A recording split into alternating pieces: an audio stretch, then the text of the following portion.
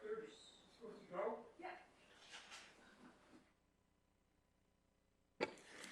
Good evening, everybody.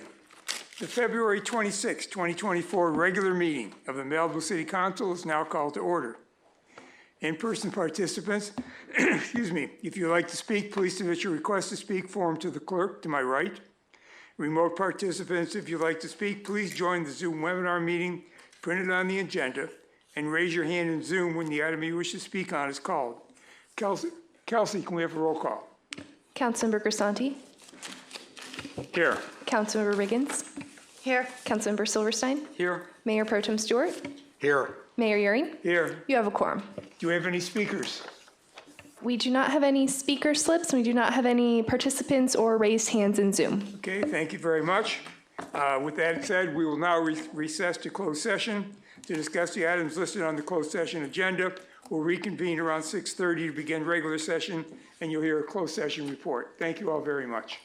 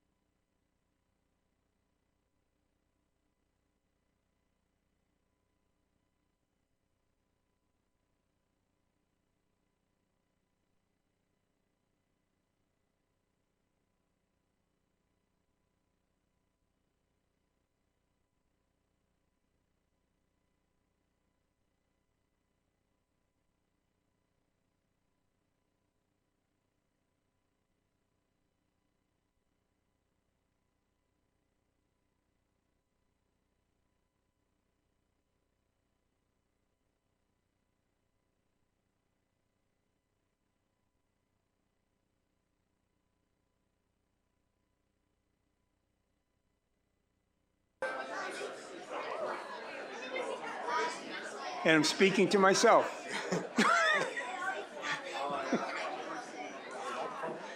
Yeah.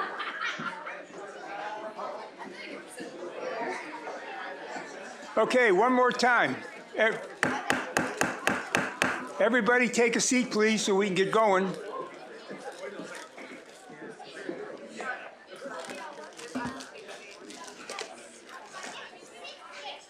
Thank you.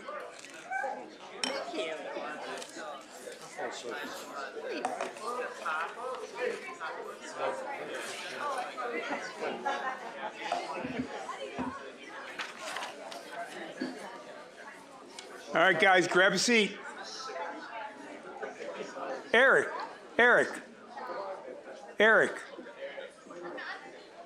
help these people sit down. Be a coach. You guys, let's sit down. Come on, let's go.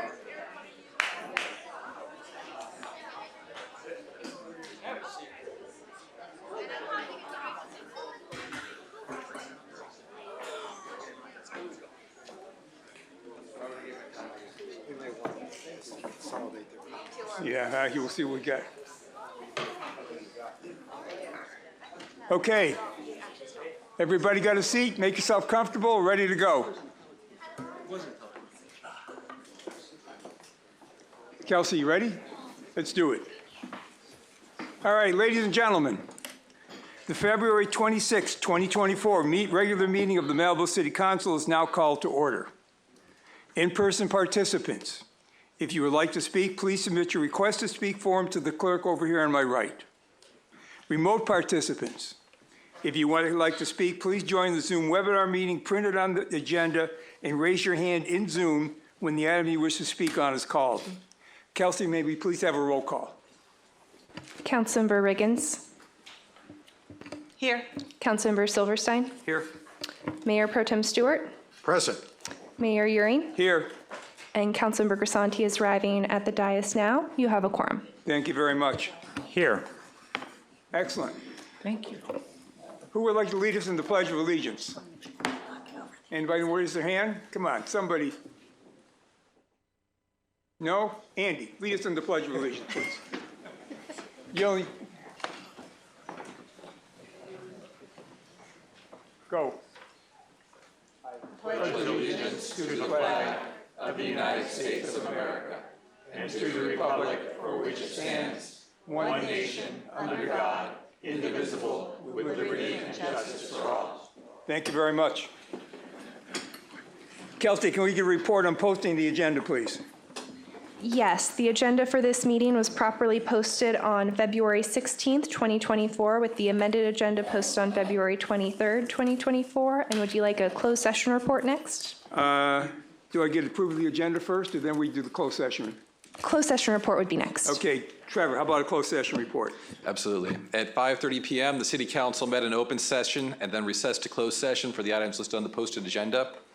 All 5 council members were present and no reportable action was taken. Okay, I need a motion to approve the agenda. I have a question about the agenda first. Okay, Question is, if we approve the agenda, are we approving the proposed continuance of the appeal item 4A? Or does that come up later for us to decide what to do on the recommendation? I believe it comes up later, but Trevor? It would be continued if you approve it with that. We take it when it comes up on the agenda. No, so you're saying we're voting to continue it now when we vote to approve the agenda? Yes.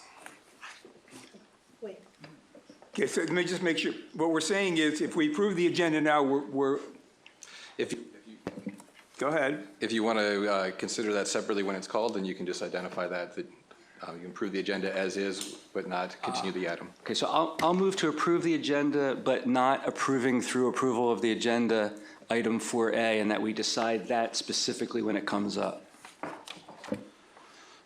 Can I? Paul, I'd you like got to it. Paul? amend that. I'd like to, Bruce's thing, but and additionally, I'd like us to hear item 6D earlier in the agenda, hopefully right after the Presentations. right after the presentations would be lovely. I'm even willing to wait after the other items, Six what the letter? consent calendars. 6D is the item regarding the agreement, the potential agreement. The skate park. Right. So the motion is to move item 6D up ahead right after the presentations. After 1A? After 1A, yes, I believe that's what it is. And then what was the other item on the, Bruce wants 4A to not be, to be discussed when we get to 4A. Okay, so I have a question for the, before I agree to that as a second, I have a question of the city attorney. We don't have all the material we were told we would have for 6D, is that correct? We do not have the settlement language has not been circulated. There's not final language that has been circulated as we were hoping to have. So I'm assuming we're going to get a recommendation to continue 6D as well? Is that correct? The recommendation is to receive the report and then give direction to staff. but we don't have a complete report. Right, we don't have, We were told there'd be a supplemental report before this meeting. There is. The supplemental report is that there's no supplemental report? my understanding is we presented the agreement to the other party, and they had comments coming back that said they want to make some changes. Is that correct? Yes, the agreement has been circulated with the other side, but is not in a form to present to the council at this point. Okay, so it doesn't make a whole bunch of sense to go through the agreement that isn't, Yeah. we don't have. The report for 6D concludes by saying a supplemental report with further information and the draft settlement agreement language will be distributed on Monday. Neither occurred, correct? That's correct. So how are we having, okay, so Paul, the reason I'm asking those questions is it seems to me we ought to hear 4A continuance question and 6D at the same time because they're one and the same matter and we don't have all the information for either of them. So your recommendation is to move 6 or 4A to the next meeting and do the same thing with 6D? No, to hear 4A and 6D together, and we can do them after the consent calendar, or we can do them at a later point, whichever, it doesn't matter, but I think we should hear them together because they relate to the same thing, and we're in the same situation with both of them. We don't have all the information we're supposed to have to decide either one. Anybody else on the council got any comments? I agree that I think they should be heard together. Let's, Anybody else? I agree they should be heard together. Okay, so, Well, I think we need to be clear because 4A calls for a public hearing. You're just going to hear whether to continue the item or not, correct? Yeah, so here's the motion. Approve the agenda, but by doing so, not approve 4A until we come to it, and hear 4A and 6D concurrently. can we move 4A and 6D up right after the presentations earlier in the agenda? Or after the consent calendar. Okay, anybody have a problem with that? Sooner the better. Here. So, Paul, do you second that motion? I want to make sure the city attorney's okay with that. If we're considering the continuous request for 4A at the same time as 6D, I just want to be clear that that we're not opening the public hearing and hearing the appeal on the item. There has not been a staff report that's been circulated on that item. Well, don't presume that the council's going to vote to approve the recommendation to continue. It's likely to occur, but don't presume that will occur.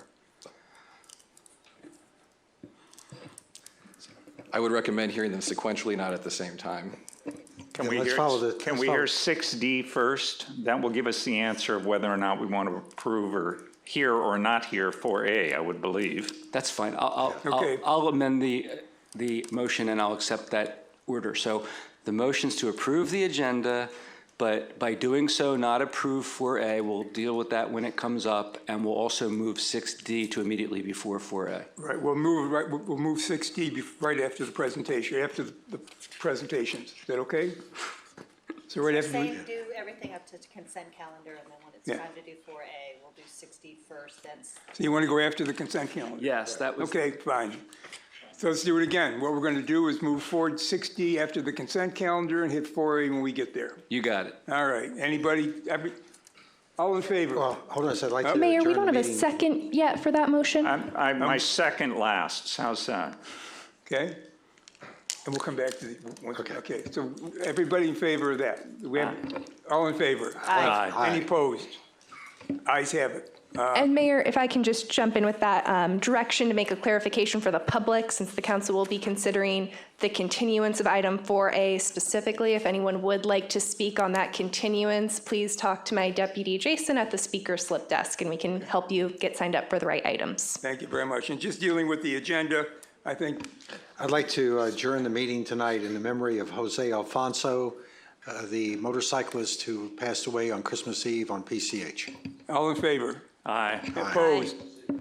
The ayes have it. Okay. Moving along.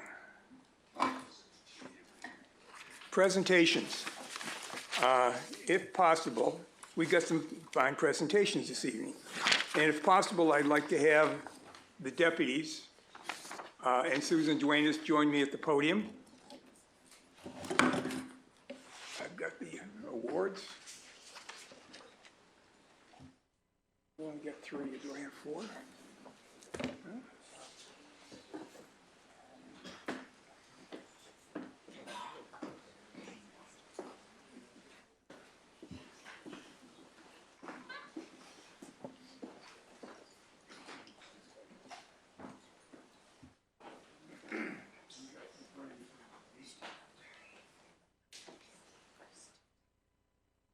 Okay. Gentlemen, we're going to let him say something after you. Okay, so you go first. Good evening, friends and honored deputies. Very few of us have jobs that require us to put our lives on the line on a daily basis to ensure the safety and well-being of others. The gentlemen standing before me do that every day. And as you're going to hear, some days they raise their commitment to protect us to what can only be considered a heroic stature. In my opinion, we spend too little time acknowledging their contribution and thanking them for their extraordinary effort. Tonight, we're going to change that. And instead, we're going to salute their remarkable contributions as best we can and express our gratitude for their steadfast dedication to keeping our residents and our community safe. With that, I would like to ask our Public Safety Director, Susan Duenas, to join me at the podium to do the honors. Susan? Thank you, Steve. All right, so we have a, I think we're missing one. oh, I think we're missing one. Anyways, we have these beautiful commendations for each of you, and I just want to read what it says. Whereas on February 1st, 2024, Deputies Francisco Espinosa, Jake Lobato, Daniel Bautista, and Rick Vigil responded to a 911 call regarding a person in distress near Sarah Retreat. And whereas the deputies arrived on scene and identified an individual shouting for assistance while holding onto brush located at the center of a strong flowing stream leading to the Malibu Lagoon. And whereas the deputies approached the stream and proactively requested assistance from a neighboring community member who provided them a rope to help them rescue the distressed citizen. And whereas the deputies tossed the rope to the individual in need, worked together to pull him close enough to be carried out of the water. And whereas the deputies pulled the individual out of the water, guided him to the Los Angeles County Fire Department to receive medical services. Now, therefore, be it resolved, the Malibu City Council commends Deputies Francisco Espinosa, Jake Lobato, Daniel Bautista, and Rick Vigil for their quick, courageous, life-saving actions. The Malibu community is thankful for their efforts in ensuring public safety. Thank you all so much. And,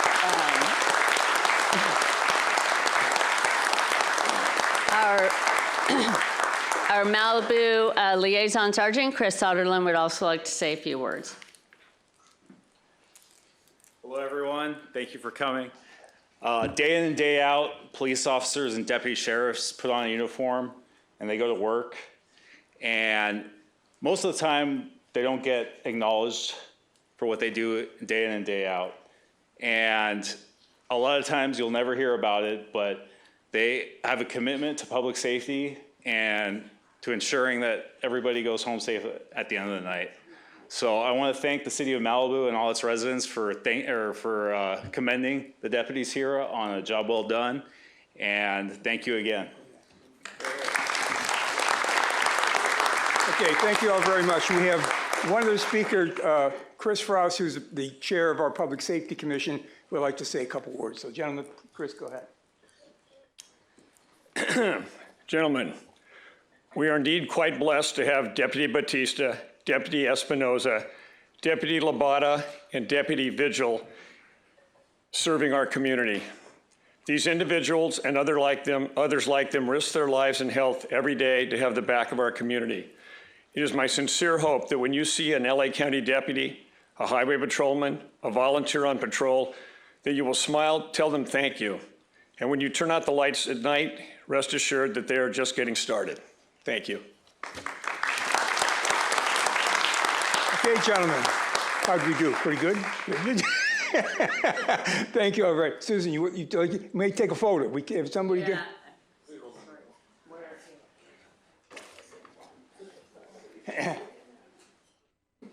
You guys would join us in front, we'll just take a photo so we can remember a lot.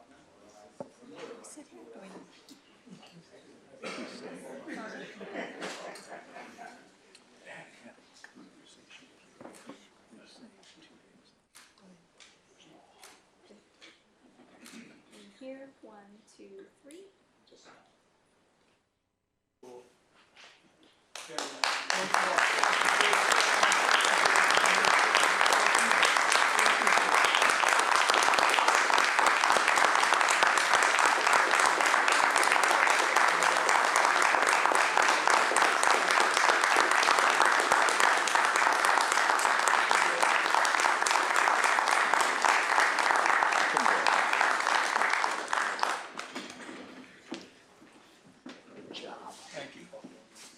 Okay. That's the best part of the meeting. Thank you. Speaker slip, public comments. Okay, so here's what we got, guys. I've got 24 speaker slips, plus God knows how many people we got on Zoom. And I don't want to cut off your time for speaking. I think we want to hear what you have to say. However, I would ask you to help us out.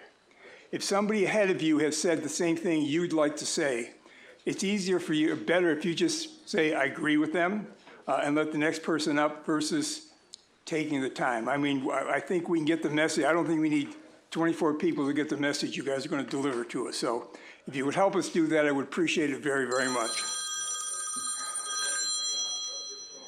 There's someone agreeing with me. Okay. That's Ryan. So let's begin with public comment. And the first speaker will be Ranger Tim. You hear, Ranger? Come on up. Yeah. After that would be Norm Haney. Norm, you're in front. And then Jill Hawkins. Jill, where are you located? Come in and get a seat up front so we can keep moving, please. Go ahead, Tim, give it to us. All right. Good evening, Mr. Mayor and respectable city council members. Nice to see everybody. I'd like to give the MRC Ranger report for last month. In the last month, we had a total of 361 coastal citations were issued involving parking and park violations. And illegal signposting was removed as well at Malibu Road Beach access area. We also implemented trail and beach closures at all access points during the long rain events for safety concerns. Extended ranger patrols were conducted for public safety and illegal parking issues. No service calls were generated for this last month. 2 administrative citations were issued at Lechuza Beach for dogs on the beach. 8 citations were issued at Escondido Canyon Trail for illegal off-trail use, and 2 for dogs off leash as well. And this concludes my MRC Ranger report. Thank you. Thank you, guys. Thanks. Thank you, sir. I appreciate it. You're welcome. Okay, Norm, you're up. Followed by Jill, followed by Craig Bonan, sounds like. Any ring a bell? If you, whoever you are, grab a seat up front so we can keep moving, please. Good evening, honorable council members. I had an experience on Sunday about 1 o'clock on PCH. I thought that I would like to relate it to you.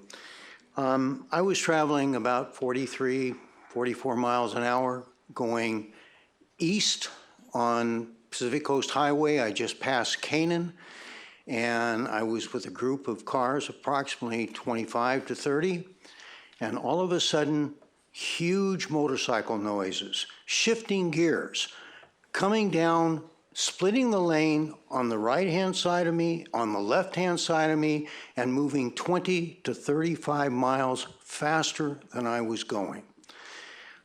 If somebody had changed, if one of the cars had changed lanes abruptly, someone would die. It's something I thought I would bring to your attention. I'm not sure what can be done about it, but my time's up. Thank you. Thank you, Norm. Okay, is it Craig Bonham? Greg, I'm sorry. Oh, Joe, you're up next. I'm sorry for, no, Joe. Let Joe go up first, sir, and then we'll bring you up. Yes. Just grab a seat there and take 2 seconds. Go ahead. Hi, I'm going to play a video, and if I would have made it short, if I would have known it's so busy today, but do you want to just play it, and then I'll speak at the end? It's about segregation, discrimination. Measles. It's either measles or a strange case of red freckles. What's the record?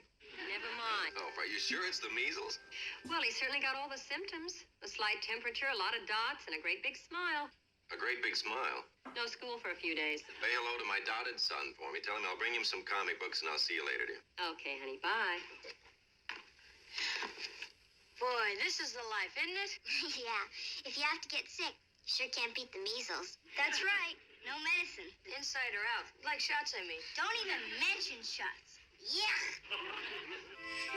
Measles, measles, measles. Well, all the kids have now had the measles. So have I. Well, I had them years ago.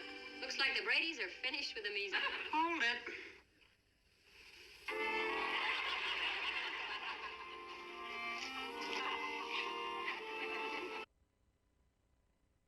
Boy, this is the life, isn't it? Yeah. If you have to get sick, you sure You can't just beat did the that, right? measles. Yeah, let's keep going. Measles, measles. Well, all the kids have now had the measles. So have I. So this is after the vaccine. It'll come on. Bradys are finished with the measles. Hold it. How do you feel? I'm fine. Dad says I should go to school. 7 students confirmed with measles, 4 others possible. How? They had to have been vaccinated. These moms never vaccinated their kids and lied about it.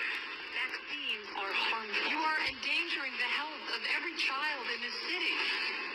Liv, no, it's turning blue. Call 911. And Jan had chicken pox, and Marcia and Cindy had mumps. McGilly here. What's with my boy? 1958. Measles. Well, don't get excited. It's not serious. Sure, though, it isn't serious. No, boy takes it easy. He'll be as good as new in a few days. He's only got measles. Only got measles. Doc, if he only had gangrene or typhoid fever, believe me, we could wring their hearts out. But measles ain't got no class. It's kid stuff. They'll laugh at us. Here was 2019. LA school Harvard Westlake has a whooping cough outbreak. That's for the DTaP. Or the media propaganda. Here in the article it says none of the 30 students contracted whooping cough were not vaccinated. That shows the vaccine. So I'm does here not work. because we're denying, in California, kids lost their exemptions a few years ago. So we're denying kids school, the right, based on vaccination status. And so the kids now can't have natural immunity to go to school. They have to have a vaccine, and vaccine injury is real and not rare. So I just hope we can all reach out to, Senator Allen, and get the kids back in school, because everyone should have the right to natural immunity, and these products need to work for the person who's using them. So it needs to be choice. So thanks. Thank you very much. And I'm going to be giving you guys an invitation to an event. Cool. If you leave them, we'll pick them up there, yeah. Craig, you're up, sir. Followed by Don Erickson. Don, you're up next. Good evening, Mr. Mayor, council members. Thanks for having me. My name is Greg Bonin. I am a 55-year Los Angeles County lifeguard here on our beaches, and for the past 10 years, I've been a junior lifeguard instructor. I'm the first of what I believe will be many people speaking on this topic the Malibu Marlins swim team versus the Malibu Seawolves swim team. We're a large group of people. It feeds our junior lifeguard group. I've become very familiar with the coach of the Malibu Marlins, who's in the room, Eric Rand, who was unceremoniously fired without letting any of us know. And the issue, as you'll become more familiar through speakers, I won't take a lot of your time because I want to make sure everybody has a different point of view. But I think I hold Eric Rand in high regard. The fact that he was let go with no notice to anyone, especially the parents, really angered me. And I want to forward this new Malibu Marlins swim team because it's more democratic. The members of the team, parents pick the coach, not the board. And that's the problem that exists now. I think there's been a great deal of encouragement for the two teams to come together, which I would love to see, but unless it's democratic, I don't see how it can happen. I'm not a believer in a merger in this case. I think there must be a choice to be made, and evidently it's going to come through you folks. But we're all looking for open lanes for the kids to swim in. And we need your support to take these early steps to make sure that our group, all of whom care deeply about these kids and their coaches, and I'm in great support of Eric Rand, the Malibu Marlins. Thank you very much. I'm sure you'll get more info on this as we go forward. Thank you, sir. Don, you're up, followed by Ken. Come on up, Don. You're... I'm giving my time to Eric. Okay, well then, hey, Eric, you going to speak now? Okay.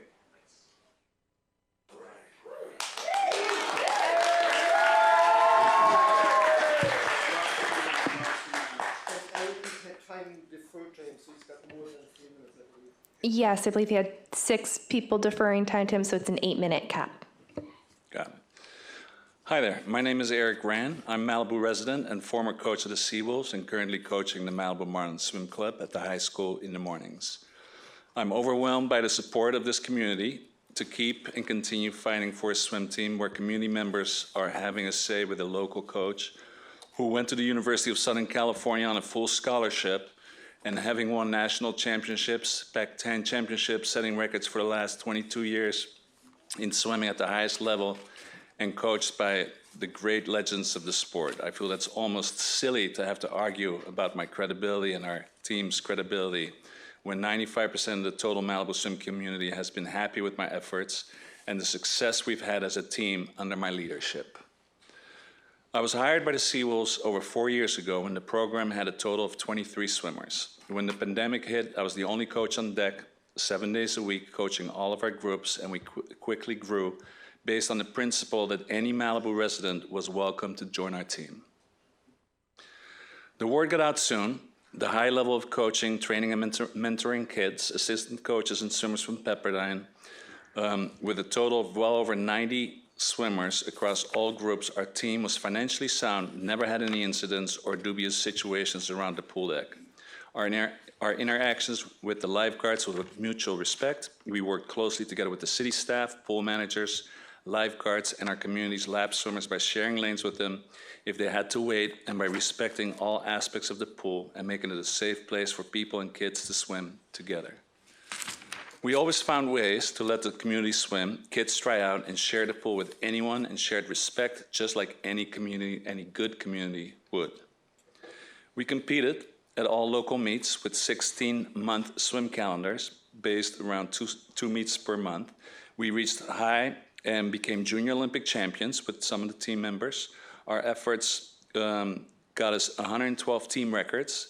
We helped our swimmer Philip Curiel go from a long-distance swimmer to a sprinter and a 200-yard swimmer. He broke the high school record as a freshman at Malibu High. He also broke the record as a sophomore and again as a junior for a total of 4 new records in the 50, the 100 free, the 100 fly, and the 100 backstroke.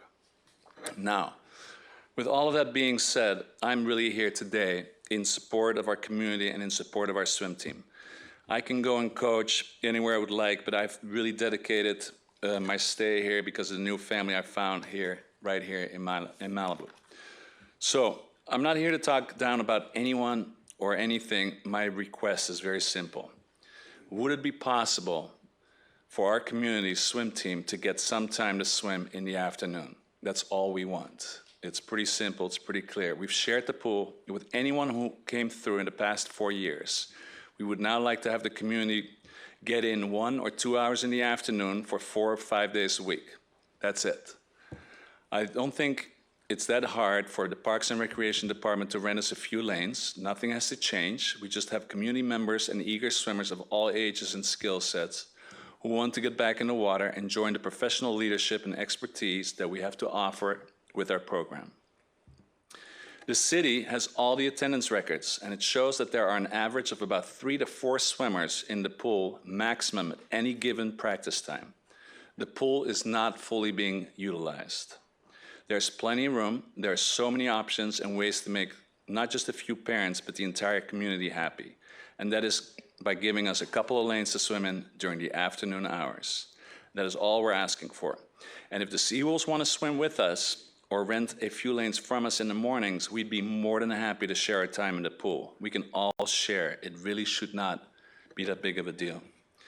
I grew up swimming my entire life. My father was an Olympic water polo player. My mom a synchronized swimmer, and my brother a national champion water polo player as well. All of my friends, former teammates, family are all active in the sport today, and we all have one thing in common. When we practice swimming, we not only shared with other teams and other coaches, we also shared with each other in our lanes. I swam at USC with 12 Olympic gold medalists, and we all shared our lanes and had at least 5 to 8 swimmers in all lanes at any given point in time. Nobody ever said that they can't swim in our lane. We had people of all skill levels swimming together at the number one swim program in the US at that time. So, in finalizing this, I want to say that it's not really that hard, in my opinion, and our community's opinion. It's very easy to make anyone who grew up with swimming say that we can share a pool together. There are so many bigger issues that this city council and the Parks and Recreation Commission has to deal with. This should not be one of them. This is a no-brainer, made difficult by just a few very small minority of people. Can we please just have a few lanes to swim in during the afternoon? That's all we're asking for. Thank you.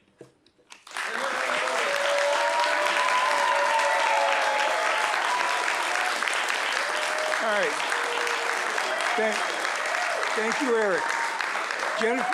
Jennifer Gonzalez. Jennifer Gonzalez here. Followed by Aaliyah Brinkman.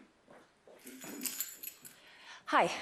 I agree with everything Eric said, but I'm out a few things because I'm a teacher at Malibu High School. Been there for 30 years, and I have some of those students who are swimming at 6:30 in my first and second period classes. And they have a hard time staying awake. Why? Because they're being forced to swim at 6:30 instead of giving them some lanes in the afternoon, sharing those lanes. We are a community. We know our resources are valuable, and we don't have a lot of space. That's always been a problem. I've been here for 40 years.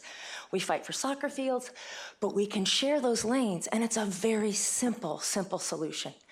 We changed our start time at Malibu High School and Middle School to align with state law because we know teenagers need their sleep. And yet there's empty lanes in the afternoon, and we're asking these kids to get up and swim at 6:30, which means many of them are getting up at 5:30 or 5:45 to get to the pool. If we value our community and we value our kids, okay, we can make this happen. Thank you. Thank you very much. Aaliyah, you're up, followed by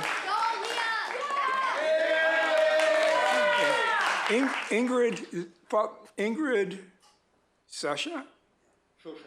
Sosha, you're up next. If you come up to the front, grab a seat. Go ahead, you're on. You can bring the microphone down too. Yeah, move it down.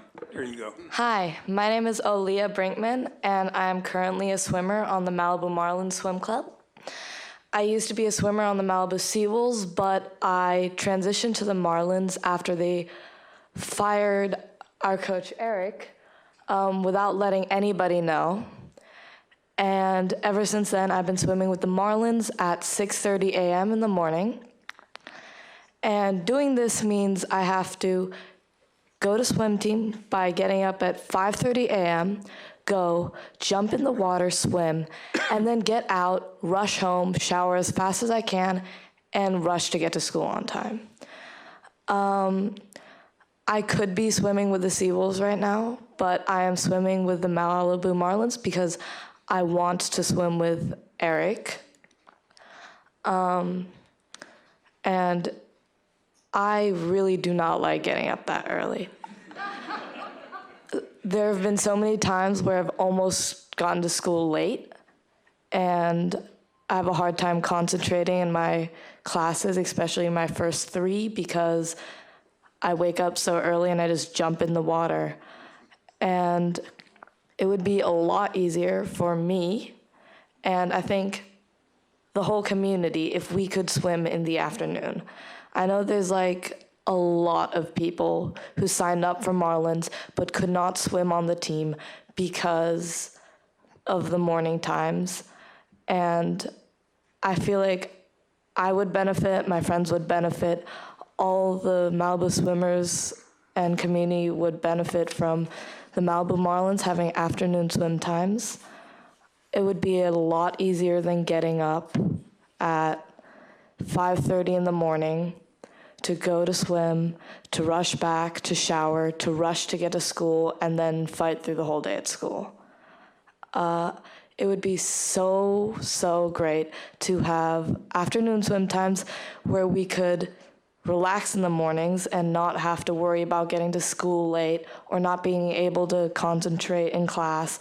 We could just sleep in to where we're supposed to sleep and go home. And that's 30 seconds left, but that's it basically. Thank you very much. Please give us afternoon.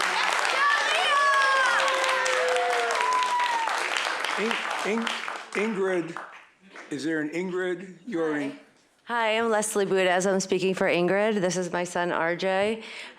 We've been with the Seawolves for years. I've lived here for over 20 years. And after they divided, after they fired Eric, my kids didn't want to swim with the Seawolves because it was all about Eric, and Eric made the team fun. And Eric wasn't stressful. He wasn't a stressful coach, making the kids do, a million laps and when they didn't want to. All the kids always had smiles on their faces. They're always happy. And, we could be with the Seawolves too. I could force my kids to be with the Seawolves, but it makes them unhappy. So now we get up at 6:30 in the morning. The kids are exhausted. I have a little one who is 9, and he has autoimmune issues. And he's been waking up at 6:30 to go, and he's been sick. So we've been missing a lot. He needs his rest, and he can't be that cold. It's dark out. It's still dark out in the morning. And, we're just going to stick it out with Eric because, we just have faith that this is all going to work out. And, we just want that afternoon swim time, like everyone is saying. So thank you. Thank you very much. Okay, Roku, you're up, followed by Viva. All right, thank you so much. First of all, truly thank you guys, because you have helped create a community that is the best place I've ever lived. I never want to leave, and it's partly because of you. Thank you. My daughter is 12 years old, was on the Seawolves as a blue team captain. When the uproar happened about 9 months ago when Eric was fired, she felt blindsided. She felt responsible to her team and her teammates, and wasn't able to inform them what was going on. We all felt that the board that controls the Malibu Aquatics Foundation board was surprised at the uproar. And they encouraged us that they were going to listen to the community more, because that was our big complaint. How did you do this without anybody's input? There was a very, very small number of people who supported their decision. They encouraged us to believe that they wanted community input. So for 9 months, I have had faith in that. Recently, I went to 2 meetings, one at Trancas in person and one online. And Joe Sikta, the speaker of the board, the spokesperson for the board, made very clear he is against community input in any meaningful way. He's very happy for me to come out and spend my afternoon telling him my opinion, but he is absolutely holding firm, the board is holding firm on not allowing meaningful input, meaning voting. So I have been led to believe that it would become a democratic process. It's not. He made very clear they're against democracy. His explanation was that he's concerned that the people in the community wouldn't have the experience to do a good job. Now, if our swimming community right now was swimming at their peak level, if the Malibu swimming community was unified and we were happy, there may be an argument for what he's saying. But the exact opposite is what is the result of their system, the system that does not allow community input. I think it's pretty clear here there's a lot of support for a different way. My priority is something slightly different. The lanes in the afternoon, very important, would be super helpful. It would help us decide. But I just want you to consider that the Malibu, the city, supports a non-democratic, dictatorial club. We don't believe in it. It's not working for us. If it was, I wouldn't be here, but it's not. And I encourage you to consider that the Malibu Marlins has embedded within their bylaws exactly what we're looking for that would unify the community instantly. All we want is to have a meaningful voice. Joe Sikta explained that you guys had reached out to the Seawolves to try and bring the community together. Letting us vote would do that. Thank you so much. Thank you very much. Viva, you're up next, followed by Scott Hubble. This is Viva. Scott Hubble, you here? Scott Hubble? Yes, sir. Grab a seat up front so we can just keep going, if you would, please. You're up next, followed by Taylor Murray. Come on up front, folks. We're just trying to, we got a lot of speaker slips here. Okay, Via, you're up, my friend. Hello, my name is Viva Bellick. I am 12 years old, and I am currently swimming on the Malibu Seawolves.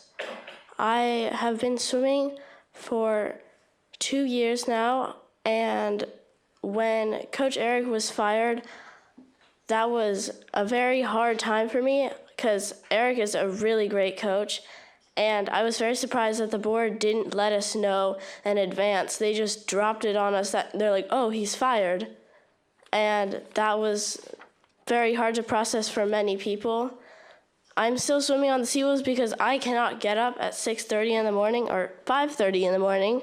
I need my sleep because I am a growing person. So I would love to swim on the Marlins if they could get afternoon times, but I can't get up that early, and the Seawolves is just not being democratic, so I would really love to swim on the Marlins if you could give them the pool times. The people who are swimming in the pool at 6:30 if you're on the Marlins, or in the afternoons if you're on the Seawolves, you should have a voice because we are the people who are swimming and working really hard and who want to do well in swimming and cut off times. So I think we should have a voice that is heard, like a vote. Because we have told the board many inputs about things that we think that they should change, and they don't listen to it or change things. So, yeah, that's it. I just really appreciate it if you could give the Marlins afternoon times, and if not, help encourage the Seawolves to combine with the Marlins and just be democratic, because our small town cannot support two teams. Thank you very much. Thank you.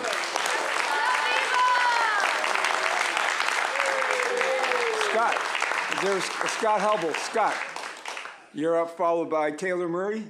Where's Taylor? All right. Come on up, get a seat up front. Okay, you're there. Go ahead. Good evening.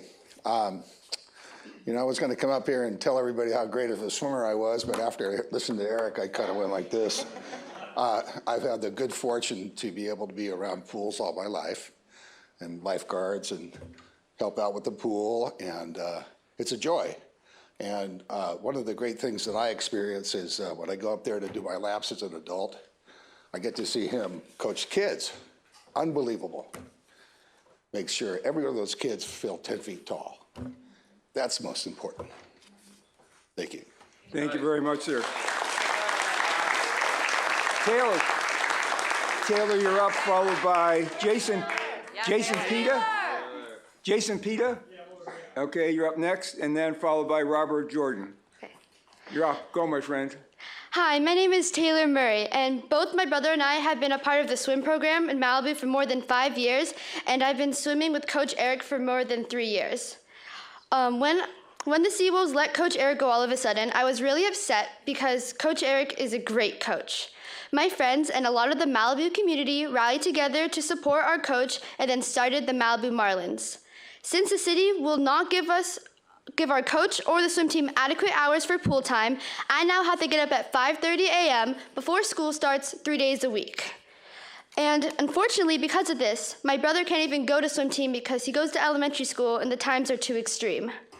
Now, once again, the Seawolves have fired their coach out of the blue, affecting many of the Malibu community and some of my friends who swim with the new coach. I believe that the Malibu swim program would have remained strong if they never decided to remove Coach Eric from the program. I am now asking the city to finally grant appropriate pool time to the Malibu Marlins and our coach Eric so myself, my brother, and many other Malibu swimmers can continue training in the sport we love. Thank you. Thank you very much.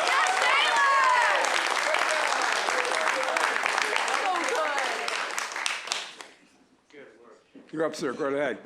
Yeah, my name is Jason Petta. I have 4 daughters, live here in Malibu.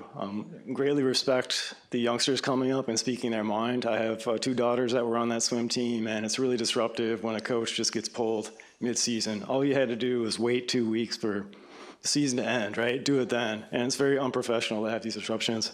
But I think that the main reason I'm here tonight is to discuss the skate park and the way that the city council has handled the proceedings surrounding the skate park.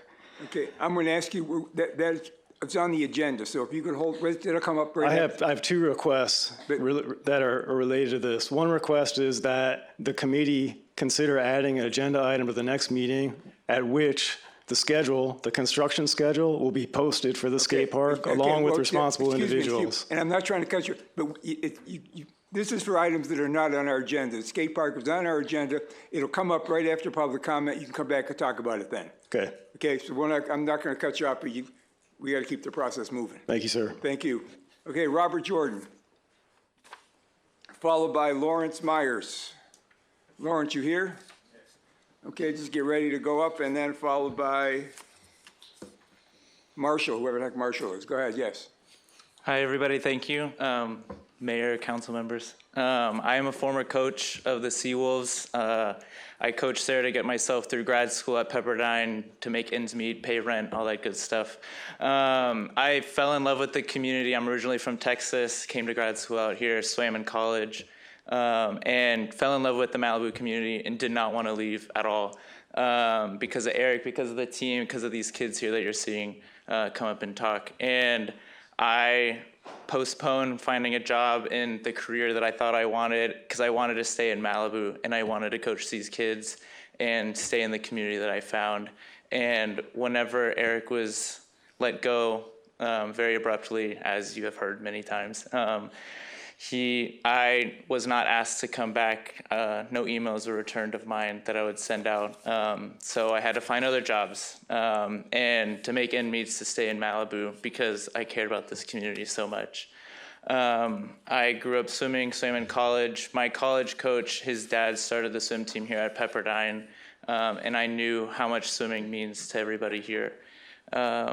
It's hard to find a coach like Eric. Hard to find kids as dedicated as this to wake up this early. I'm just here to help ask for pool time for them. Thank you very much. Yeah, you're Lawrence? Yes. Okay, behind Marshall, somebody named Marshall? Yeah. You're up next. Lawrence Myers, 30-year resident of Malibu. 2 points that I want to make. One, I was involved with Malibu Little League for 15 years, 12 years on the board. Little League and Pony League share the fields that are allocated by the city. They're divided up in a very even process based upon population, schedules with other leagues, and so on. Malibu Little League every year had to have an open meeting for the community. Anybody that was interested comes. And at that meeting, they elect the board. If I don't have a kid, but I'm involved in baseball or I want to volunteer, I have a voice in that meeting. That meeting was published in the newspaper in advance. Everybody was there. They elected the board. For the most part, the board ran the league, but all board meetings were posted once a month, and the entire community was invited to attend. If something came up that was major, rule changes, schedule changes, cutting back on teams, the community was invited to give their input. They gave the input, and the board moved on from there. If you're allocating, something like removing a coach would definitely have had everyone that had something to say would at least be able to say it. And then the board would go about their business. So if you're allocating city resources, city time, city locations, that's the type of an organization that I think you want to be involved with. Okay, that's point one. Point two, a couple years ago, the Marlins had somewhere around 90 to 95 people using all of the allocated time at the pool. Now they have about half that many people, from what I understand. The Marlins have just as many. We went through an hours-long meeting in September with the Parks and Rec to get afternoon lane times for the Marlins. They said they put together an ad hoc committee, address it for the spring season. Here we are, the spring season, March 1st. All of the same pool times, all of the same lanes, all of the same hours. So yes, I get up, wake my daughter at 5:30, which is often a bit of a battle. She's excited to swim, but getting her into that pool, the 1 hour that it takes is brutal. She would sometimes enjoy swimming in the morning, but she needs to have that as an option, not as her only way of swimming. So please, afternoon pool times as soon as possible. Thank you. Thank you, sir. Marshall, followed by Andy Dumajian. You're up after him. Okay, go ahead, Marshall, you're on. Hello, good evening. My name is Marshall. I am 16, and I have been swimming with Coach Eric since 2020. When I first started swimming, as many, I was not very good. I vividly remember swimming in place at the very beginning. But yet, fast forward many years later, and I've held many team records in the 100 breaststroke, and I am one of the fastest even in my school. Sleep is a very important thing, right? Especially, I'm 16, I am in what some people would say the peak of your growing. Sleep has many benefits, from just your daily function to your immune support. When I have to balance that with swimming, which that's more, a lot of people swim to be healthy. And when you cannot balance that with proper sleep, you're just setting up a disaster. So I have not been swimming because I need to go to school. I need to be able to think, which I deeply love swimming. So having to balance this, I'd really like to ask for time in the afternoon, if possible. I think Eric is a great coach, and I'm here where I am swimming at the level I am because of him. Thank you. Thank you very much. Ari, you're up. Robert Shore, you here? Yes. You're up next. Just grab a seat. Go ahead, sir. Ari, go ahead. Good evening, honorable council members. My name is Ani Dermangian. I wanted to express my appreciation for Coach Eric's exceptional work with our sons. Throughout the challenges of the pandemic, he provided a remarkable sense of stability and safety for the kids under his coaching. His approach struck a perfect balance between coaching, mentoring, humor, and fostering open communication with parents regarding their children's progress. Coach Eric played a pivotal role in instilling the love for swimming for our sons. Can everybody hear me? It's kind of echoing. Okay. Whoops, wait. Helping him stay focused and significantly boosting his confidence. By sharing personal stories, he inspired our son to believe in himself and strive to make his coach proud. It was deeply disheartening for us as parents and for our son to learn of his sudden departure. The lack of professionalism surrounding his dismissal deprived us of the opportunity to advocate for him. Coach Eric's trustworthiness and experience in coaching were evident throughout his tenure. making his departure all the more disappointing. We stand behind Coach Eric wholeheartedly and urge the board to engage parents with transparency in their decision-making process so this does not happen again. Our son has had to cut down from swimming 2 to 3 times a week to just 1 day due to the limited times slot provided. Moving forward, let's remember, this is about our children. The Marlins as a community is unified in its desire for Coach Eric to lead as head coach, coupled with a commitment to transparency from the board. These elements are the fundamentals for the growth and success for a healthy swimming program. Please work with us, either bring our teams back together and/or give us the hours we need. Thank you so much. Thank you. Okay, Robert Shore, you're up, followed by Robert Brinkman. Thank you. I just want to say that I spend a lot of time myself at the pool, and the pool is very valuable to the community. I enjoy very much seeing the kids progress and grow there. And I want to say so much about Coach Eric that there's no time to permit it. But Coach Eric, he would work 7 days a week, and he was so committed. I can only say for my own family and my daughter, I've never seen my daughter happier than when she's swimming with Coach Eric. And she enjoys a lot of other things besides. But I want to say this about the pool and Coach Eric. He always showed up. The old board, we had meetings to discuss matters amongst us democratically, and they wouldn't even show up.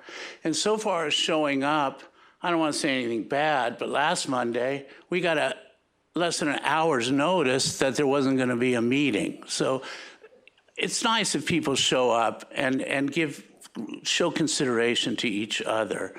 As far as the whole program goes, I've seen Coach Eric at the meets and how hard he works, and I feel that he needs more support. He's definitely going to coach our kids with high hopes that he'll be able to get more time in the afternoon so it's easier on everyone. But I do want to say I would like to see a lot more support for Coach Eric because he's working 7 days a week. He's got paperwork to fill out. He never gets the rest. And I'm sure he doesn't get paid enough. So that's about it. But I'd like to, support Coach Eric and everybody else. Thank you. Mr. Brinkman, you're up. And Mayor, I'm sorry, but we actually have 5 time deferrals for Robert Brinkman here in my hand that didn't make it up to the DISU, but he'd have 8 minutes total. Okay. Let's hope I don't use them all. Thank you very much for your time, City Council, Mayor Euring. I'm very sorry that we had to come and hijack your evening tonight, but we were given no choice. This was not our first course of action. My first course of action when we were told that Coach Eric was fired was to try and talk with the board of the Malibu Aquatics Foundation. They refused. They just flat out refused. There was a chance encounter by the poolside where we asked them why this had happened, and they said, this is our choice to make, and there's nothing you can do about it. And that is true, because their nonprofit structure is such that their board is appointed by previous board members. I didn't even know that existed, but that's how it is. And when they absolutely refused to engage with us, we had no choice but to start our own nonprofit, the Malibu Marlins, which is designed democratically and transparently. The head coach is a permanent member of the board. He can still be dismissed if 60% of the members vote for that. But it's designed to foster communication and openness. There are membership meetings and elections, just like it should be, like it is on every level, on every HOA, most nonprofits, with the City Council. Who's not elected is the Parks and Recreation Commission. And they act that way because for 8 months we've been trying to get their attention. I don't think we ever got on the agenda. I get about 3 minutes once a month when they manage to have a meeting. And of the last 8 meetings, they've missed 3 for lack of quorum. We had 40 people showing up a week ago. We were here to try and address it with them, and we found out an hour before the meeting that it was canceled because, according to staff, only 1 out of 5 members showed up. That's why we're here. That's why you had to listen to us. Because if they would do their job, if they would listen to us, if they would put us on the agenda, if they would deal with this, we would be happy to have dealt with them. But they have no interest in that. They did form an ad hoc committee, and there has been 1 meeting since that was formed. That was months ago, and now we've gotten calls that maybe there's a second one. But even these meetings are not designed to hear us or give us access to the pool. They're designed to see about combining the clubs. Well, combining the clubs doesn't work if one of them is undemocratic and doesn't want to have democratic principles.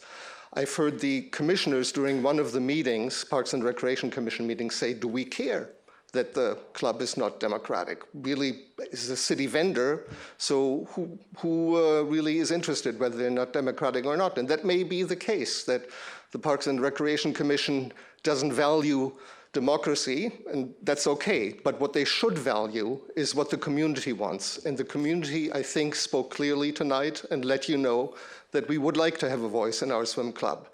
And so as long as we don't get that voice, and as long as they get to dictate to us who the coach is, and when they can fire him without checking with anybody, we're not going to be happy, and there's no combining the clubs, because it's my way or the highway.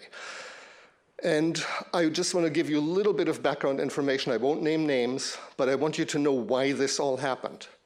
The board that at the time when they fired Eric wasn't even identifying themselves. They would sign their emails, just the board, and we had no idea who they were. We couldn't talk to them. Fired Eric because there were a couple, but definitely one parent, who thought that her kids weren't being pushed enough. She has 2 lovely kids, and she thought that those kids should be expert swimmers. They should get scholarships, and apparently the times they were making didn't impress her or weren't good enough for her. So she thought, must be the fault of the coach. Can't be the talent of my kids. It's got to be the coach. So the coach was fired. And even before then, I've heard from other board members that were on the board that most of the time that they spent was trying to discuss how to deal with her, because she would create problems. She wouldn't want swimmers who are too slow swimming next to her kids, because that might make them slower. And so a lot of their time was wasted on this one person. This one person isn't on the board anymore, but she still has a lot of influence on the board. And I don't know why, because theoretically they shouldn't have to listen to her, but they do. And so she still calls the shots. And they still talk badly about Coach Eric. But it goes back to this personal vendetta that started this. And because of her and maybe 1 or 2 other people around her that were on this board, this whole community has been upset. And their actions haven't changed. Their attitudes haven't changed. They are fighting us. They don't want us to have access to the pool. And this was the game plan, I assume, because if we wouldn't have gotten into the pool, we wouldn't be here tonight. Luckily, we could secure some pool time without the help of the city, directly from the school district, which is why we have a club that is working and thriving. In the meantime, the Seawolves, the Malibu Aquatics Foundation, is not thriving. They fired their second coach the same way they did the last one. They haven't learned a thing. But they did that because they didn't have enough money to pay him. And the reason for that is because they split the community. It's not us who wanted to split off. They didn't give us a choice. And unfortunately, the city staff isn't helpful to us either. When we started our process, I was in communication with Lauren Davis, who is great. She was helpful. She was aware what was going on. And she told me, how to do this and how to do the club. And then Kate Menisco got involved, and she helped us with the vendor application for the city. And at the time, we thought, hey, we signed up 50 people after the summer. The summer was boycotted because of what happened, because the Aquatics Foundation wouldn't talk to us. But for the last fall, we had 50 swimmers signed up. And so I was led to believe by Lauren and even Kate that if we had enough swimmers sign up, we would get the lanes. But then Kristen Rizko got involved and basically shut us down and just said, nope, we have this vendor, we don't want to deal with you. Now, we never got to see the contract. I don't know if it's exclusive or not, but basically what the city under Karen Rizko is doing is she's putting her finger on the scale and saying, we want to support this club, the one that nobody wants, the one that's undemocratic, and we're trying to choke you off so you can't succeed. And to a certain degree that works, because the kids that can't make it in the morning don't have a choice. They must swim with the Seawolves, only to see the same thing with their coach being fired happening again. In the meantime, some kids are not swimming at all, and other kids are suffering because of the early morning swim time. And so what has to happen is, it's not going to happen through the Parks and Recreation Commission, it's not going to happen through the city staff. It's going to happen if you tell these people to serve their community instead of doing whatever the hell it is that they're doing. Thank you. Thank you very much, sir.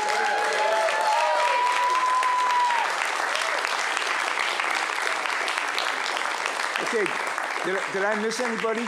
Everybody's had a chance to put a card, got to speak?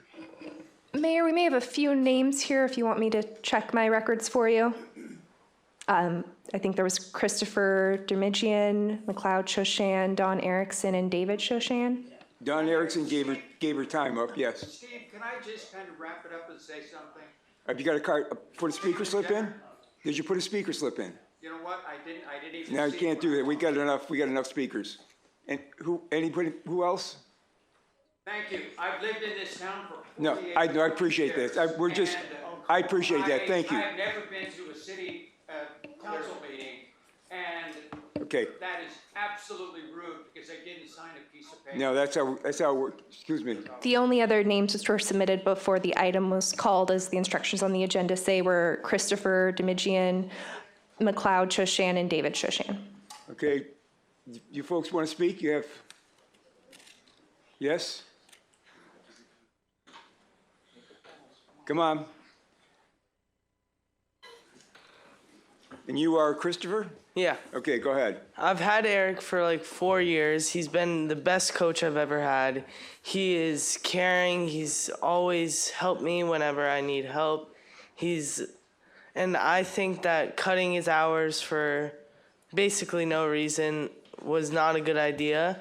And we should have more afternoon times to be able to swim more. I went from swimming like 4 times a week to only once, and I can't make it in the mornings.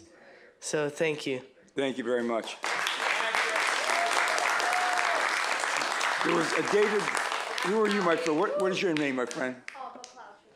Who? McLeod Shoshan. Okay, go right ahead. McLeod, you're McLeod, yeah, pull that, yeah, there you go. Yeah, okay, All right, okay. McLeod, you're on, go ahead. Hello, my name is McLeod Shoshan. I'm a Malibu Marlin swimmer. And basically what I just wanted to say is it's just so hard for us to wake up at like 5 in the morning to go and swim when we can just swim at like 4, like in the afternoon. It's just, we all love the sport. If we could, it's just such a we're suffering just to swim this early. I don't get why we can't just swim in the afternoon. Thank you. Thank you very much. You, David? Okay, you're the last speaker. Go right ahead. Good evening, Mayor, and good evening, City Councils. My name is David Shoshan. My son, McLeod, just spoke a few minutes ago. I don't want to go through what everybody else said, but I have a few words to say. Number one, Eric stood for the community when we had the COVID, when nobody would like to go anything or do anything, but Eric was there for everybody. Eric also involved on the kids' social life. My son played on the athletic club in Thousand Oaks basketball. At 9 o'clock at the evening for his game, he came to watch my son. I don't know anybody else will do something like this, okay? I mean, we for Eric, because Eric is a great human being, and we should have him, and it's a fact. They fired the new coach that they have, so that can say it all.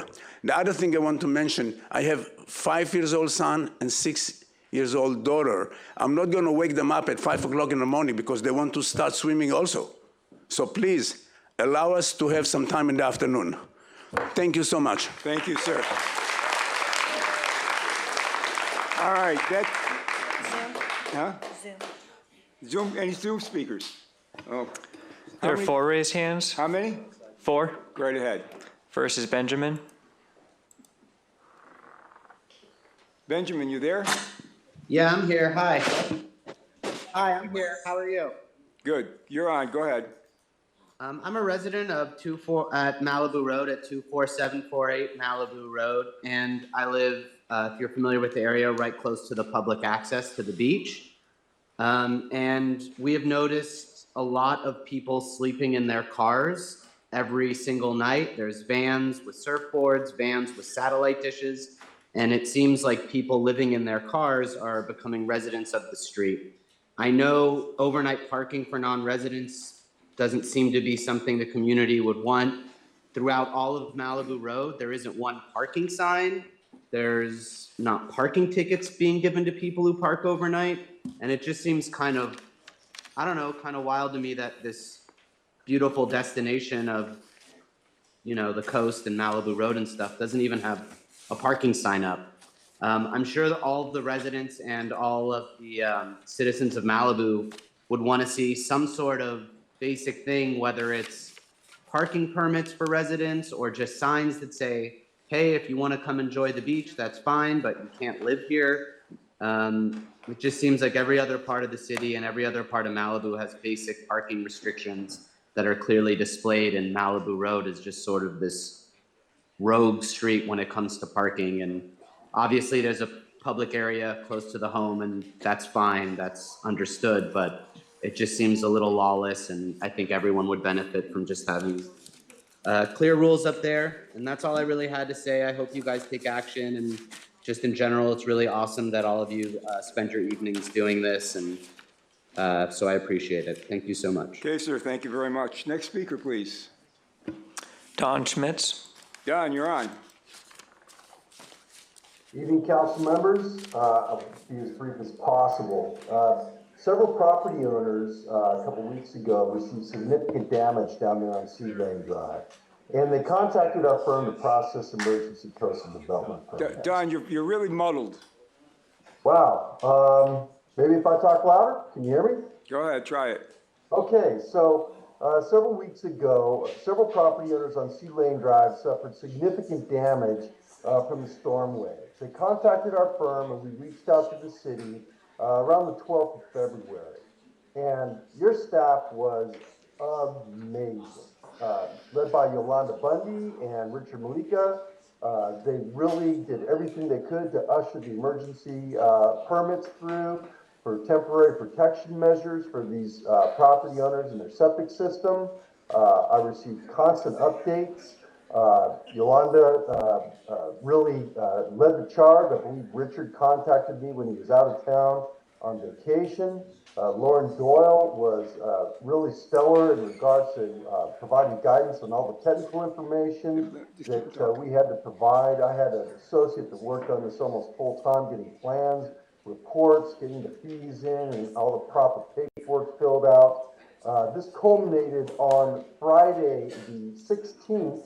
I was receiving personal phone calls from your staff, and I believe Julie stayed until 7 o'clock on Friday evening, the 16th, just to make sure that we got that emergency permit in hand, because it was a 3-day weekend and there was another storm coming in. Try and wrap it up, Don. We can barely hear you.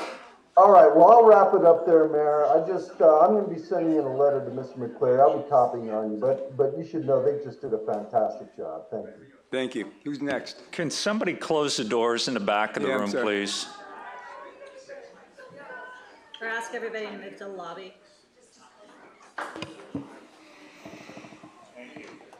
Who's next? Nellie. Nellie? Nellie. Nellie, you're on. Hello? Yes. Yes, good evening. My name is Nellie Faye. I'm a Malibu resident, and I'm actually going to talk about the marlins and seawolves again.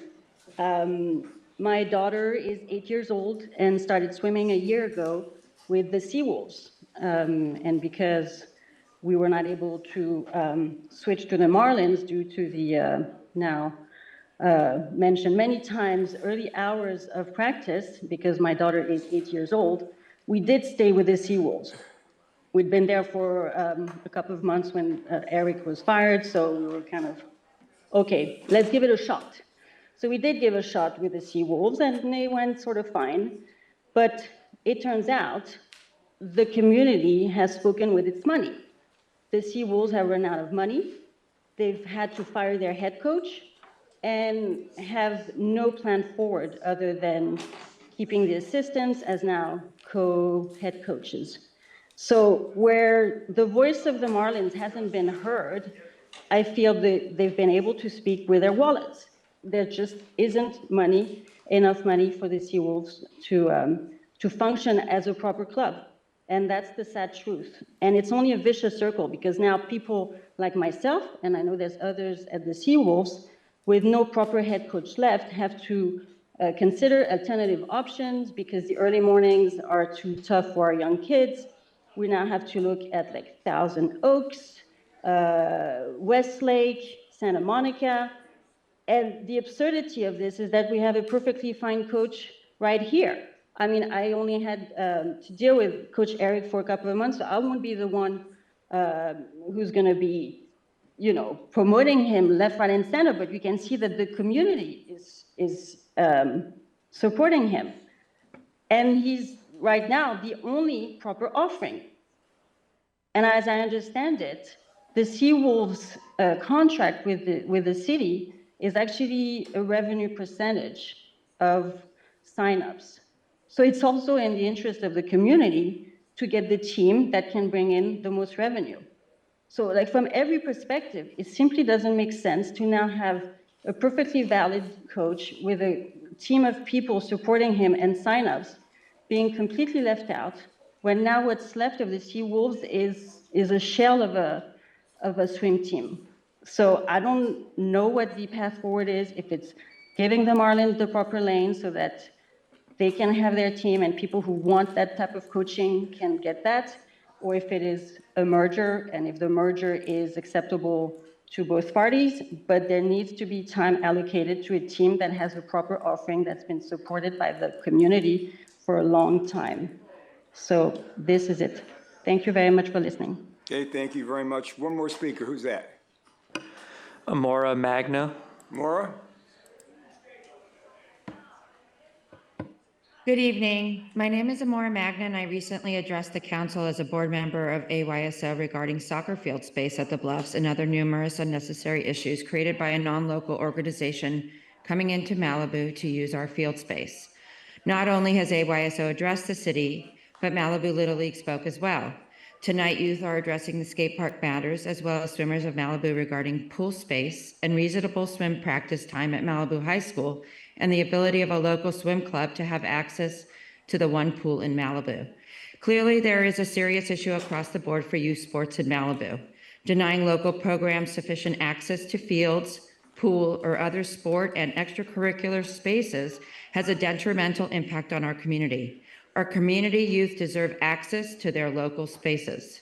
Community programs should be provided by local programs, not sourced by individuals or companies that are located outside Malibu who don't know our youth nor our community needs. Clubs or programs should have to abide by certain criteria in alignment with the values of our city and community. Moreover, locals should have a vote in the programs the city of Malibu supports and markets. Malibu Marlins, coached by Eric, should receive adequate afternoon, evening swim sessions. We are a local club coached by a local resident, and club members are local residents of Malibu. There is no question that we have a right to reasonable swim practice times based on the number of swimmers that both swim clubs have, because we are residents of Malibu. Moreover, the city of Malibu should review the clubs they support because they are a reflection of the council and the city. I have 5 children who have been on both the swim team and Malibu High School, at Malibu High School and the Malibu Seawolves spanning more than 15 years. I have 2 children who worked as lifeguards for the city, trained through the local swim team, and then provided swim instruction and lifeguarding services for the city of Malibu to Malibu High School the water polo, and the swim team. All 5 of my children made the LA County Junior Lifeguard Program by 9 because of the skills and training they received from the swim team. Coach Eric and the coaches, including Max and Pepperdine coaches that were arranged by the efforts of Coach Eric. Greg Bowen, who spoke this evening, has trained all 5 of my children through the LA County Junior Lifeguards Program over the last 15 years. There is something to be said about continuity and stability. Children thrive on it. Coach Eric is stability and continuity for our children, and we should not have to wake them up at 5 a.m. to go to swim practice and then to elementary school just to get swim practice in. Moreover, the local swim club trains swimmers that feed our Malibu High School swim team and water polo team, as well as the junior guard programs at Zuma. If one program impacts many programs. If one program fails, it will impact the success of all other programs. I urge the city to please, and the council, to give the Malibu Marlins a chance to succeed and give them reasonable practice time and access to the Malibu High School pool. Time's up. Okay, thank you very much. That's it? Those are all the raised hands. Okay, we're going to close public comment, bring it back up to the council table. City Manager, your report, please. Actually, Mr. Mayor, we do have a commissioner report. Let me bring that to you. Sorry. Okay, who's our commissioner report? All right, Dean. Dane. I keep calling you Dean. You got to change your name, Mick. You just got to move the E. Go ahead, my friend. Councilman, I wanted to say thanks to everybody that came here today. It shows an awful lot of passion, and it's difficult to get that many people together to do anything. And I appreciate everybody for coming, and I apologize for not being able to, for us not having our meeting on Tuesday. Several of the commissioners were sick, and it just was the way it was. So at that meeting, there were some things that were going to be discussed about this issue. So I felt like I would come here today and make sure that they were heard in front of you guys. I'll let you guys know this is directly regarding the ad hoc committee and the pool and the Marlins and the Malibu Aquatics Foundation. So I'll break down what we've done. Okay, we agendized, discussed, voted, and approved an ad hoc committee around this issue. The ad hoc committee reviewed the city's contracts, the pool schedule, the regulations regarding the maximum number of swimmers per lane and by hour.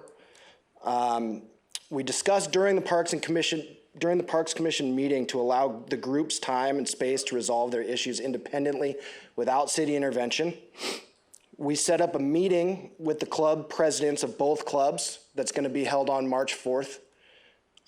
We set a deadline for an RFQ, which is the a deadline for the city to reopen the bid process, which will determine which club will be contracted through the city and run the program going forward, right? So that'll be done by our next meeting in March. We'll open that process on that day if there isn't a resolution before then. And then, oh, that's what I put there, okay. I think that this issue, again, highlights the need for more city-owned pool space and more city-owned pool, practice facilities in general. I can answer specific questions about, like the RFP and the pool space and the maximum numbers of swimmers per lane per hour. If that's, if you guys are interested, you guys can email me or we can talk later. But the bottom line is we've looked at the problem. We've assessed that even though there seems to be a simple solution, oh, just let us swim, it's not quite that simple. And the decision of our ad hoc committee and of our commission is going to be to go ahead and move forward with the RFP as soon as possible, right? At the next meeting, we're going to go ahead and open it. So in the meantime, hopefully we can get a resolution before then and won't have to do the bid process. Thanks. Okay. Thank you very much. Hang on one second. Mary Ann's got a question. Could you just explain again? So the RFP is going to be released on the 4th Yes. to the community? No, and not on then- the 4th. So Okay. the 4th is our meeting with the presidents. Okay. And then the RFP will be released. It's an RFQ, so it's not a change of program. it's a change of qualification because it's the same program but different vendors, I guess. That's what we've been told.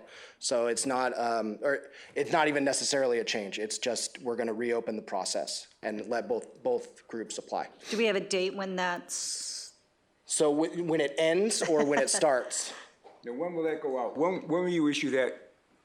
When will the request for qualifications be released to the public? I believe that it's our intention to release it at the meeting or very soon thereafter. If I could, please. Staff does need time to prepare, which we're doing at the moment, to get all of our documents in order. And so our goal is to release it April 1st or around that time to make sure that we do a thorough process as staff and then get the information and details. And then do we have an anticipated time that it'll be released and then a final date when a decision will be made for the community? So we open these typically 4 to 6 weeks, and then we will have a selection panel of qualified individuals in the aquatics field, kind of review these proposals and provide feedback to staff. So we hope to have something finalized before summer starts. Do a good job in your meeting on the 4th. It's not on the 4th. Oh, yes, sir. Yeah, we're going to try real hard. And if that doesn't work out, let us know. Maybe we can move that up a little bit. All right. Who's yet? Bruce? Doug? Well, quick question, and maybe it's to Kristen or Dane. Do we have a contract with Seawolves, or how is this set up? We do have a contract. Okay, does it expire, or is there?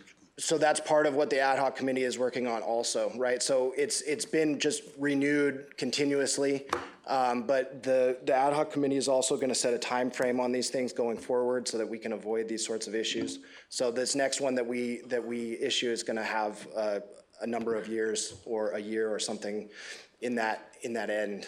But as it states now, what is it? It's quarterly, or is it yearly?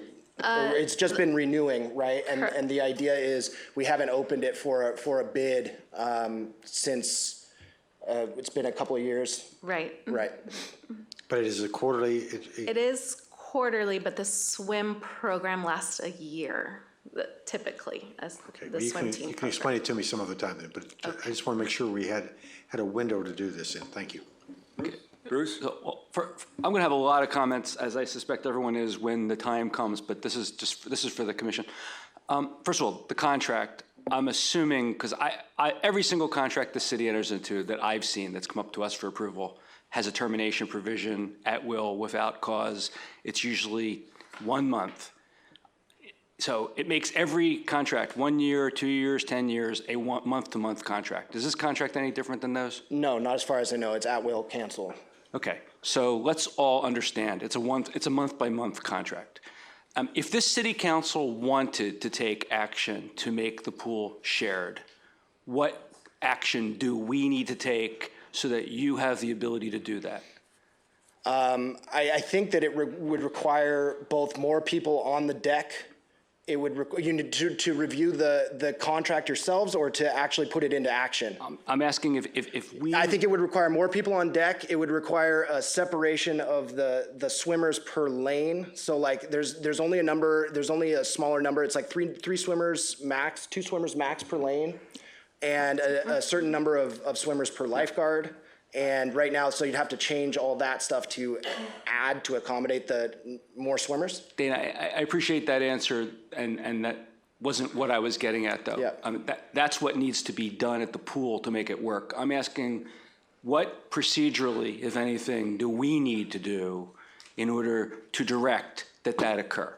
As far as as far as I know, there's no exclusivity in the contract that the Malibu Aquatics Foundation has signed, right? So if you directed city staff to accommodate the other group, I assume that could be done just by doing that. Okay, so it'd have to get on an agenda, and then we'd have to consider it, have a public hearing, and take a vote. Yes.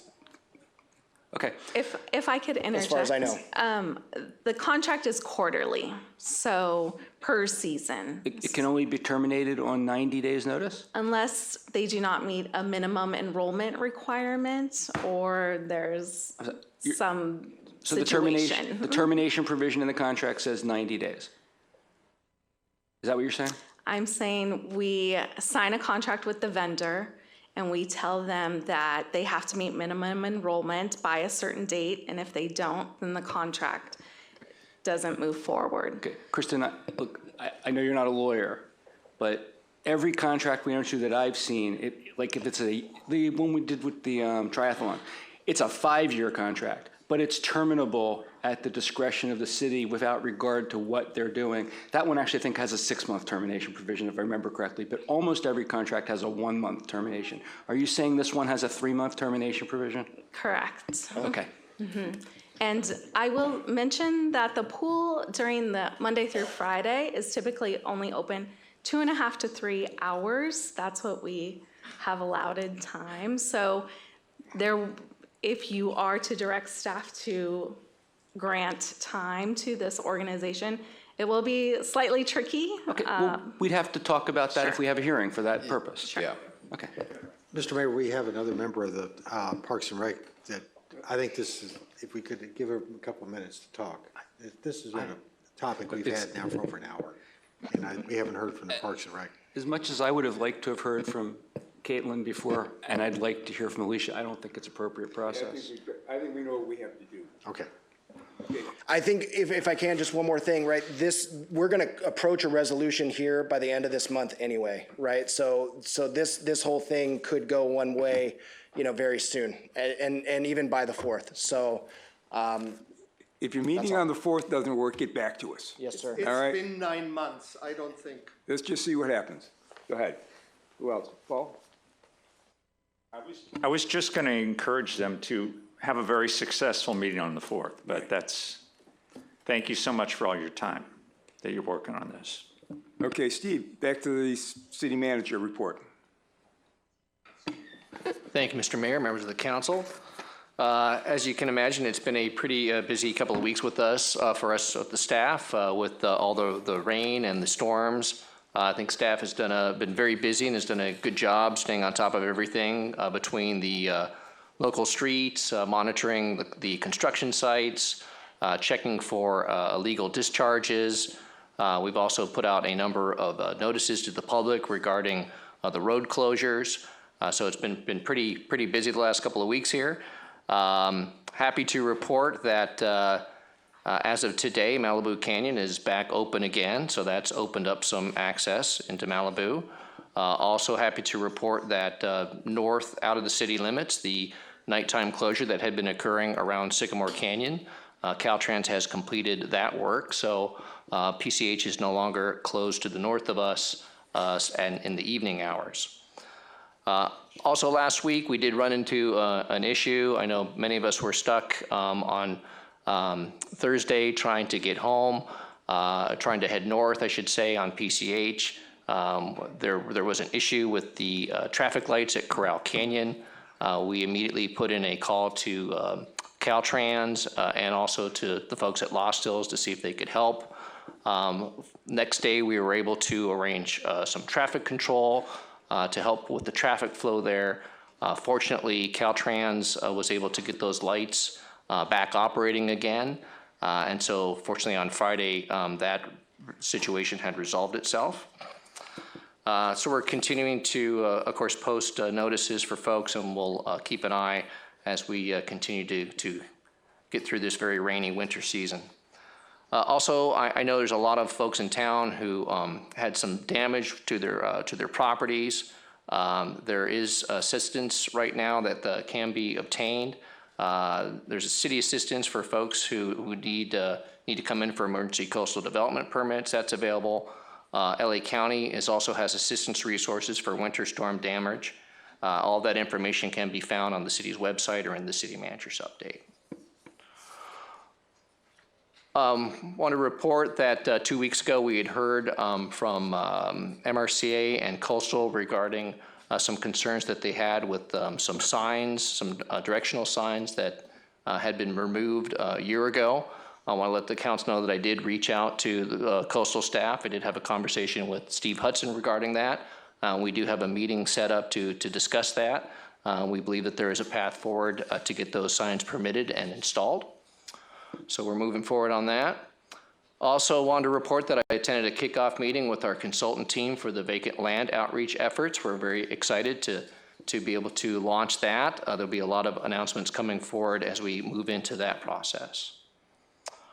Regarding Pacific Coast Highway, there was a bill has now been introduced, as we've all been anticipating for several weeks, to expand or allow speed cameras on Pacific Coast Highway in Malibu. The bill was introduced by Senator Ben Allen and is strongly supported by Assemblymember Jackie Irwin. Also want to report that the CHP continues to be very active along with our partners in the Sheriff's Department to increase enforcement on Pacific Coast Highway. Since my last report 2 weeks ago, I'm happy to report that the CHP has issued 226 citations on Pacific Coast Highway. 200 of those were for speeding. And additionally, they did pull over one driver who was cited for going over 100 miles an hour and then subsequently was arrested for suspicion of driving under the influence. Also want to report that we are working to schedule a special meeting of the Planning Commission to bring back the item with the crosswalk that was continued at the Planning Commission meeting last Tuesday. I'm working with my city staff and also with Caltrans to make sure that we are prepared for that and are ready to answer any questions that the Planning Commission has regarding that project. So we've called a special meeting for Friday, March 8th at 6:30 p.m. To get that item back before the Planning Commission. As we know, the Caltrans is facing a deadline to get that project forward. So we're hoping we can get that resolved to the satisfaction of the Planning Commission. Also wanted to note that the city right now is accepting applications for our general fund grants program. They're being accepted through March 29th. That's for the fiscal year 24-25 general fund grants program. This is an opportunity for local nonprofit organizations to fund efforts that benefit residents of the community. All Malibu community-based organizations are encouraged to apply. For more information to apply, please visit the city's website. Also want to note that the city's draft housing element was submitted to the State Housing and Community Development for review back on February 7th. The updated draft housing element was prepared in response to a letter from HCD dated March 22nd of 2022. Assuming HCD indicates the housing element is in compliance, public hearings would then be scheduled and be held by the Planning Commission and City Council to consider readoption of the housing element. So stay tuned on that. Also happy to report that the farmers market is back in the parking lot in their previous location across the street in the county parking lot. So we wish the farmers market well, and we are happy to see that they are back over in their location there.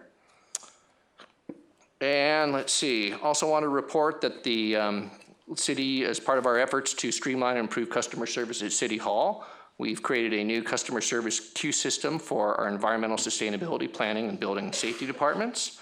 This new queue management system, which is called QLess, was launched in the city in mid-January. It allows customers to sign in on a touchscreen pad, and overhead monitors will display their place in line. This is one of many things that we're doing to try to streamline service at City Hall. And let's see, and then just to report, I did attend last week. We had the monthly meeting of the Community of Council of Governments, and was also attended by our council member Grisanti and our Mayor Pro Tem Stewart. I also had a meeting with my staff with the Marine Mammal Care Center. They provide nonprofit services to assist with sick and injured marine mammals, and I'll be providing some information out to the public and council on their efforts.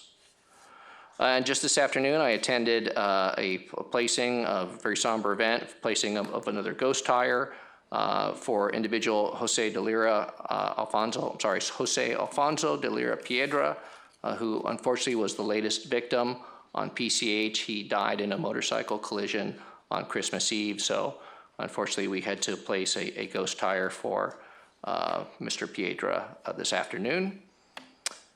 And later this week, the city will be hosting a meeting with the new district superintendent of state parks.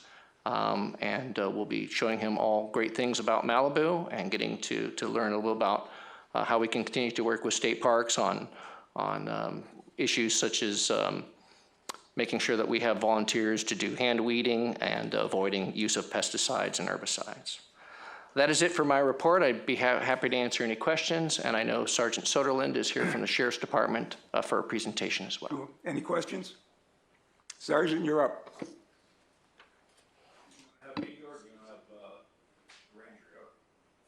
Tim, Ranger's already spoken. Oh, he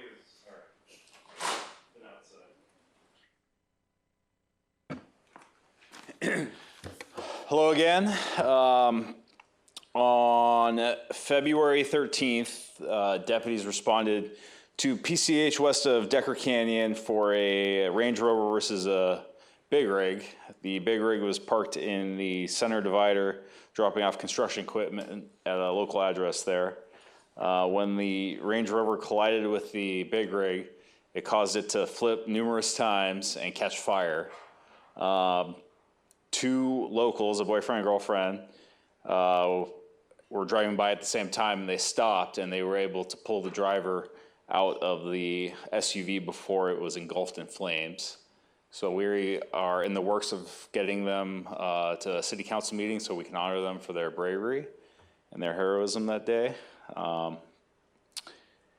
The driver was seriously injured, but fortunately he'll survive. He was airlifted to UCLA Medical Center by LA County Fire, but fortunately it looks like he's going to pull through.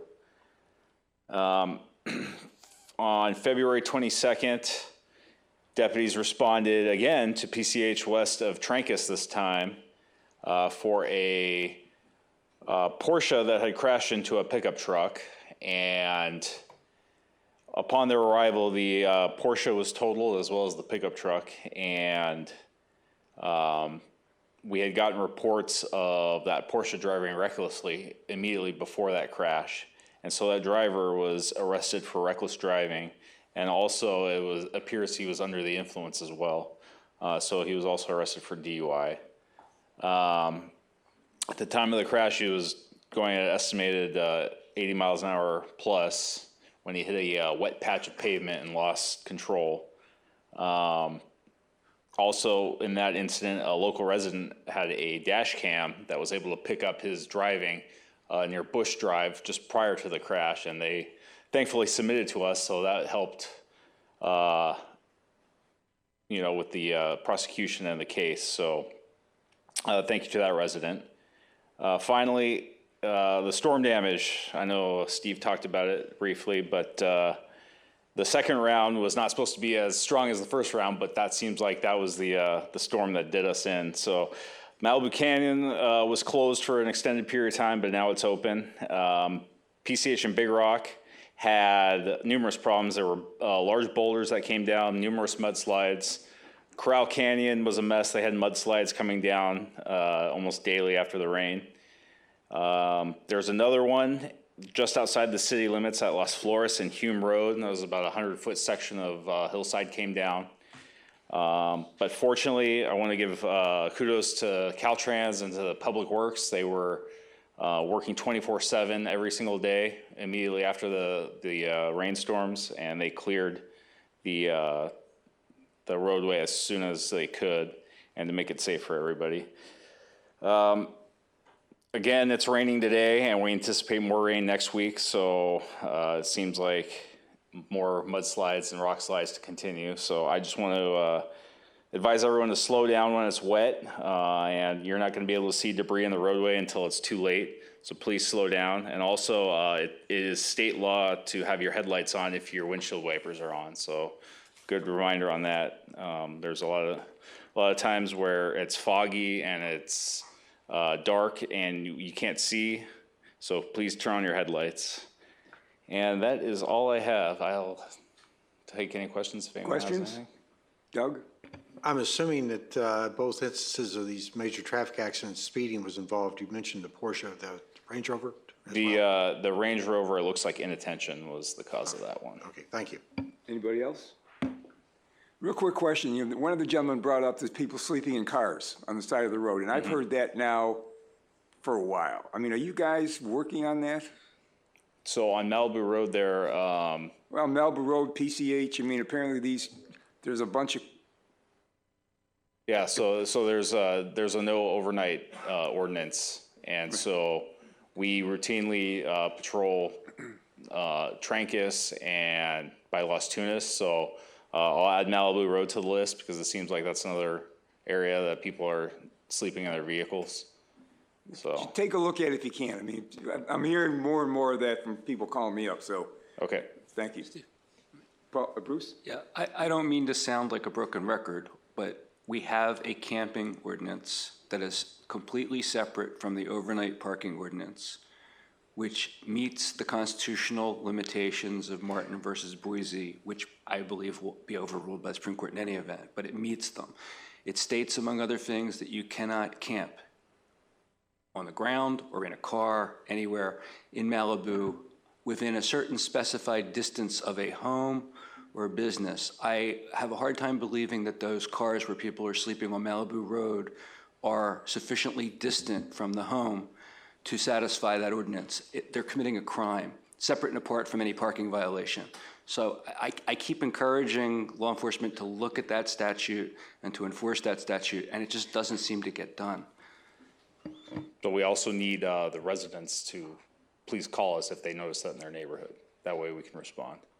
And I agree that that helps, but if they're there and you see them, they're breaking. You don't need a resident to tell you when someone's speeding if you see them speeding. If you see somebody sleeping in a vehicle and they're within that distance from a home, they're violating our law. Absolutely. Okay, anybody else? Okay, Sergeant, thank you very much. Thank you. Okay, council member comments. Anybody want to start?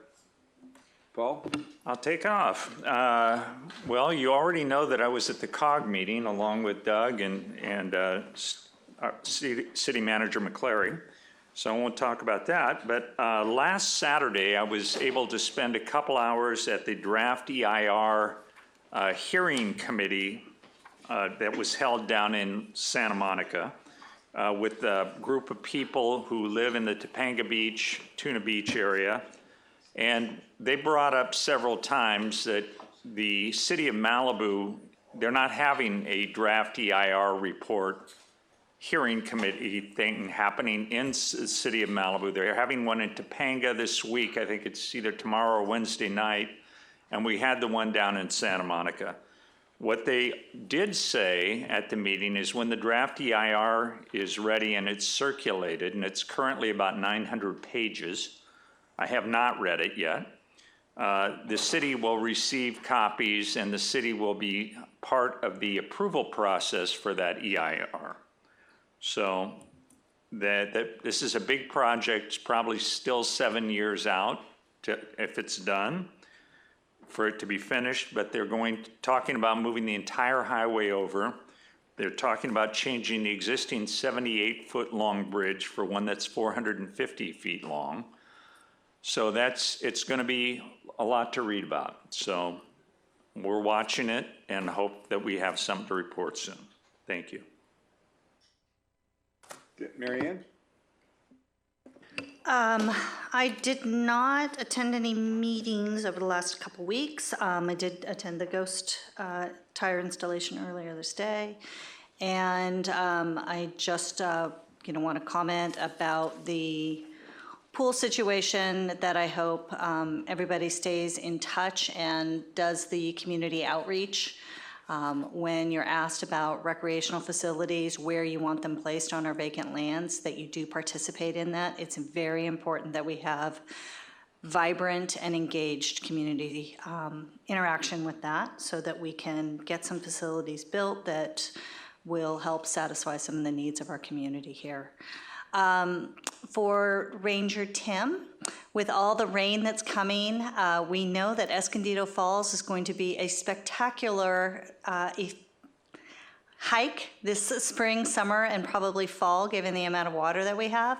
I hope that MRCA is gearing up with their rangers and that we have adequate amount of people there to ensure that everybody is behaving and that trash is taken care of and that parking is taken care of and that everybody has a positive experience, our residents and visitors that may be there, in addition to any beaches that MRCA is in control of. So I hope the current budget crisis is not going to impact your ability to manage the properties within Malibu.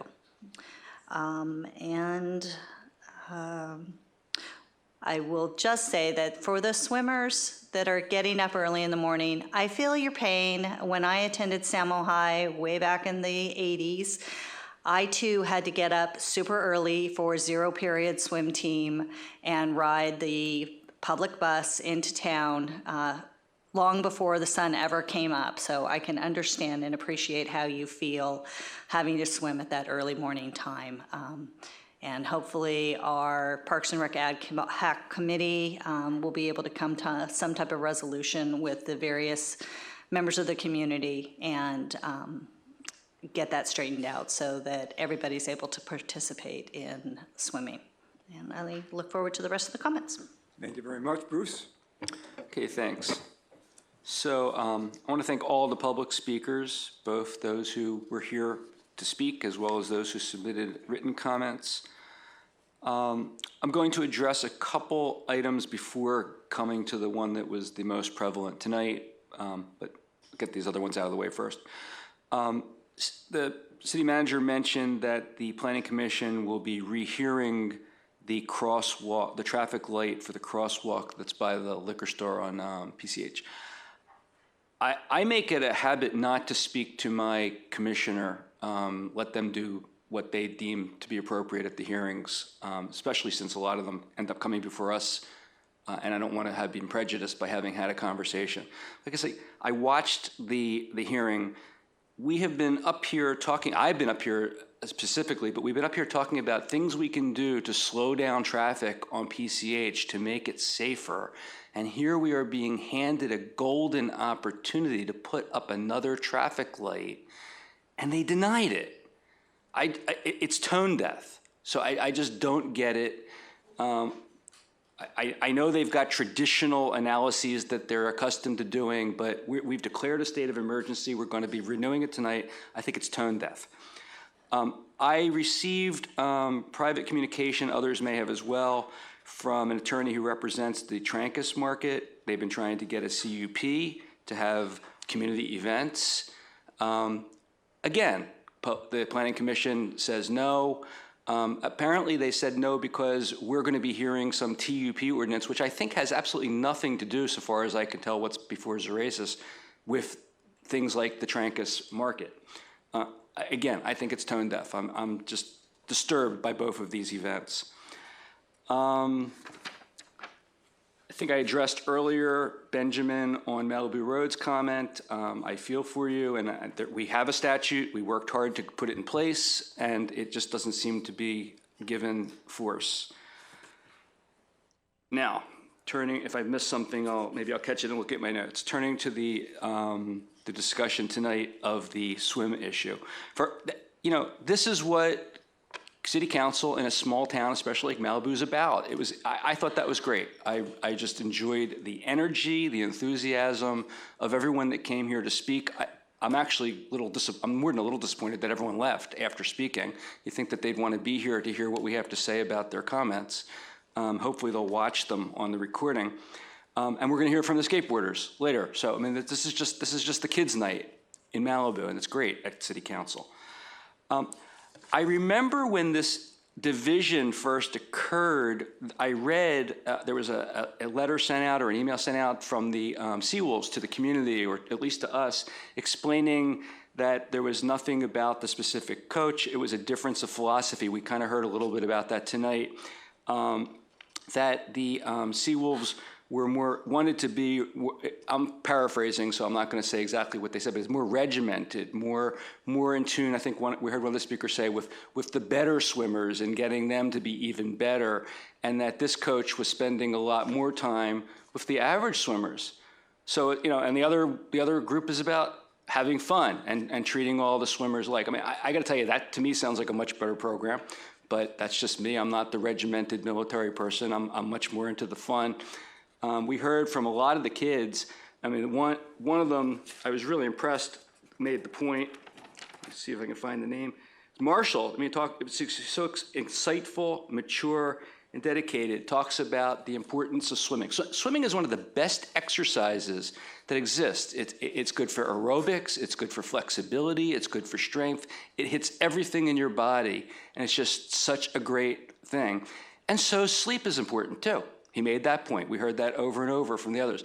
And I cannot believe in a small town like this, where we've got such a small community, and we've got these kids that all want to be enjoying the pool and swimming, we can't find a way to accommodate them all and have them all be able to be there in the afternoon together. Bureaucracy, I can't stand the bureaucracy, and there's no reason we have to have bureaucracy in a small town like this. That's what we should be about. We should be about getting things done for the community and not putting up roadblocks. So I hope that somebody will bring to us a formal action that we can take so that we can have a public discussion. We can hear all those people again. We can hear from the Seawolves people to the extent they want to come here and talk. We can understand the issues and get both sides of it. And we can have deliberation, not just make comment in response to hearing what people in the public have said, and make a decision as to what to do. I can tell you, I'd be inclined to say you guys should learn how to share and get along. I have a lot of comments about that. I want to say also, Caitlyn Jenner, I couldn't have been more impressed growing up as a child with the athleticism, the extraordinary achievements, and tonight it was just entitlement nonsense. I didn't sign up, but I'm entitled to speak like everyone, even though all these other people spoke. So, I mean, we have rules, everybody follows them, and they apply to people we want to speak and the people we don't want to speak. If we don't want you to speak because we don't like you, you signed a card, you get to speak. If we like you, we want to hear from you, but you didn't sign a card, you don't get to speak. It's that simple. Well, I had a lot of comments here, but I couldn't have been more impressed though with the students that spoke. And they'll be sitting up here one day or maybe doing something even better than we're doing because they showed such poise, maturity, eloquence. It was phenomenal to see and hear. Let me just see if I have anything else that I think is worth saying.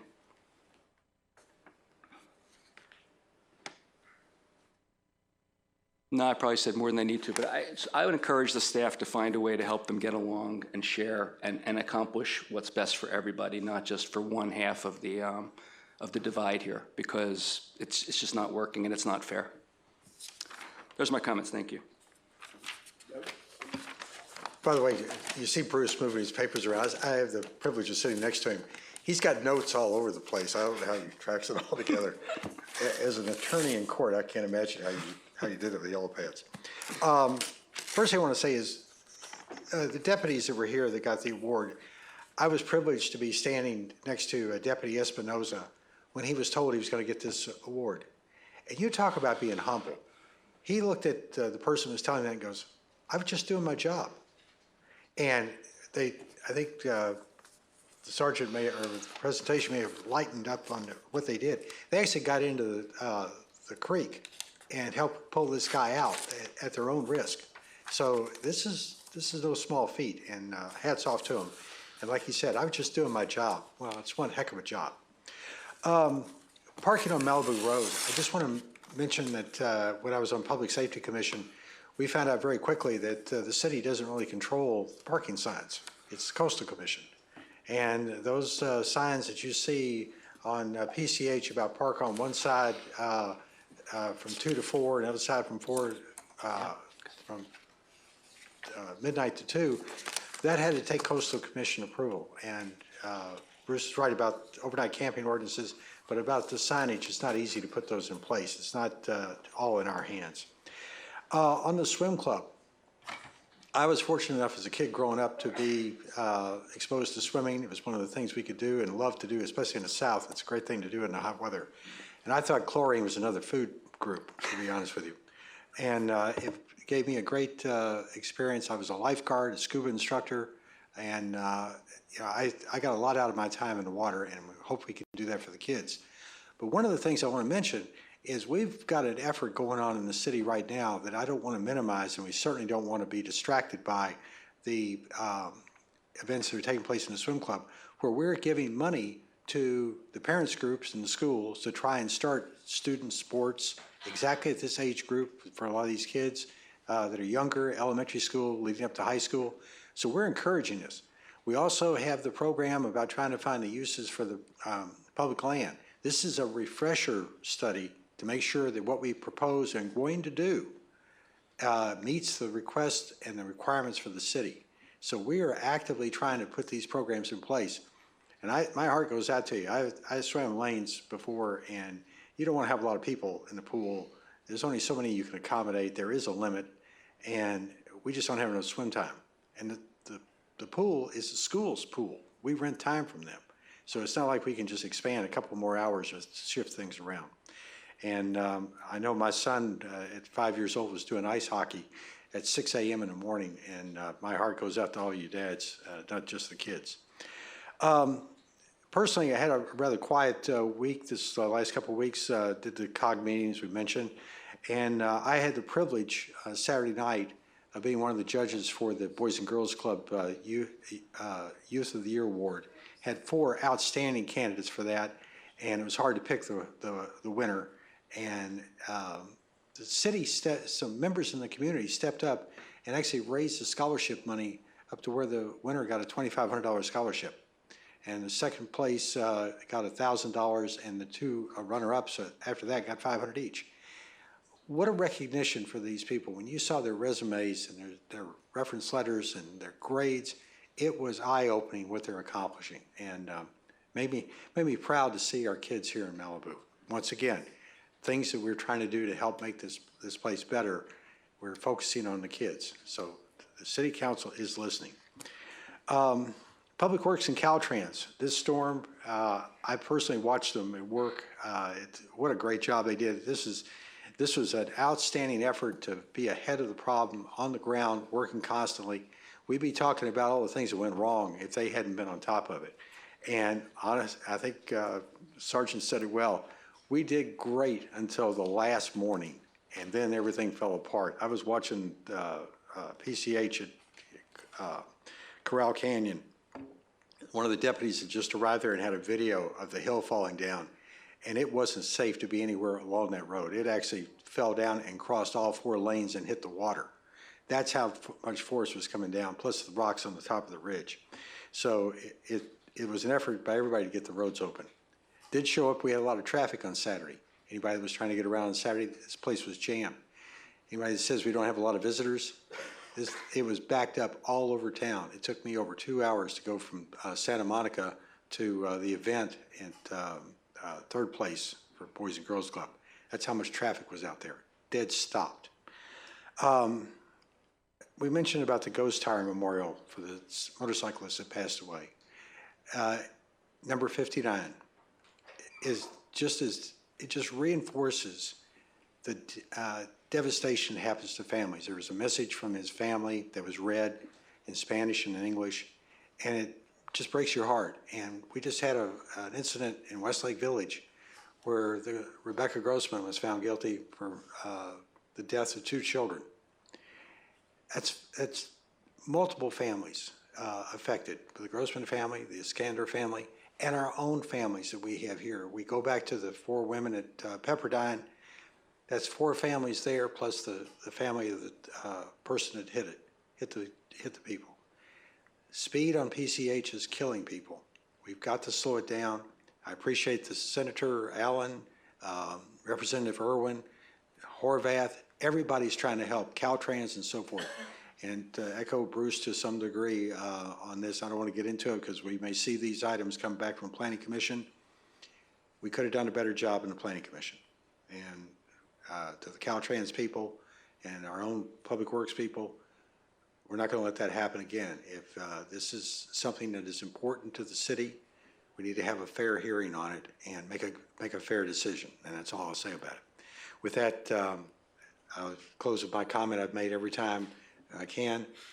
Set the pace on PCH. You ask yourself, what can I do to make PCH safer? Look down at your speedometer. You know what the speed limit is. Drive the speed limit or less. Put your car on cruise control and make the people behind you slow down. You're not there to get out of their way. You're there to run PCH. Set the pace on PCH. Thank you, Mayor. Thank you, Doug. Okay. I would also like to thank all the speakers. I mean, we're torturing these kids, making them get up at 5:30 in the morning to go swimming. I mean, that's just wrong. So I really hope that on the March 4th meeting, you guys are able to accomplish something. And I suggest that if it doesn't get solved, come back to us as soon as you can, and let's see what we can do to help you out. But we got to get this thing resolved. This is not good for the city. It's not good for the kids. And that shouldn't go on. Like everybody else did, I'd like to congratulate Caltrans, Public Works, and the county for the work they did clearing out the highways, from the results of the rain. And just be aware there's another rainstorm coming this weekend. So I'll tell you, this is becoming the new normal. And I just, look, I don't know how heavy the next rain is going to be, but the hillsides are still soaked. I have somebody drove past PCH where that landslide came down, and they said there was water pouring out of the hills, and I've heard the same thing from people who have driven through the canyon. So be careful. I mean, like I think the sergeant said, when it's raining, you won't see the road, the rocks on the road, so you got to go slow. And the real concern is, if that rock comes down, if the rocks don't hit you and kill you, they'll push you over the side, and that'll get rid of you. So it is a very dangerous thing, so be very careful when you do that. I was at the Ghost Tire Memorial today, and I'll tell you what, I don't want to do that anymore. All right, there's got to be a way for us to fix PCH so we don't have to put up more tires. I just think that is, the worst thing a parent can do is have to bury their child. And that's what we see going on out there. So we've got to do something to fix that. And just for what it's worth, I had a conversation with the person who I think is the editor of the Pepperdine newspaper. I don't know what the name of the newspaper is, but I encourage them that they've got to do some more stuff to talk to the kids up at Pepperdine. All right, I want, put an article in there. Let's start getting them involved and understand what the dangers are in PCH and make sure they're participating with us. They're not part of the problem. So hopefully we can get that done. I had a conversation this week. I'm not going to bring it up too much tonight, but there's a bond measure coming up for additional work on the school. And I'll have more to say about that next meeting, but there's, this could be up to a $300 million bond. So there's going to be a survey that goes out. So pay attention, make sure you know what we're doing, and make the right decision. And then finally, since I've been up here, and Sergeant had been giving us his reports not every week, but almost every week, he comes up and tells us, we arrested this person for drunk driving, or arrested this person for speeding, and he always closes down the comment by saying, and then we took him to jail and they let him go. And he's apologetic. I mean, he says it, you can see it in the look in his eyes saying, geez, I can't believe I got to tell you this. We've got somebody who was, people speeding on PCH just like giving them a gun, driving up and down the highway, and they get caught and they let go. So last week, I had a call from one of the gentlemen who's running for DA here in Los Angeles, Jonathan Tommy, and he was kind enough to reach out, asked me what was going on in Malibu. We had that conversation. He is really the only one that I've spoken to, the only one who has reached out to me in terms of anything. His wife is a sheriff. Councilmember, we can't have a political endorsements. I don't know if that's where this is headed. I can't endorse him? Not the dais. No, we can't use city resources to promote. Well, that's too bad. Since the city won't let me endorse him, I can't do that. I'll find some other way to do that. So thank you okay, that's all I got. Thank you very much. We want to go to item 6A now, right? No, we have consent. Oh, the consent calendar. I thought we were going to do I'd like to move the consent calendar. Anybody pull anything? I'd like to pull 3B6, and I'll make a quick comment on 3B10.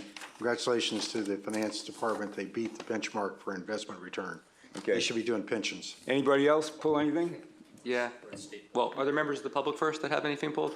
I just want to note we don't have any speaker slips for the consent calendar, and we don't have any raised hands in Zoom. Okay.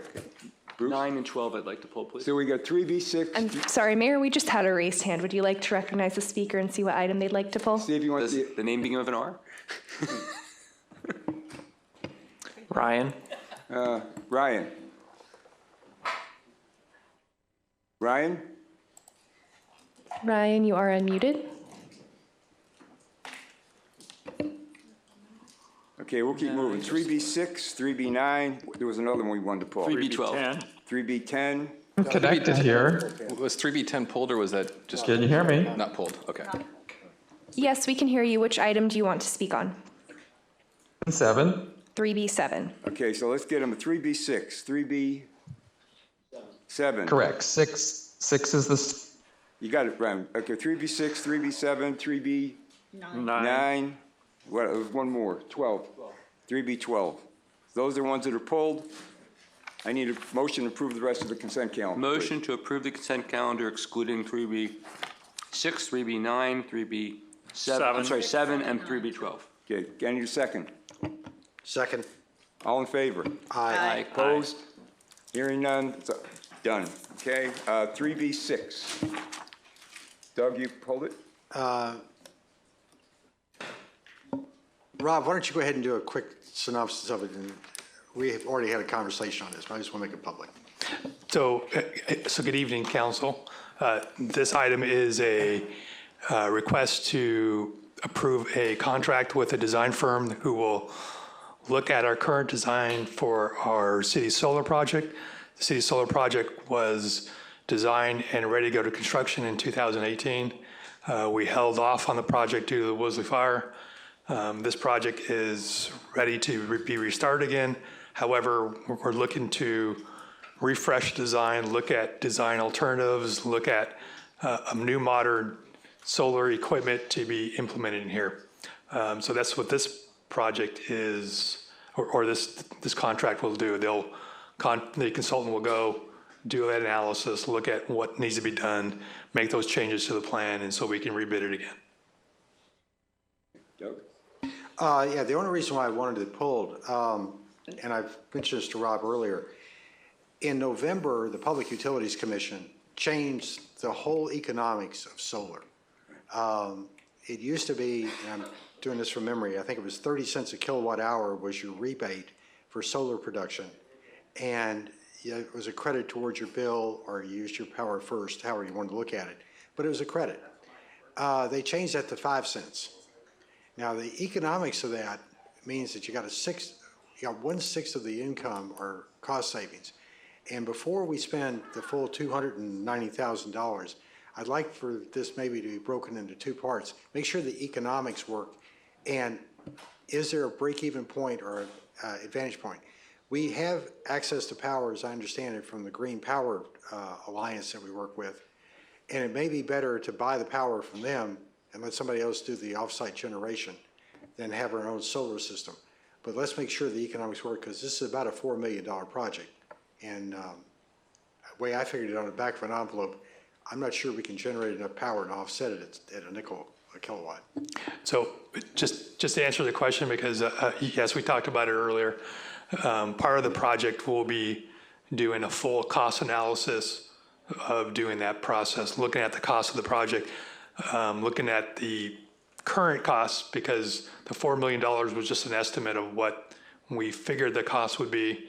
The engineers who will put together the updated equipment and materials and design project will actually come up with a better number and see what that is. And yes, we also want to look at the return rates from SEE and also look at the various funding sources we can use if there's grants and other things that we can apply for this. So if there's a grant or something we can apply to this to offset our costs, that will probably help with that offset and with any energy rebates we can see from SEE.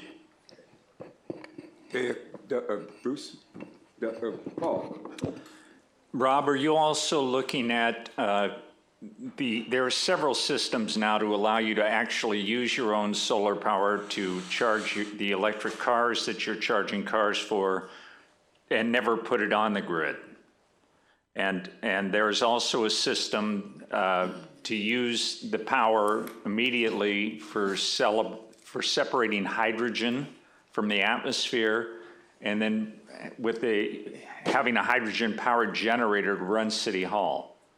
Again, it's not part of the grid. The grid would become an emergency backup. So Those things, we can have our consultant look at to see what options they are out there. Yeah. This technology is changing, especially it has changed a lot since 2018. Yeah. I expect them to come up with a variety of different kind of options to move forward. Thank you. Bruce? Yeah, we got a letter from John Mazza, among other people, dealing with this issue, and I wanted to talk about it as well. So first of all, the PUC, shame on the PUC, the public utilities cronies actually is what they're doing here. They're just completely disincentivizing people from being environmentally friendly. This issue is twofold. I mean, on the one hand, we are doing this to be more environmentally friendly. On the other hand, we're also doing it for economics. And as Doug pointed out, and maybe Paul said the same thing, I mean, we can achieve the environmental friendly aspect of it by acquiring our energy from other environmentally friendly sources. So we don't have to necessarily go on solar ourselves to achieve that objective. So as much as I would like to see us be doing that and wanted to see it even more before the PUC changed the economics of it, I don't know that this makes sense. Why are we spending $290,000? This is a rhetorical question. Why are we spending $290,000 to find out whether it's economically feasible? I understood this request to be to engineer it or consider engineering alternatives, but I don't think we need a consultant for $290,000 to tell us whether the math works. So I don't intend to support this tonight. I usually support consent items, but I think this one is kind of like inertia is taking over rather than looking at the issue independently this time over again and making an independent decision based on the facts on the ground today. Mayor, I believe the speaker indicated they wanted to speak on both this item and 3B7, if you'd like to hear from them. This is 3B6. Ryan, you want to speak on 3B6? Yes, that was this item. I agree with what I've heard so far from the council. I'm glad you haven't voted yet. The project was initially, long time ago, conceived to go partly or mostly on the roof of the City Hall building. And that's really not a great candidate. Much more appropriate that there be a continuous solar carport over the north parking lot behind City Hall, and including the driving aisle spaces between parking spaces, so that would be continuously covered structure, so that it would be protected from the elements in the rain and would be more suitable for emergency staging in the future and possibly powered during an emergency when there might not be power in Malibu. So that I don't think was communicated as part of the design objective. And so I would suggest that you follow the trend and wait a year and find out, let the Public Utilities Commission figure out what the buyback rates are, let the market stabilize as to all the parts and so forth, and engineer a maximum solar project over the entire rear parking lot, not just some carports over various parking spaces. So I would suggest you take no action and don't commit funding to the outside engineering firm on this one. Thank you. Thank you, Ryan. No. Doug? I'd like to make a motion to approve this. I hear the comments about partial or the design cost being $290. I think that was in my comments to the Public Works Director. Let's maybe break this into two parts and have the same contract, but have them do the numbers first. And if it fails your test, we could stop it then. Okay. I'll second. Okay, I've got two quick comments. One, I agree with the speakers. When I saw the thing, I sent an email to the folks in Public Works. I'd like to see a spreadsheet, some kind of financial analysis that says are we really making money with this thing, or how does that work? So I think Doug's suggestion is the good one, says let's put some numbers together first before we go forward and do a whole bunch of other stuff. And I just had one other comment. You know, we're spending $290,000 for the design. The original design that was done by whoever the original guys were, their name is in here someplace, that only cost us $237,000. So I don't know if these guys are redoing it all over again, or, you know, just seemed like a lot of money for a review. All right. May I speak? Yes, I'm sorry, go ahead. So Clean Power Alliance has a Power Ready program that they have worked with other municipalities that are their agencies, in which case that they work with a company to actually design and build a system for the municipality. And then we just continue to pay our rates, but we don't have to necessarily pay for the installation and the design of the system. So they have another round of applications that are going to be coming out at the end of this year. So I would suggest that we first reach out to Clean Power Alliance and see what they're offering their member agencies before we move forward with any designs of our own independent system. And that's who is our agency that we're purchasing power through right now. That's who we partner with and get our green energy from. And they include battery backup on that, and I'm sure there could be other things that are designed. And it's so, in the event that there is a loss of power, the City Hall is already set up as a designated agency to be an independent powered location in your city in the event of a loss of power also. Okay, so Rob, you got your hands full. A lot of stuff has changed since 2018, sounds like. All right, so, oh, I'm sorry, go right ahead. You. So I want to make a suggestion, is to make a clarification on the design cost. The design cost includes full design, full plans. Once, or our plans that we did in 2018, they're not digital. We can't find them digitally and give it to the consultant to actually recreate and kind of do. So there's a lot of duplicate work that they have to do to get to that point to where we can have construction drawings. But my suggestion here is let's do like a very first initial kind of pass on it, get some updated costs, look at options where we can do to kind of see what those numbers are coming back with, look at those options that Marianne has brought up, look at all the different things that we can kind of do, put together a report, bring it into council and kind of present that, and then see where we are from there. And not continue with the whole project, but just do that part of it. That's a kind of a preliminary design section, bring it back to council. You can see it, and then we can kind of proceed forward after that. I agreed with Mary Ann's comments. I thought they were well taken and what Rob is saying, but I have a question for you, Rob. What will it cost just to find out whether it's economically feasible to move forward with this as opposed to a design analysis? I think probably I just haven't looked at the cost right in front, not having looked in front of me, but it would be probably a third of that, maybe somewhere around over there. The majority of the work is going to be the actual specifying and doing the contract documents and drawings and all that kind of stuff. That's where all the time and effort is with that, the total amount. So the first part of it is some work to get there. We're definitely going to need some help to kind of get to that point to do the analysis, but it's definitely not as much as. Okay. So yeah. Even that to me sounds expensive for that piece of it, but I'd like to ask for a friendly amendment, or I'll vote against it otherwise, but the friendly amendment would be that we only approve, well, actually, let me take it back. I think we ought to not vote for this, not approve this tonight. It's not an emergency. It's been put off and put off and put off, and have Rob come back to us with a contract proposal that is only for a feasibility analysis, not a redesign analysis. Then we'll get a report on that, and if we are happy with the economics, we'll then vote to redesign it, and if we're not, it's over. I concur.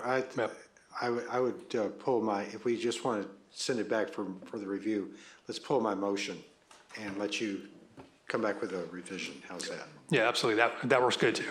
Okay, I pulled my second. Okay, so do we need a motion there, or just? Motion is to reject that 3B6, and we gave direction to Rob to come back with some kind a of further financial report. analysis, okay? You okay with that, Rob? Need a second? Second. All in favor? Aye. Opposed? Ayes have it. Okay, moving along, 3B7. Who pulled that one? Ryan. Ryan.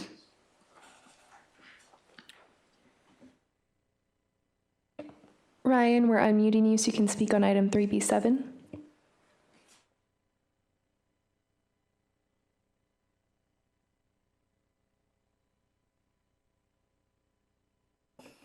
We have asked all of his counts to unmute, and it appears he is not available at this time. I was speaking. Can you hear me? Now We can hear you now. All right. This proposes using the city's allocation of Measure M funding, which we don't have all that much, and it goes over, I think, 40 years, as the report states. So it's asking to take 2.25 million of the city's funding to build this underpass connecting LA County Beach to the State Conservancy land. It doesn't make sense. This should be funding from LA County's portion of Measure M funding. And I don't think the city should be taking responsibility for this improvement in the future. That would be another concept of accepting a dedication of it for maintaining it. But the city doesn't get much Measure M funding, and we need to use it on our own roads, not on something going under the state highway. So I'd suggest you hold off on this one and get the county to use their allocation for it, and we retain our funds for city use. Thank you. Thank you, Ryan. Comments up here? Paul? I'd like to start by saying that the undercrossing is the direct result of actions a previous council took and the community took when they told Caltrans that they did not want a crosswalk on the surface at the bottom of a hill. The idea here is to stop people from being in a situation where they're coming down the hill, and as they straighten out, they realize that there's a crosswalk full of people. Let's try and keep people safe, and underground is the way to do it, in my opinion. Mary Ann? I just wanted to know about the type of design that's going to go into this. Is there going to be community meetings for it? Will there get impact from our public works and public safety departments as well as just our residents? You know, driving through there for decades, obviously something needs to be done, but it also seems like it's a low point in the highway, and perhaps they need to incorporate also raising the roadway some way. So I just would like to see those comments, have the public involved in this. Yeah, absolutely. That's the plan. This item here is just approving the funding agreement with the city and Metro to be able to actually use that fund. The next step would be to go and seek a design professional to actually help assist during design of the undercrossing. I envision this similar to what that we discussed with the previous item with the city's solar project. Have a two-stage approach, do a preliminary kind of design, come up with concepts, look at different options and see what we can do. Definitely input the community and Public Safety, Public Works Commission to kind of give input and seeing what's best to go from there. Once we get down that initial design concept and that preliminary design report, we can move forward on the final design if something looks feasible to kind of move forward. Okay. I have a question. Bruce? I'm all for doing whatever we can be doing to make PCH safer for our community and for our visitors. Do we know whether this is the best bang for our buck? Are there other areas on PCH where we could be undergrounding a crosswalk where there are greater congestion of people crossing? Because if this is like the place, the choke point, then it's great. If there are others that we're missing that are more dangerous and more people, I'd want to talk about spending our money there as opposed to here. In my opinion, this is a good area to do it a pedestrian undercrossing. You already have a bridge that's right there, you can place a pedestrian undercrossing right adjacent to this, and it would be a safe location for the pedestrians can cross over there. Other locations on PCH, I know a few that we're looking at to go along with the improvements that we're doing on PCH. I think in those locations, probably a signalized intersection would be a better approach due to the proximity of various traffic signals and segments along the way. I think having a signal in those locations make a better sense than going in an underground location. Okay, and we're walking a tightrope here, everybody, because I know everyone that lives here doesn't want to get stuck in more traffic jams, but everyone here lives here also wants to see PCH safer, and I'm not sure that we're going to see PCH safer until we start slowing down and maybe more congesting the traffic. And I also think, I've said this before, I think once word gets around and once it's evident that it's congested, it becomes a less desirable place for the Z traffic, and then it becomes less congested, and not only so safer for the community and less congested. So there may be some initial pain for a few years, but eventually it'll iron out. But we would get bigger bang for our buck making a bunch of crosswalks than we would making underground passages. On the other hand, underground passages are even safer than crosswalks, but underground passages don't slow down the traffic. So Ryan makes a good point that we have a limit. It's not our money, but we have a limited amount of not our money to spend to do these things. And I just want to be sure that we're spending it the most economical way to achieve our objectives. And I don't know if that analysis has been done or not. So kind of with that, the same approach that we're going to go forward with the city solar project, I would do the similar approach. We can set aside a certain amount just for that preliminary design part of it. Right now we have a funding agreement with $2.25 million. That preliminary design section will be substantially less than that to get to that point to where see if something's feasible at this location. If something is not feasible or something we have another alternatives that just doesn't pencil out, then we can reallocate those funds somewhere on PCH. All right, thanks. Anybody else? Need a motion? I'd like to make a motion that we authorize the mayor to execute LA County Measure M funding agreement for the Pacific Coast Highway pedestrian undercrossing at Malibu Seafood project. I'll second it. I'm not going to vote with the A's for this one, only because I don't think we have enough information to make an informed decision as to whether this is the best use for our money on this. But I know I'm going to lose on that, but I just want to make it for the record. Anybody else? Yeah, I mean, I was there when they originally proposed putting a crosswalk in, and the community went crazy. And the tunnel's already there, so we just got to convert it to an underground passage. So I'm going to vote for this. So can I get a motion? Did I get a motion? Okay, all in favor? Aye. Opposed? Opposed.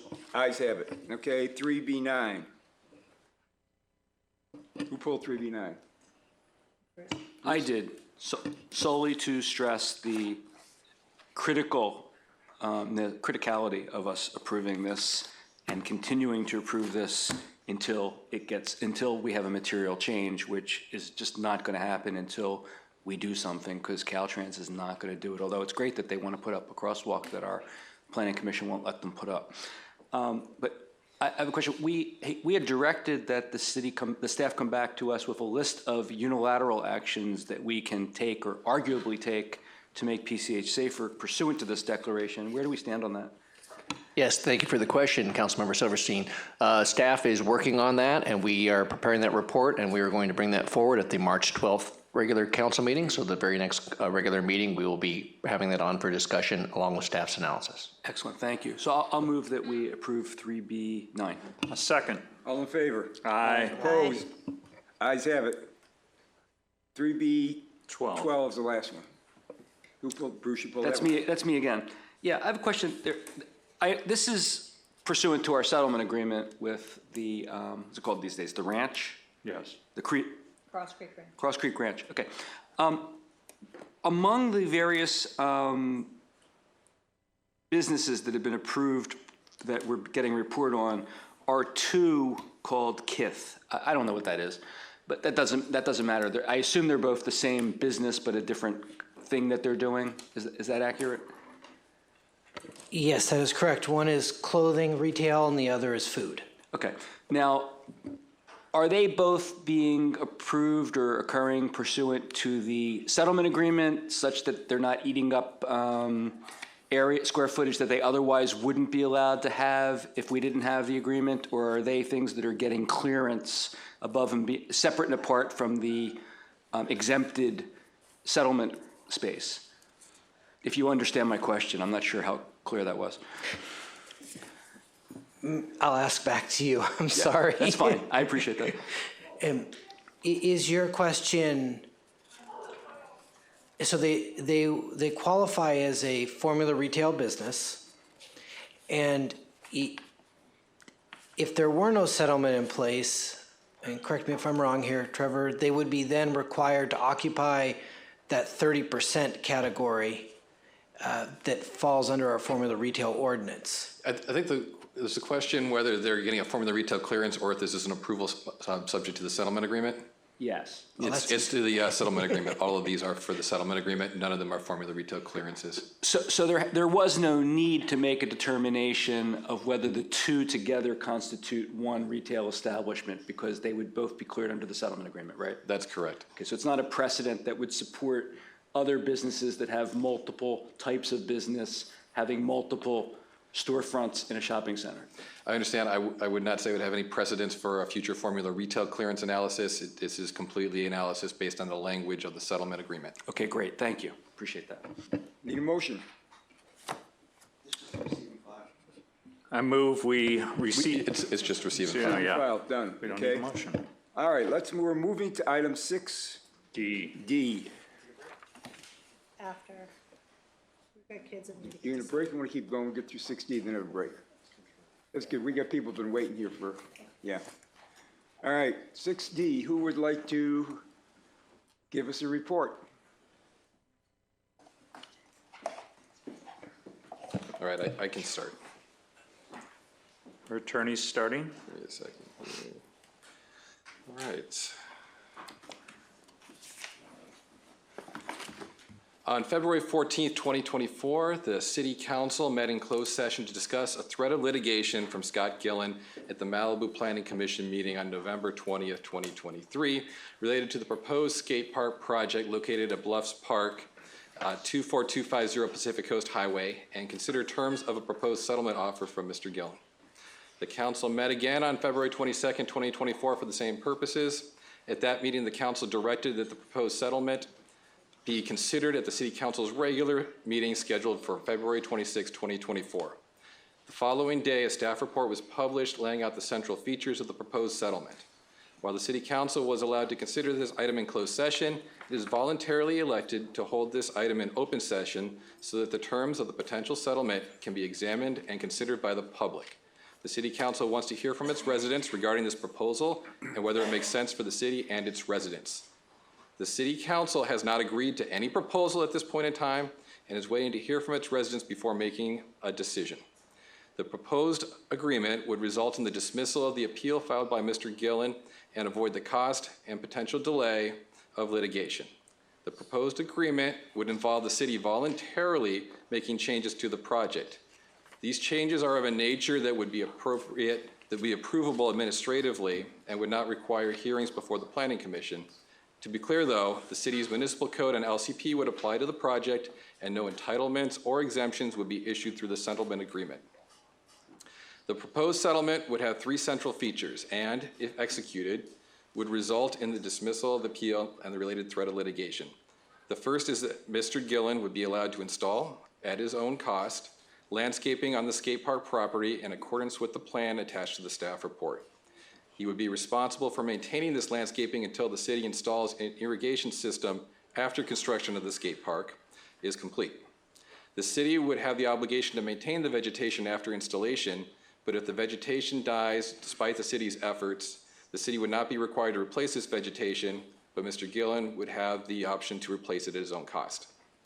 The second feature is that the entire skate park would be moved approximately 10 feet to the west, away from Mr. Gillen's property.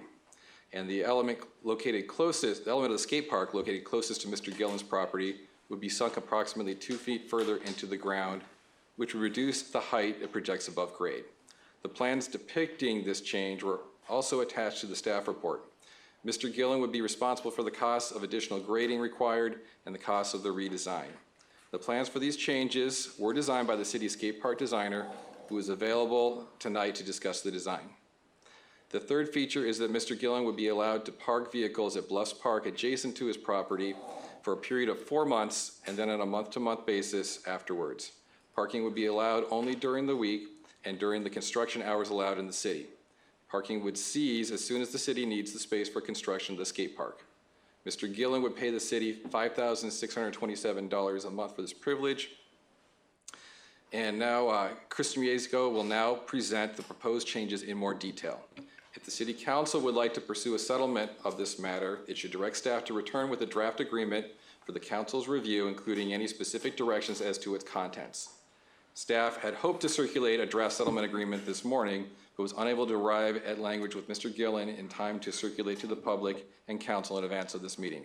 With that, I want to turn the floor over to Kristen to go over the proposed changes in greater detail. Thank you, Trevor, and thank you for your time today. Today with me, I have Jackson Statzel, who's the lead designer of the skate park. Anna Schmitz, who's the senior landscape architect with RRM Design Group, is on Zoom. Michael Hamilton, civil engineer with RRM Design Group, who's also on Zoom. And Kate Mieszko, our recreation manager, who's been assisting with this project since the start. So tonight I'll go over a few of the details regarding the skate park. Just as an overview, this is a 12,500 square foot skate park located at Malibu Bluffs Park. It includes street skate elements as well as transition skate elements. And we came up with this design based on community feedback. And part of that community feedback was meetings with various commissions, a public design process, and meetings as well as that, and a design survey. So here's the overall view of the skate park design. And here's a different view from the side angle. The closest element towards us is the kind of the item in question that we are proposing will be sunk into the ground a little bit further. I'd like to invite Mr. Statzel to the mic to talk about kind of the design elements involved in this redesign. Good evening. My name is Jackson Statzel. I'm the lead designer for California Skate Parks, and I just wanted to give a quick summary of what we're proposing here. This was just a quick feasibility study that we put together to try and find a resolution that could satisfy our neighbors on the other side of the fence here and also maintain the full integrity of the skate park that we designed with the community. So mostly I wanted to reassure the community and the skaters that have been advocating and helped design the skate park that in doing this, what we're proposing here, we're in no way changing anything in the skate park design and not reducing the square footage and not proposing something that would impact the timeline of the project. But it does carry a cost because basically we're just shifting the body as one piece, this component of the skate park, the upper half there, which is the street section, moving it away from the property line and sinking it somewhat into the grade, which is generating more export. And that's really where the additional costs come from. But it, again, does not change the layout or the features that the kids voted on and helped design. Everything stays the same. It all moves as one unit away and down. And if there are any other questions, or I guess we have some more views we can show here that kind of illustrate that. This is just a zoomed in view where the dashed line of the skate park footprint shows where it previously was being shifted over at least 10 feet farther away from the property line. If we go one more slide, this was the initial condition where you can see the dashed line in this case is the existing grade with part of the skate park projecting above that, and there's kind of a large shoulder next to the the figure standing there. And really that was, all that extra grade was just to intentionally spread soil around the site to not have excess export, just for budgetary purposes, and try to make sure that all the funding that we're working with was going to go only to the skate park structures and not spending extra money on export. In the following slide here, this is the proposed condition with moving the skate park farther away and dropping the entire park a little bit lower so that it's farther away. The visibility over the wall there wouldn't be as good, and this would just come at the extra cost that is brought up in the report. And that's. Go ahead. That's it. Go ahead, Mary Ann. So just to be clear, the representation of, do you have the other slide? Do you have them side by side so they're? You don't have the one that's in our present, okay. So to be clear, the angle and the height of that particular element is staying exactly the same. All that has been done is that the park has sunk down. Correct. So that if the skaters were skating on it as designed or in this, they're gonna have the exact same experience. Correct. Okay. I had misunderstood that previously, so I appreciate that clarification. And let me just, how much of the park is being sunk down? Because we had a meeting the other day, and it said the only piece that was being sunk down was that lip on the city side. So the rest of the park is the same way it's always been. Is that correct? The entire skate park that we see on the screen right here is actually all being depressed so that that corner can be lower. And that's because we don't want to change the layout within the park. Okay. If we just lowered one area, it would affect what we'd already designed. So we're trying to keep the integrity of the design exactly the same. That's what I thought when we heard about this the first case. So, okay, the whole place is being dropped down. Correct. Gotcha. Okay. Bruce? So I'm confused by this.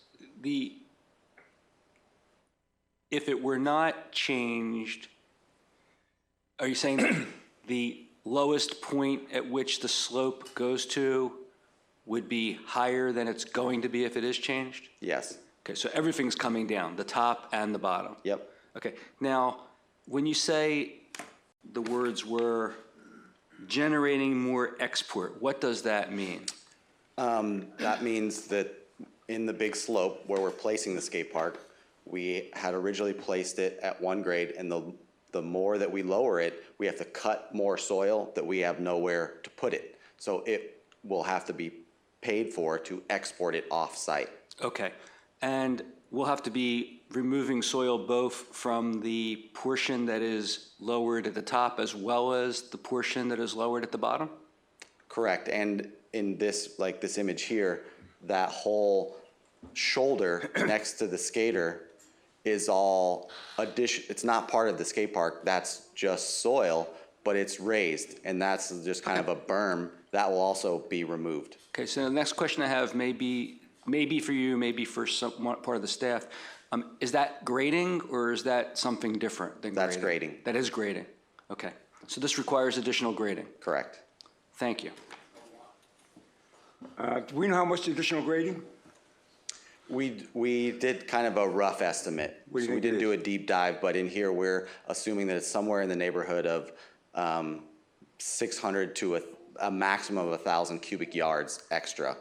Okay. In this estimate, we were thinking it's around 750, but that Okay. is. Yeah, I gotcha. Paul? I have an envelope too, and my envelope says that you've got 12,500 feet of surface area for the skate park.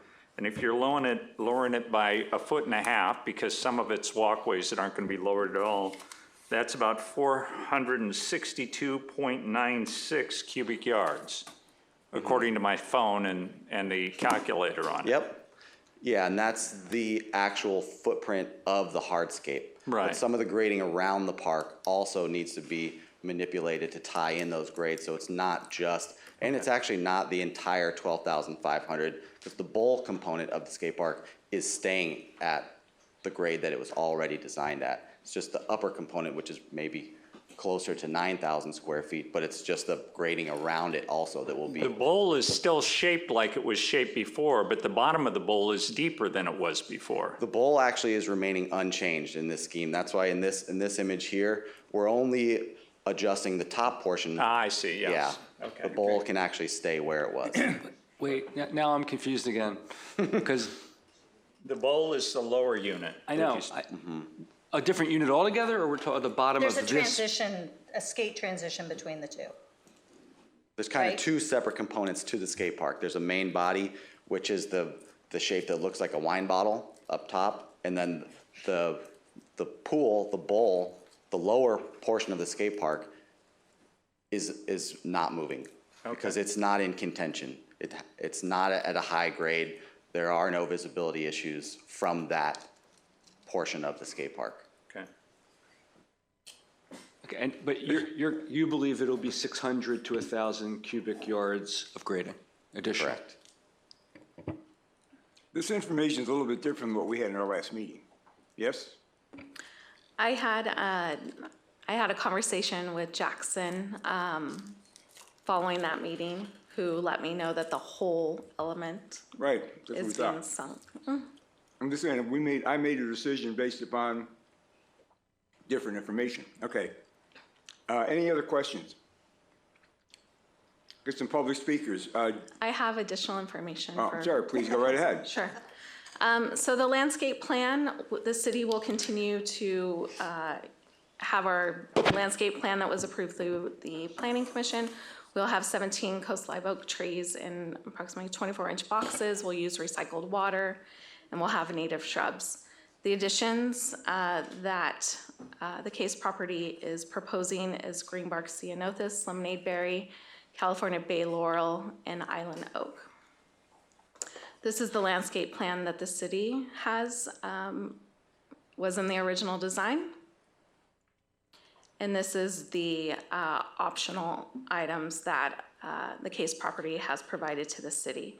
And I just wanted to point out that along the green area, all of the skate park will be graded at some point. So these plants may be, if they're in-ground placement, they could be taken out, and that would probably most likely kill the plant. So we will work with the Case property to talk about temporary placement of these plants. And I just wanted to. Chris, I think the recommendation you mentioned to me earlier was that the trees not be installed until after construction. Correct. Is that right? And I think on that map, it's showing a part that it's red. I think that's supposed to be green. It's not optional anymore. I think that's supposed to go all the way. I just wanted to show council the examples of the plants that will be in these added areas. Greenbark ceanothus. This is a lemonade berry. California bay laurels. And island oak. And these were all reviewed and approved by our city biologist. I also wanted to point out the parking situation for 600 Spring. The parking is outlined here in the red. I will have a better map in the next slide, but it's about 12,000 square feet. The term is 4 months and then a month to month, and then parking use ends once the skate park construction begins, and there will be no weekend parking. Here's just a zoomed in portion of what 600 Spring Street will use as far as their parking allocation. I wanted to provide the council with kind of the next steps depending on how this goes tonight. In the next few months, if all of this is approved in the next few months, we'll have a council update and determination on skate park funding. There is an item on the Parks and Recreation Commission to do fundraising efforts, so that will be ongoing. The bid documents, I was told today, will take a little bit longer than anticipated originally. This includes plan check, construction documents from California Skate Park, and then putting the bid package together through the Public Works Department. And then construction, once awarded, will take about 6 to 9 months, and then we hope for opening in the fall or winter of 2025. And that concludes our Okay, thank formal you very report. much. Bruce? I have another question. Could we see the slide that showed, the color diagram of the skate park, not the black and white that shows what's going to be done? This one. It was early on. It was, it was the one that you actually look like it's a skate park. That one? No, that one. Yeah, the one that's on Doug's screen. Not on my, yes, okay. Can someone explain to me, looking at that one, what's being done? Because this is like a real picture as opposed to the. Sure.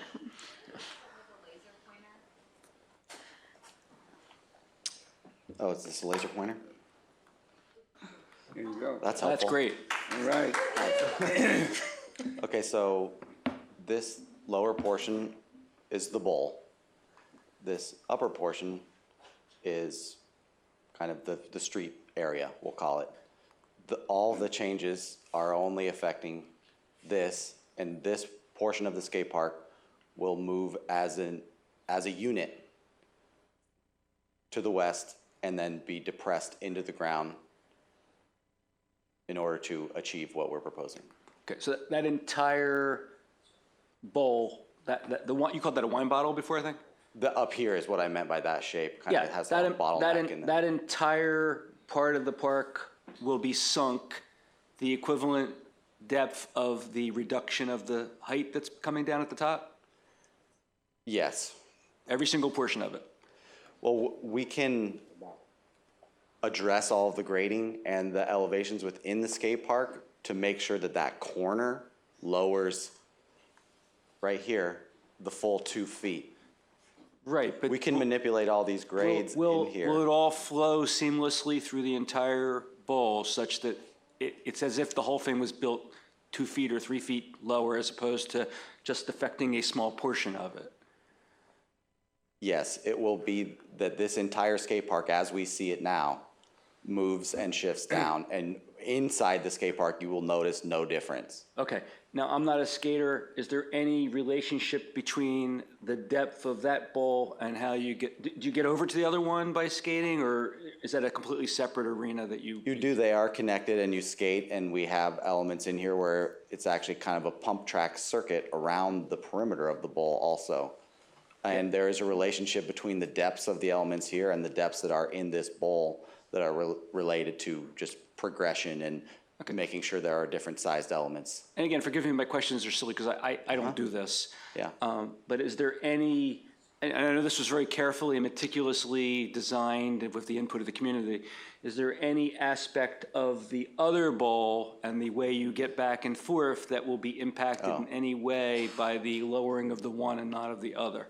No, there will still be two connections like there are now, and only this area will be shifted. There will be no difference between how they interact. Okay. When we receive public comment, I would just like to hear confirmation or disagreement on that question from the skaters, if they would. Okay, anybody else? Thank you. Thank you, sir. Thank you. I've got a bunch of questions, but I think, let's hear the speakers, then we can come back and do more. Jason, you spoke earlier, so I'm going to give you the first shot at it since you've been patiently. Can you bring the deck up, please?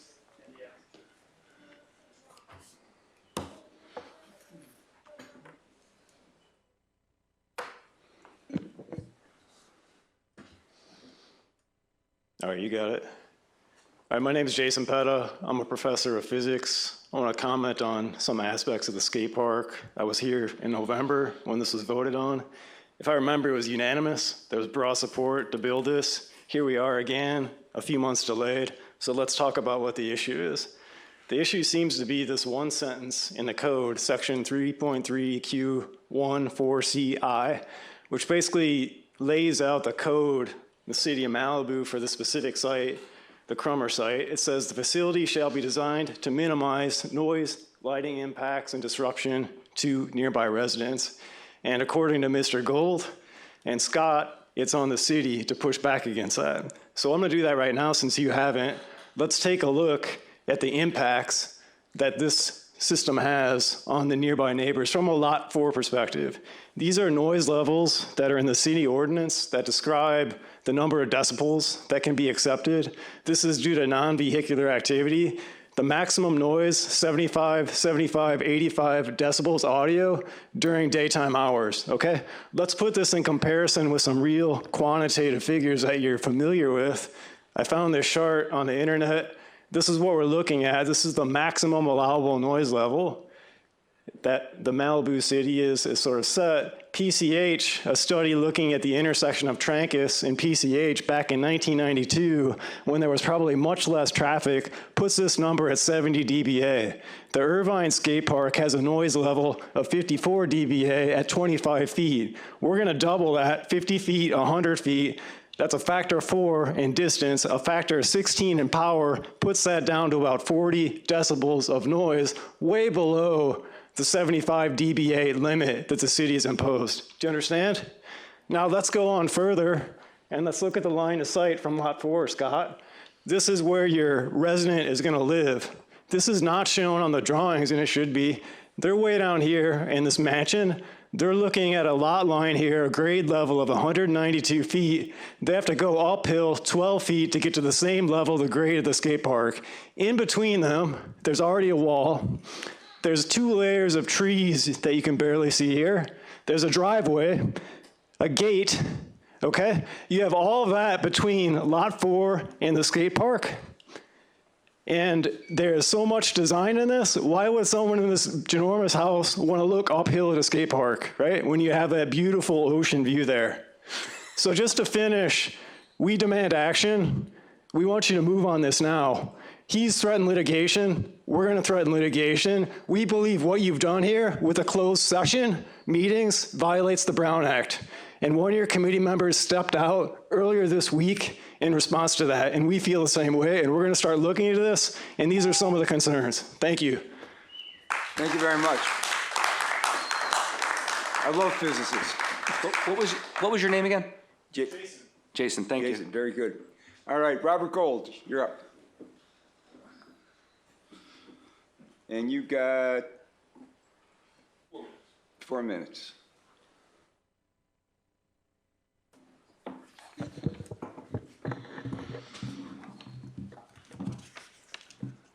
Good evening, Mayor Euring. Good evening, Mayor Euring and City Council. Robert Gold on behalf of Scott Gillen and 600 Spring, owner of the case. As described in the staff report, I believe that we have an agreement that will allow the skate park project to move forward without delay from an appeal or potential litigation. Thank you, Jackson, for explaining the design changes. While a portion remains above grade, in the interest of reaching an agreement, Scott accepts this compromise and has agreed to pay the additional costs of grading to accommodate the grade changes in the amount of $150,000. Based on the skate park designer's original estimate, we believe this is will be several times the actual cost. We have submitted a landscape plan that would permit additional planting along the wall to provide visual screening and enhance the appearance of the skate park. All the plants will be native and will be installed at Scott's expense. We do request that the city be responsible for maintaining and replacing any landscaping after the skate park is built. In fact, there are 3 points with respect to the settlement agreement that we would like to see modified. First, it was suggested that the settlement agreement be recorded.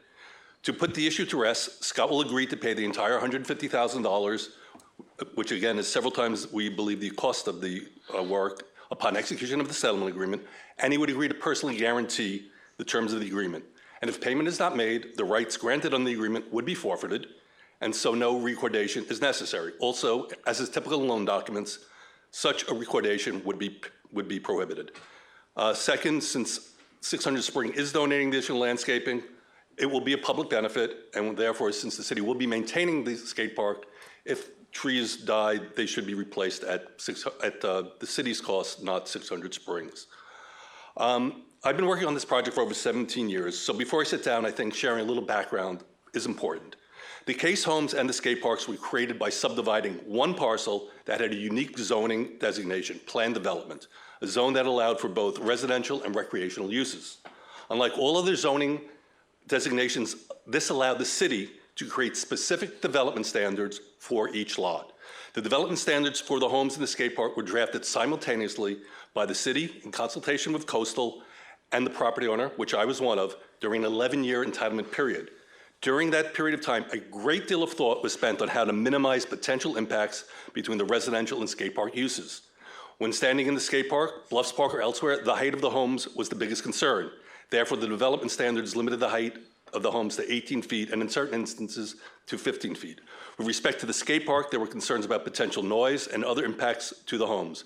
To address this, the skate park was analyzed in the original EIR, was entirely at or below grade, and the bulk of the skate park features were furthest from the homes as possible. As pointed out, the development features included a requirement to design minimize noise and lighting impacts and disruption to the nearby residents. It also specifically allowed for unlimited grading to accommodate the skate park's design below the existing grade. This was also studied in the original AIR. While we recognize that many in good faith believe that the design approved by the Planning Commission met the intent of the EIR and the LIP, we also, in good faith, believe that it did not. Scott's only course of action was to appeal and resolve the issue prior to the hearing. As stated, we believe that we have done so, and we respectfully request that you approve moving forward with the settlement agreement, finalizing the settlement agreement, and in 2 weeks, this will be done. We appreciate the amount of time the council has spent to resolve this matter. We want to thank the city manager, city attorney, staff, and California Skate Parks for their assistance and time. Scott and I look forward to standing with everybody in this room at the groundbreaking. Thank you, Robert. Glider, you're up. He's going to give you a minute? Okay, fine. He wants a skate park now.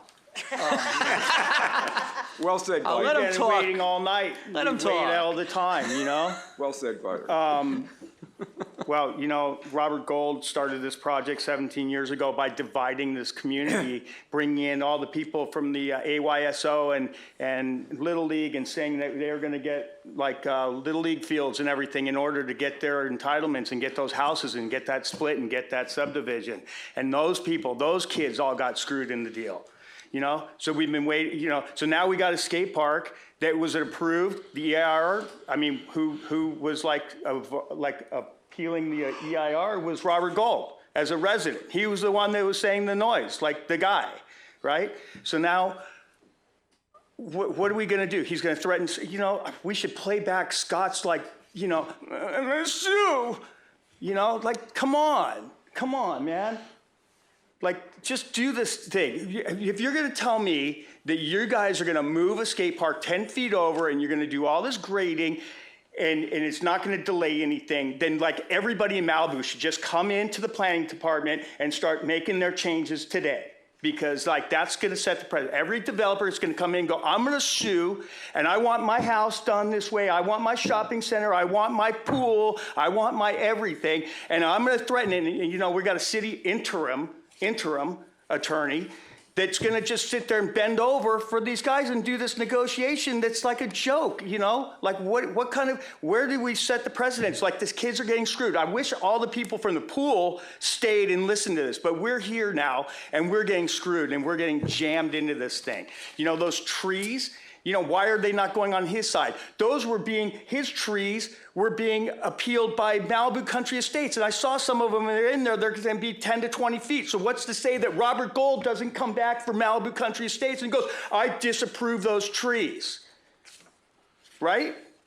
I wouldn't put it past them. Where's the 75 grand that Scott said he was gonna pay? Is he not gonna pay if we shine him on tonight? Is he not gonna pay that?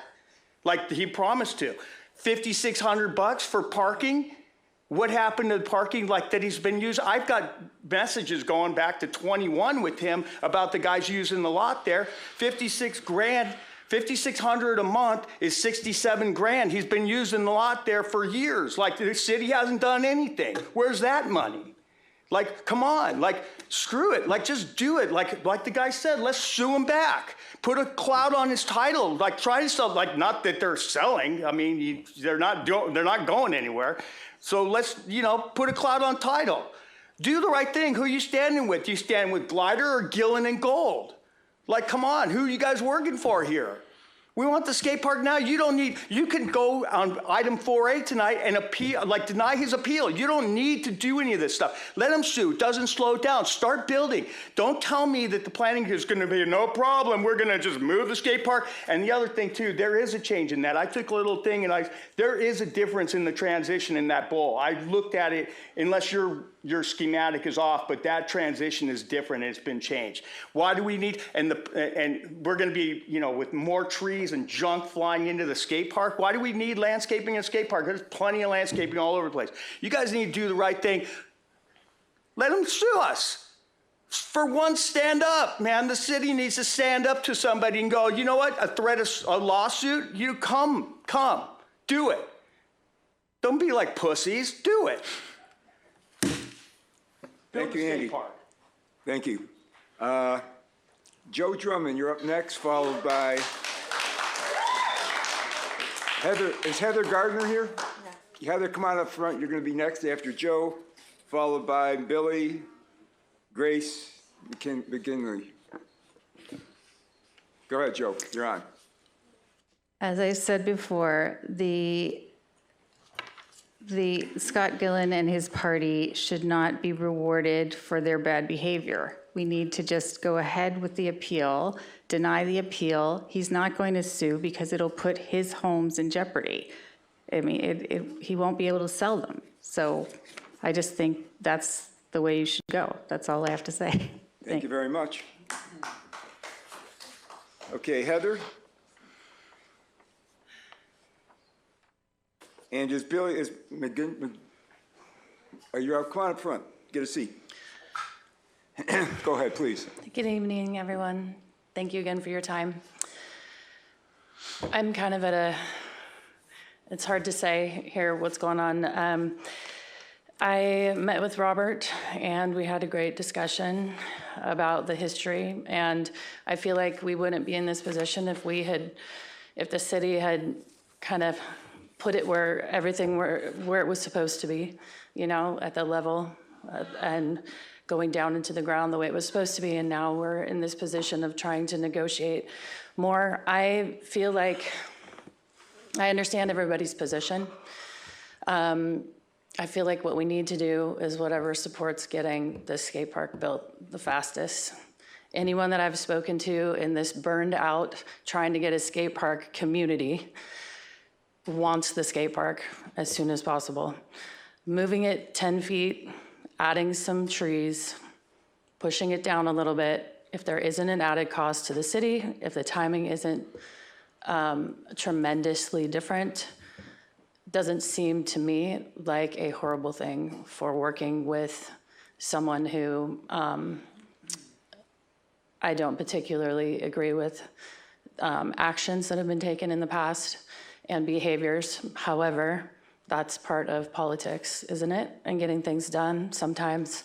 But I do believe that we are maintaining, and I appreciate the designing and all the things that went into trying to get this new proposal going. I appreciate all the time that it took for that and the creativity. But I do feel like there's an element of supporting what has been proposed if this will get us the ultimate goal, which is what our kids need now.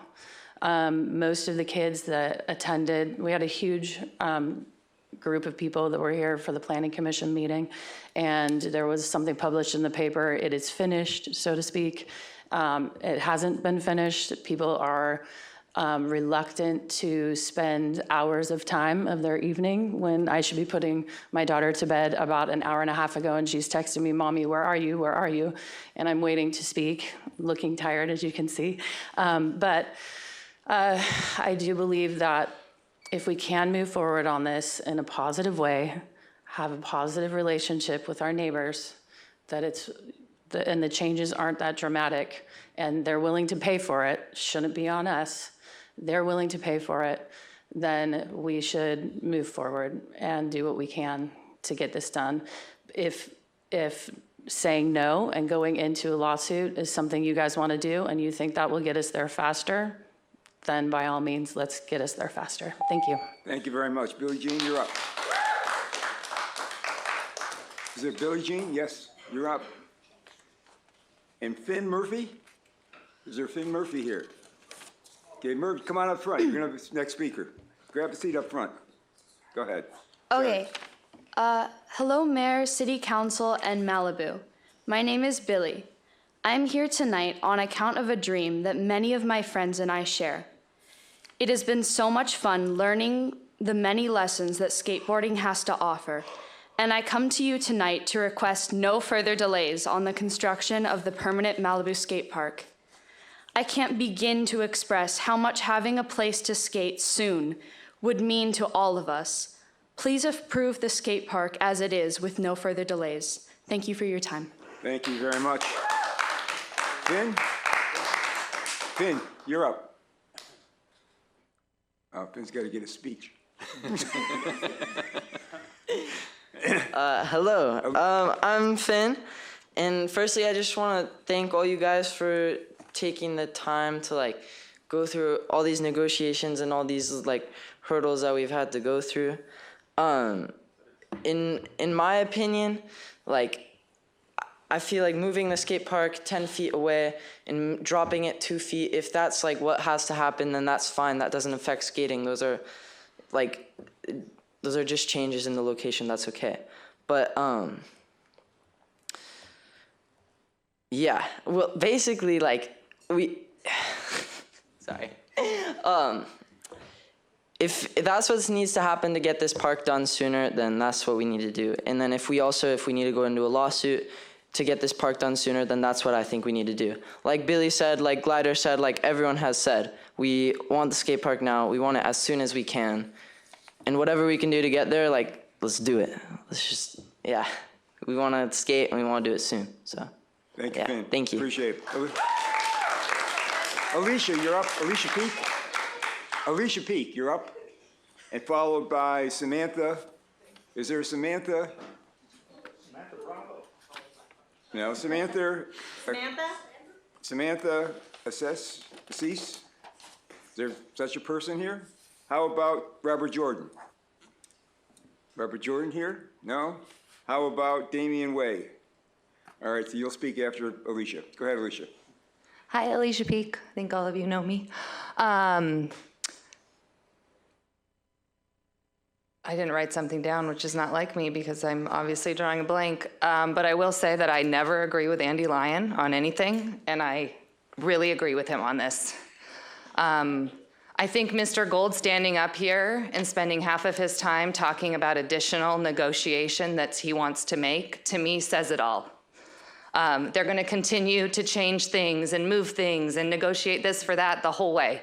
This is not going to be the end of your negotiations with them. So if you choose to do this, just know that these changes will continue nonstop, and I think will slow the park down too. So, of course, they all want a skate park as fast as they can, but I also think as a city council, you have to set a precedent here for developers and set a precedent for our community and rec facilities and the children. Anyway, I'm really grateful for all of you. I respect all of you. And so whatever decision you make, I will have to suck it up. But I do believe that not doing this is the right thing for our city. Thank you, Alicia. Anyway, thank you. Damian. All right, let's see. Hello, thank you for taking the time. I'm a lifelong skateboarder. I've made a career in skateboarding, which has provided me the means to buy land here, to build a house, to raise my kid. We've been talking about this for about a decade now, it seems. My kid's 15. We started talking about the skate park and what the city needed, maybe 8 years ago. The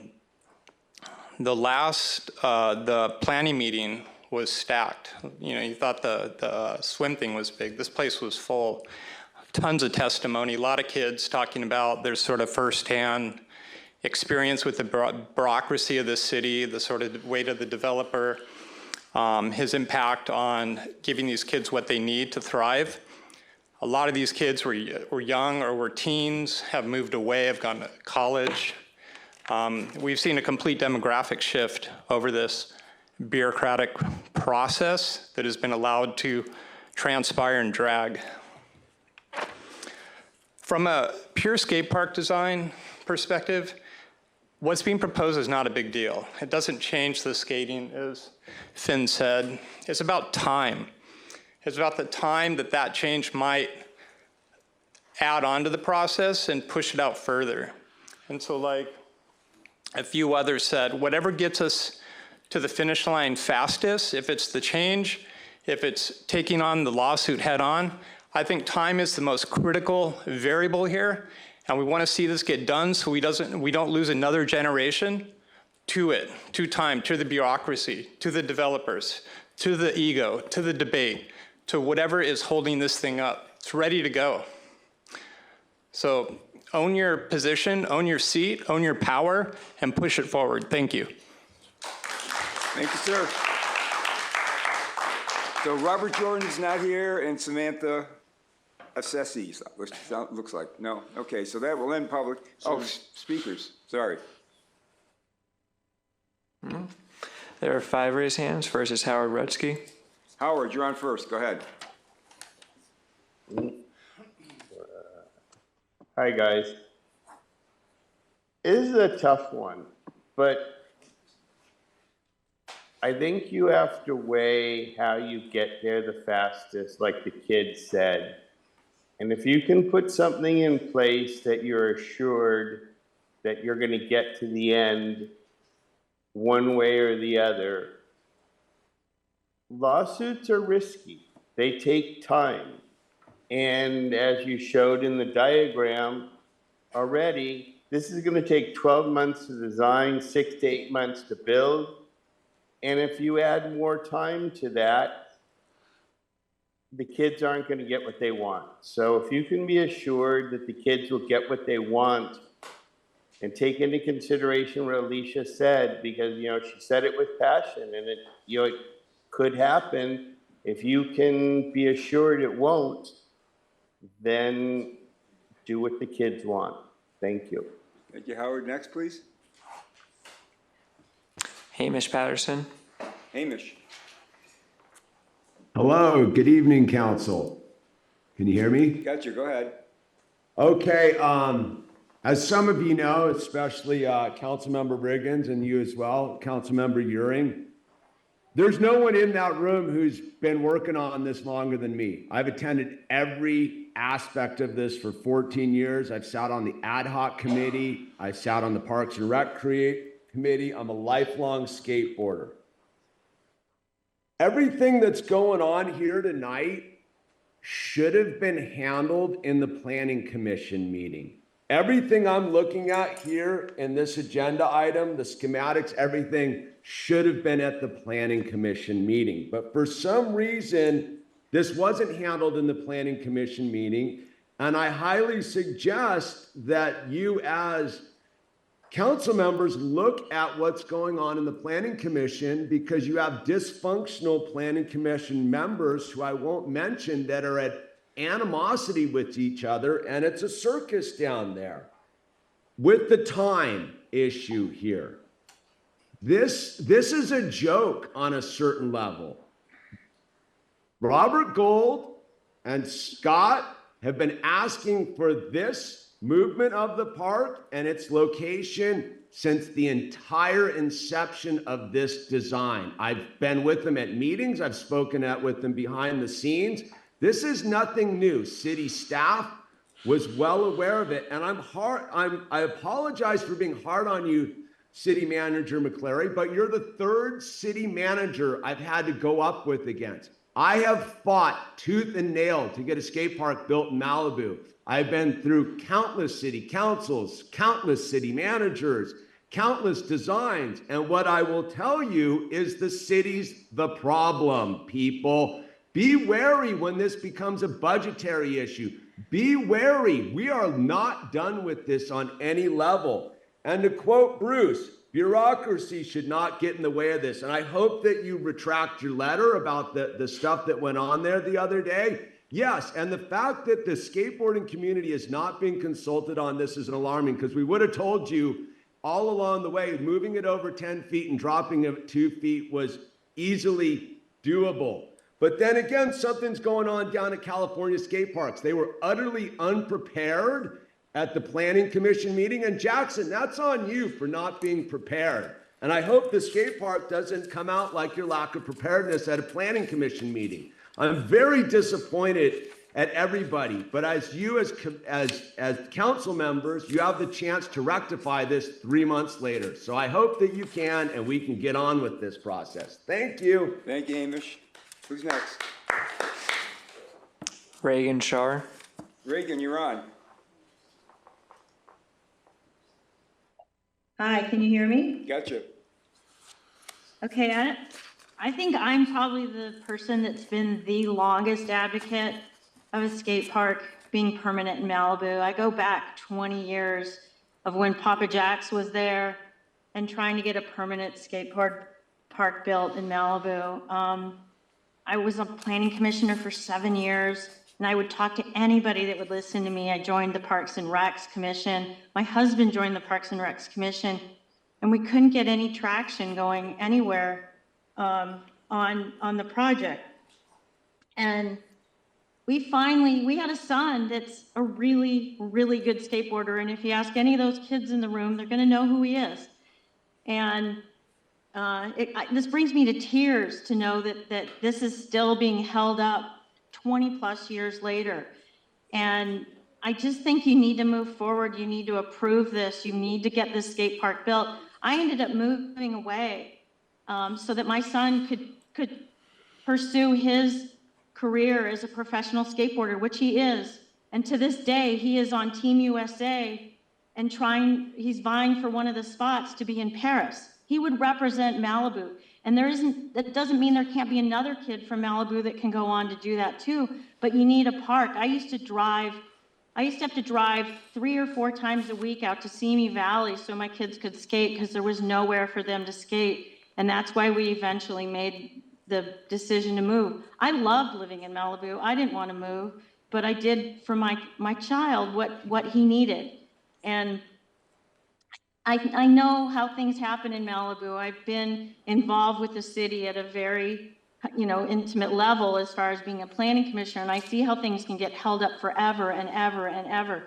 And you just need to approve this. You need to move forward. You need to make sure that there isn't any way that any of these people that have been holding this up are going to come back at you with something else. And you just need to get this skate park built so these kids have somewhere to go. Otherwise, they're going to skate in your shopping centers and they're going to skate, in places they shouldn't be, at the schools. And if they had a park to go, they have a community that they can be a part of, and they can be involved together as a community. I'm very much involved with the skate community as a mother of a child that is a very good skateboarder. And I encourage you to develop this culture within Malibu. I mean, for goodness sake, it's surfing when there's no surf.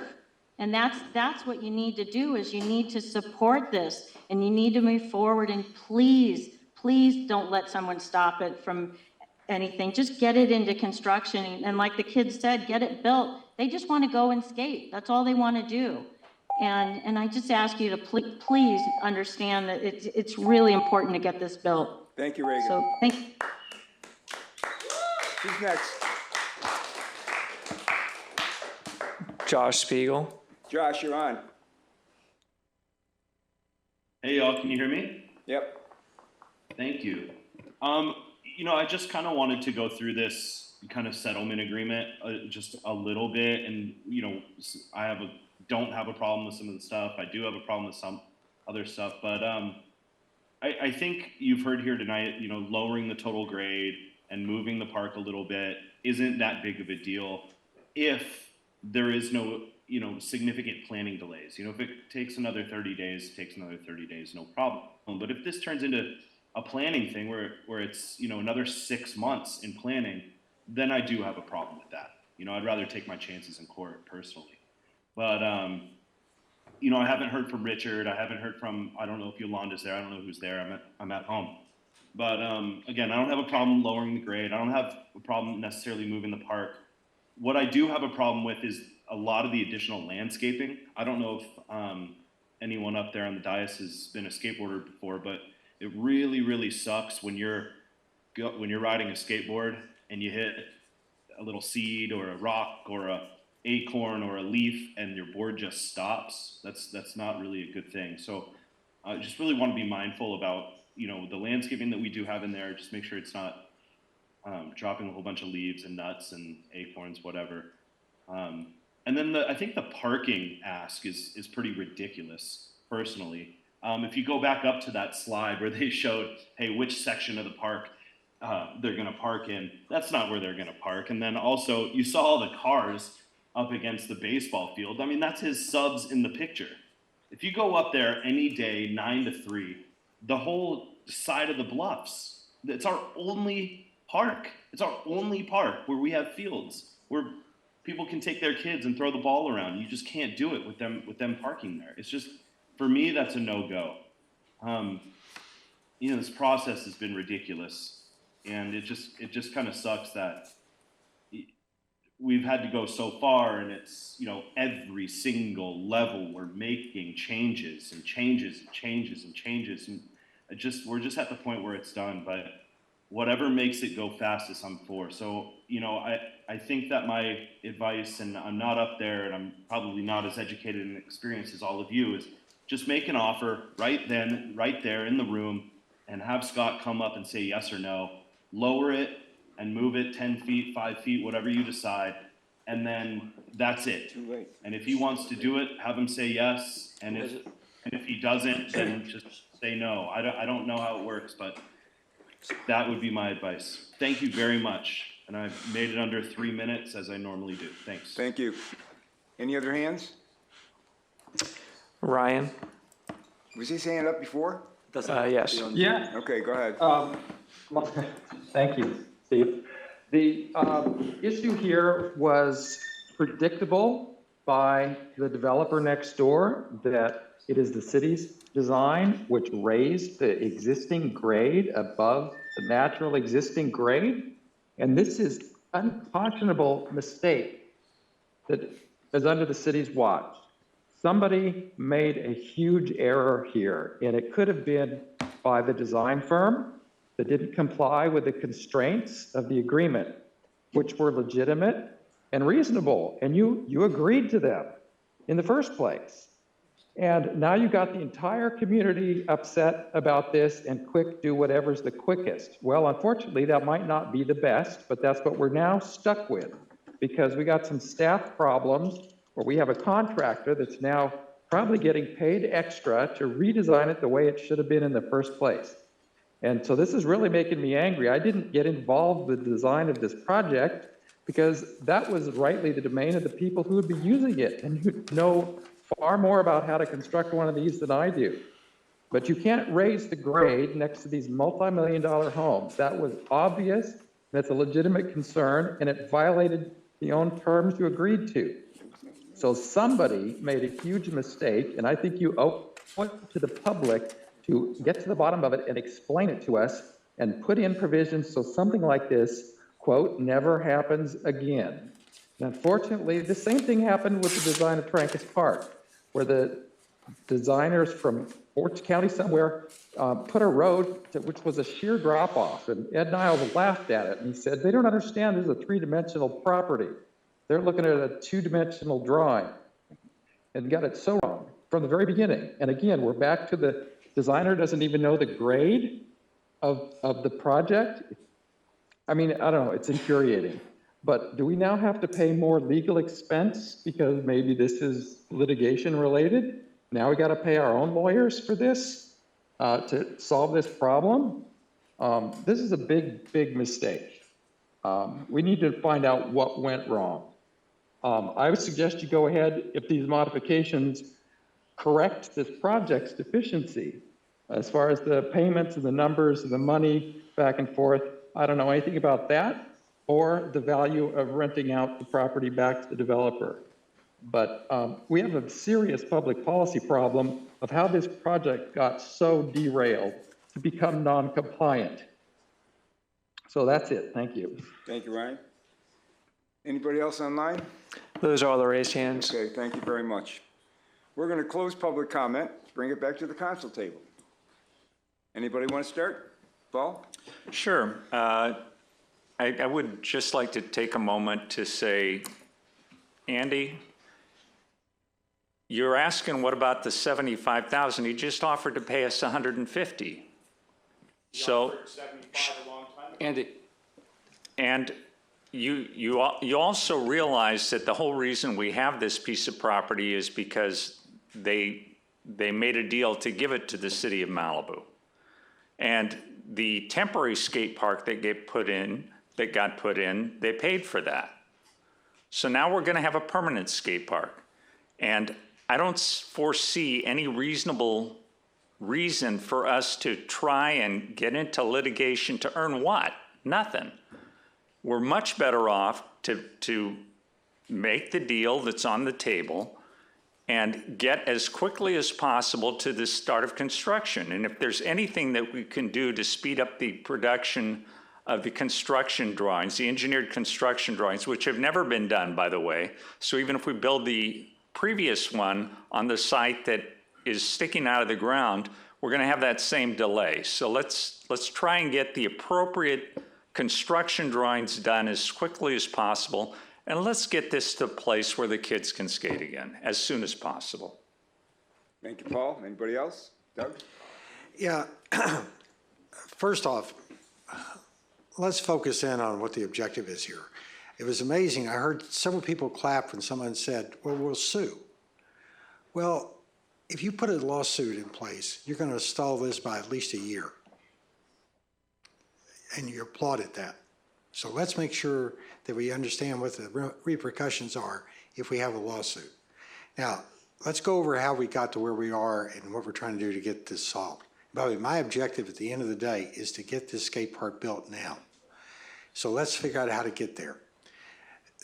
One of the questions that came up, and I heard this gentleman over here say you did it incorrectly on having your closed session. Well, first off, we're having the open session to talk about the settlement agreement. That's how that works.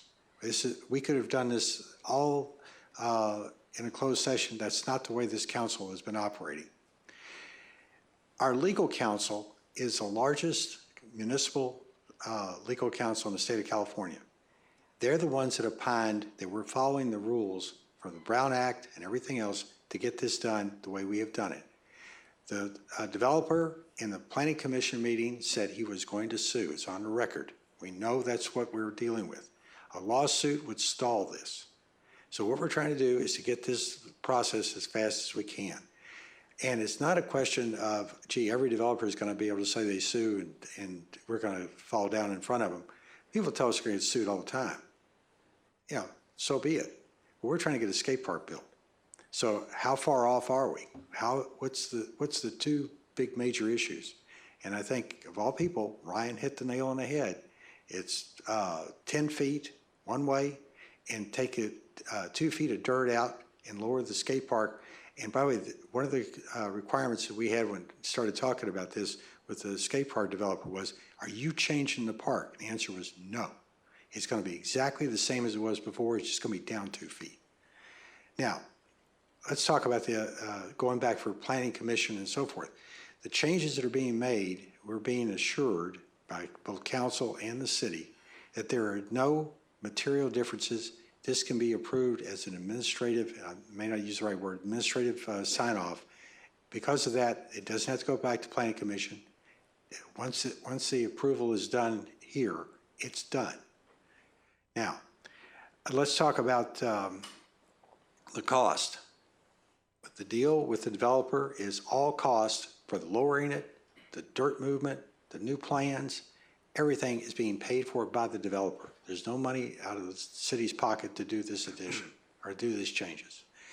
So the settlement agreement that we have in place in lieu of the appeal, because if you think about how it happens for most homeowners, people have a dispute with their neighbor, and by the way, the city is the applicant for this, the developer is the neighbor. If you have a planning commission issue or planning issue, let's say it's denied or approved at the planning commission, the neighbor goes, I'm going to take this on appeal. The reason why we don't see many appeals here at the council level is because the parties work it out beforehand in a settlement agreement. They make the changes, so the appeal is withdrawn. That's basically what we're doing here with the threat of a lawsuit as well. So the city is trying its best to move this forward as quickly as we can. I want to see those kids out there skating on the skate park as well. But I can't, my hat's off to you because I always fall off the board, so I'm not very good at it. I'm better at skiing, but I'm not very good at skateboarding. But the point of this is, let's get your park built. And going through the minutia of who's right, who's wrong, and so forth, that's all that. Let's get the park built. Let's get the guys, let's get the agreement done. Unfortunately, tonight, we don't have the agreement. The intention was to have an agreement that you could all read, and we could read as well. We've put down the parameters of what the deal should look like, but we just don't have the scriveners finish it up. So the intention is to get that done. It's going to have to be the next meeting. If we approve it, if it gets the votes to approve this, we'll be able to get an agreement back to look at next 2 weeks, hopefully, and get it approved then. But the intention is to move it forward. An appeal, by the way, would be denied. It's either approved or denied. And if we deny it, then we're right back to where we were when the Planning Commission turned it down. This is trying to get this moved forward. So please be cooperative with us. I know I'm seeing one person in the front row disagreeing with me. The idea is to get it done so the kids can get their skate park done. And, you know, let's don't pick on the developer. Let's don't pick on the city. Just get the skate park done. So that's my point. And I know Bruce is going to have long conversations, and other people will too. We're just trying to get this moved forward.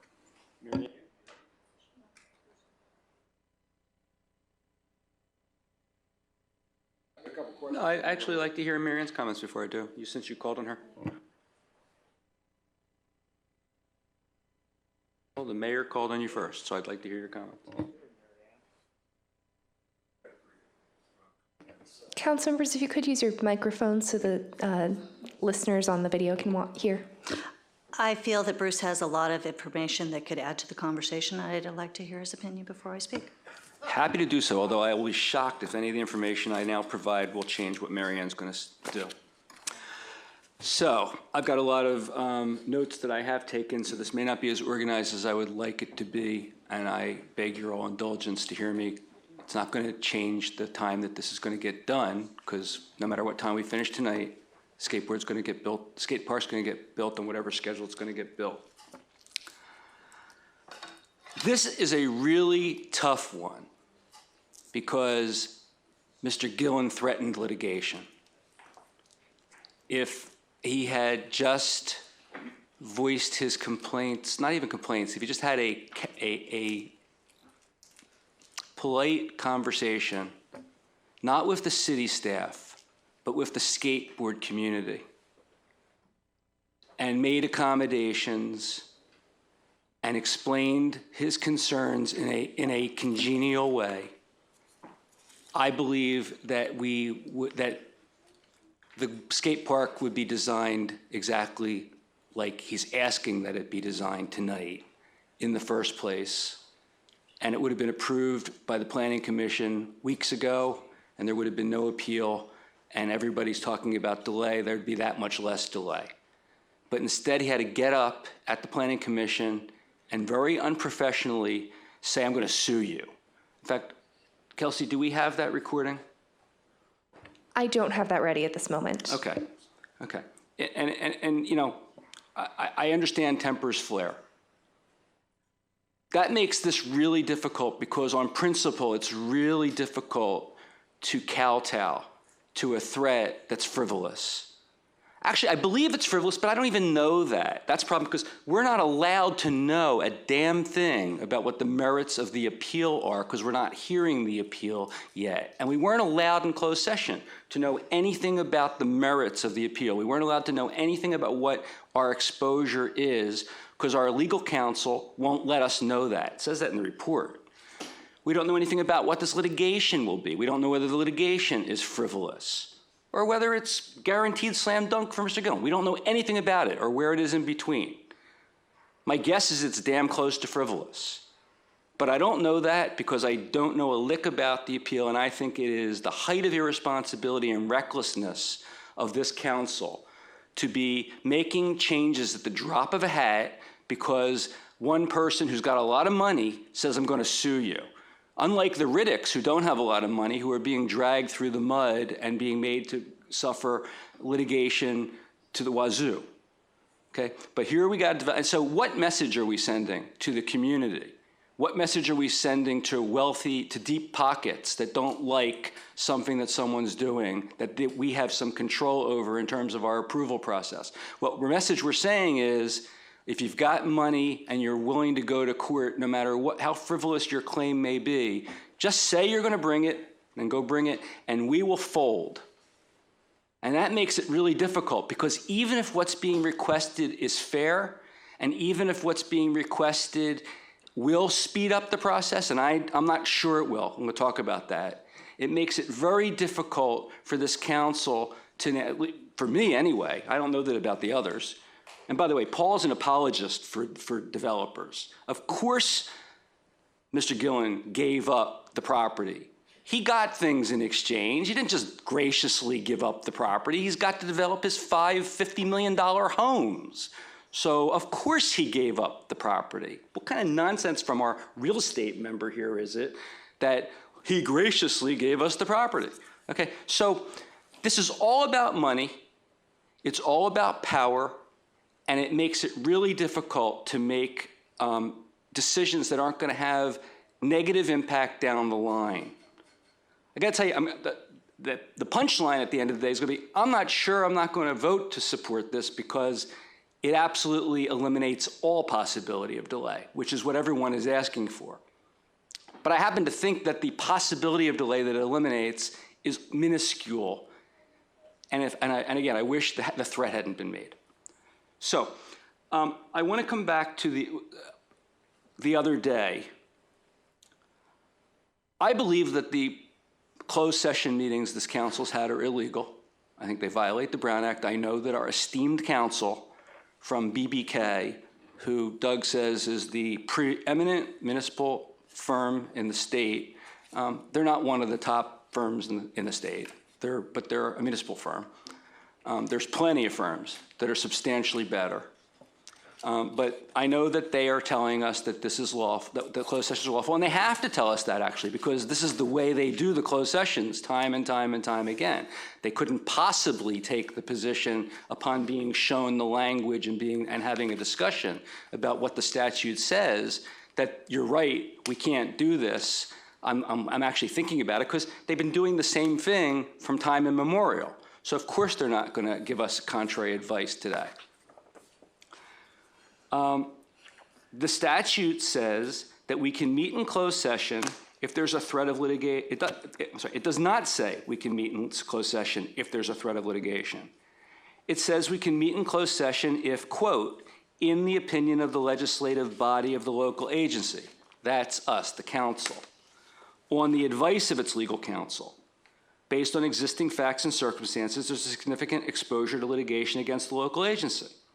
That's the city. For purposes of advising the city council, the, quote, existing facts and circumstances, close quote, upon which the legal counsel can ground its advice include, among other things, the fact that a threat of litigation has been made. So the lawyer can advise us that because a threat of litigation has been made, he believes that we have a significant exposure to litigation against the city. But we get to make the decision whether we agree with that or not. So based on that advice, we can, but need not form an opinion that there's a significant exposure to litigation against the city. If we do form that opinion, then a closed session to discuss the substance of the threat and how to address it is authorized by D2 of the statute that he's referred to. If we don't form that opinion, the Brown Act prohibits us from having a closed session. And this council never, at least publicly, formed that opinion. Council formed that opinion. If the mere existence of a threat of litigation were sufficient to permit a closed session to discuss the substance of the threat and how to address it, the statute would simply say that a closed session can occur if a threat of litigation against the city has been made. If the mere fact that the legal counsel has determined that there's a significant exposure to litigation against the local agency were sufficient to permit a closed session to discuss the substance of the threat and how to address it, the statute would simply say that a closed session can occur if the legal counsel advises that the city council that a threat of litigation has been made and that there's a significant exposure to litigation. Statute doesn't say that. The statute requires three things for the city council to meet in closed session: to discuss the substance of a threat. First, there must have been a threat. Second, the legal counsel must advise, based on the existence of the threat, that there's a significant exposure to litigation. And third, the city council must form an opinion based on the legal counsel's advice that there is a significant exposure to litigation against the city. Unless all of those occur, you can't meet in closed session pursuant to D2. And by the way, I'm going to get to the substance of what we're talking about, but I think this is important. All this process is important because we shouldn't be breaking the law. Alternatively, if the circumstances were that a threat has been made and the city council has not yet formed an opinion based on the advice of legal counsel that there is a significant exposure to litigation, then D3 permits the city council to meet in closed session, quote, only to decide whether a closed session is authorized, close quote. You can't discuss the threat in any way, shape, or form other than to determine whether it gives rise to the right to have a closed session. You then have to stop the closed session when you make that decision. And you come back and you report what you did. And then if you want, you can schedule another closed session if you decide there's a significant exposure. Or you don't have another closed session because you've decided there's not a significant exposure. It's been reported now that after I objected to the last meeting and refused to attend, the city council went into closed session and made a determination that they should meet in closed session. Well, that meeting wasn't noticed for that reason. And they also went beyond it. They went and discussed the substance of the issue, which the statute says only to discuss whether you can go in closed session. So they went beyond that. Now, I sent the city a letter saying, you guys have violated the Brown Act. You need to correct it. That's what Hamish was referring to. By the way, I then learned from the city attorney, and I agree with him. He said, there's a Court of Appeals decision that says I can't sue the city for violating the Brown Act because I forfeited my rights as a citizen when I was elected. I think that's a ridiculous decision. It's not a decision by the California Supreme Court, but I take that to be the law in California today. You can sue, okay? You can sue under the Brown Act if you choose to, Jason. And I encourage anyone who thinks the city's violating the Brown Act to bring a lawsuit. There's plenty of good public attorneys who will bring those suits for the precedent. I'd encourage you to talk to them. Because I think the process the city follows sucks. It's also unclear whether the change, now let's talk about delay versus not delay. Actually, first of all, delay versus not delay. We were supposed to hear the appeal tonight. If the appeal had been heard tonight and denied, the skate park would be approved. By this time tonight, it would have been approved if the appeal were denied. A litigation doesn't stop the skate park from moving forward. You need a preliminary injunction for that. Doug said the litigation will delay it another year. I know Doug did not receive legal advice from our city attorney that that would happen. If he did receive that advice, he received different advice than I received. Okay, so you need to get a preliminary injunction. Without a preliminary injunction, everything proceeds. Just watch what's going on with Donald Trump to understand that. So there would be no delay. The only chance of a delay if the appeal were denied, is the minuscule chance of a preliminary injunction. I don't believe that Mr. Gillen, no matter how deep his pocket, is going to waste his money seeking a preliminary injunction that he's not going to get. In fact, I don't believe that the city has a significant exposure to litigation because I don't think that litigation would be brought. I think it's stupid litigation. Okay, let's look at the other side of the coin. Point of order. Can we return to the item 6D? Paul. No, I'm not returning. I'm not returning to 6D because I'm on 6D. Yeah. No, you're not. Okay, You're not on 6D. Paul. Your objective is to speak as long as possible so that nothing gets done tonight. And I'm not going to put up with you speaking and just going on and on and on, never coming to a conclusion, and you're going to vote against it anyway. So let's just get to the vote. Paul. I think process is important. I think the public's entitled to know. Everybody gets a chance to speak. Everybody gets a chance to speak for 45 minutes. Everybody gets a chance to speak for 45 minutes if you want to speak. Sorry, Bruce, keep going. That's okay. It's not surprising. It's not the first time it's happened. I'm sure it won't be the last. Okay, so it's unclear whether the changes are approvable through a settlement. The law does not permit us through a settlement to approve things that need city approval and planning commission approval. There's grading that's involved. I believe the grading is sufficient to require further approvals through the city and through the planning commission. There may be other things that need that approval as well. A great point that I hadn't even thought about till tonight was the point that the Malibu Country Estates had objected to the very same landscaping on the Gillen properties. They weren't told that this landscaping would be on the skateboard property, maybe the skate park property. Maybe they have a problem with it being shifted over to this. I mean, it wasn't in existence until tonight. Maybe if they knew when the skate park was being proposed and there was a planning commission hearing, they would have come in and said no, for the same reasons we didn't want that landscaping over on the Gillen property, which is 10 feet over. We don't want it on the skate park property. And they're being denied the ability to discuss that if there's no further hearings, no further city process. I think there's more city process required. So actually, that would cause more delay. The point I was about to make when I was so rudely interrupted before was, let's talk about the other possibility. We heard the appeal tonight, and the appeal was granted. Could have been. I can't prejudge it because I don't even know what the appeal is about. Suppose it were granted. It could have been granted with a direction to the Planning Commission to approve exactly what's being sought tonight, get it done 2 weeks from now or 4 weeks from now, and we're off to the races and still going forward. So what this city council has done has introduced delay into a process for the supposed purpose of avoiding delay. But now we are where we are. We're here tonight with no settlement agreement and no appeal. So we have at least another 2 weeks before we can even decide what we're doing. That's the wondrous, great ways these people think. Okay, we know nothing about the substance of the appeal. I talked about that before. We don't know whether it's frivolous, meritorious, somewhere in between. If it's frivolous, I say bring it on. We also know nothing about what counterclaims, if any, the city could bring, whether they would be of interest. We don't know what claims members of the public might bring. Okay, so I want to see the skate park developed post-haste. If the appeal lacks merit, it would be done. It would go forward.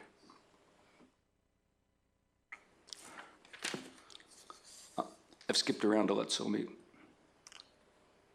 skip that. I think the settlement is too cheap. If this is so important to this deep pocket developer, and by the way, I don't mean developer as a pejorative term. It's just somebody who develops properties and sells them and makes a lot of money. It's fine. And that's in Los Angeles, that's a great thing to be doing. In Malibu, it's not necessarily. It's contrary to our vision statement and mission statement. But I think if it's so important to a deep pocket developer who already, as Paul points out, gave a substantially expensive piece of land to get his project done, a lot more could have been demanded in return for these concessions that are being required at the last minute. That's not the way the city council thinks, though. They give in.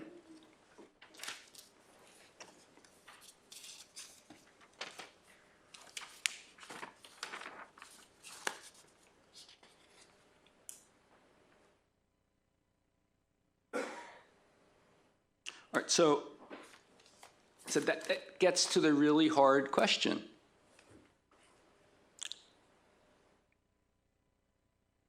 It will absolutely eliminate the delay that will be caused, the possibility of delay from a lawsuit to recommend that we go forward with a settlement, assuming we can get it done in the next 2 weeks, because there's absolutely no guarantee that 2 weeks from now we're going to have a settlement agreement.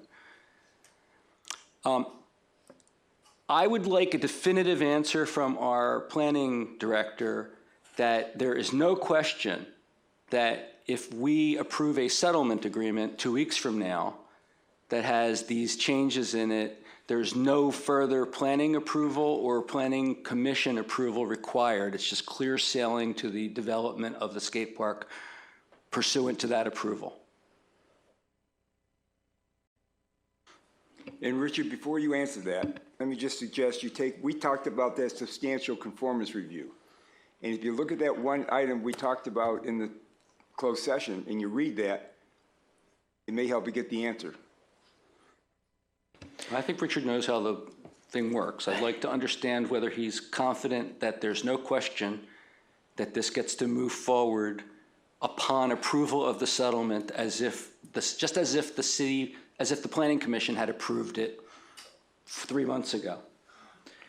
As I understand it, there are 4 items that are part of this agreement that affect the planning department approval. Those 4 items are the moving of that wine glass or wine bottle shaped portion of the skate park to the west by 10 feet, lowering the skate park 1 to 2 feet, the addition of 9 additional trees, and then approximately 600 additional cubic yards of grading from what was approved. So on the first one, the moving of the skate park, I believe, would fall under the substantial conformance category because it's still within the development area. The ground that is going to be touched by shifting it over was going to be touched. It was not designated as something special or an area to not be disturbed. So we're still within our development area, and it's at grade or below grade, and at worst a couple feet. Lowering, once again, things going lower, we always look for that unless there is, once again, some underlying issue. The addition of the trees, and it's in addition to the trees, it's also the hedges, I should say, along the northern and eastern border. So there is a provision in the ordinances that affect this particular area, this particular lot, that do allow for fences and walls and hedges. And they're allowed up to 8 feet generally, but backstops and other items can go taller. Now, this would be growing, as far as I understand, no more than 8 feet, so we wouldn't be exceeding the fence height. The addition of the 9 additional trees. These trees would be intermixed in the 17 that are already approved. So it's my understanding that we're not going to be putting trees in an area where there were no trees. The same conditions that were placed on those trees the same conditions that were placed on the 17 trees that were as part of the original approval, those same conditions carry over to these, which include there is a condition on the resolution from the Planning Commission that these trees cannot block a primary view. And like I said, that goes for the trees we've planted. We also don't story pole trees. So it wasn't that there were 17 poles erected and now there's some sort of change from that visual. On the grading, it's my understanding that the numbers we used were rough numbers for the Planning Commission approval. So we approved 3,022 cubic yards. Apparently, the park, as approved by the Planning Commission, it's around 2,600. So this park at its extreme would be, if you go for the extreme amount, 3,600, which is a difference of 578 cubic yards from what we approved. The underlying EIR evaluated unrestricted grading. For a skate park, grading was not limited. In addition, this particular grading would be considered as exempt grading, and on this property, there is no limit on the exempt grading. There would definitely be an issue if this were what we term as non-exempt grading, where we specifically limit that. There's a number that is published, and in that case, a little bit, a minor change is not an issue, but substantial, yes, 500 would be substantial if there was a grading limit.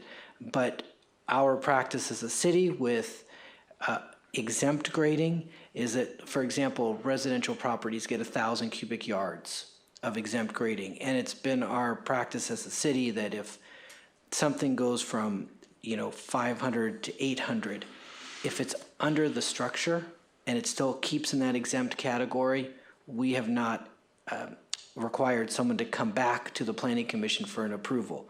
Definitely, if the grading runs into a variance category, that's a major issue, that additional grading. That does have to go back to the Planning Commission. That's not happening here. And there was one other point I wanted to make, and I wish I would have written it down. But I'll stop at that, and I'll be glad to answer any additional questions about it. So was the conclusion of all that there is no further process required? If the city council signs a settlement agreement that makes these changes, there's no further city process required to further authorize it to occur? That is correct.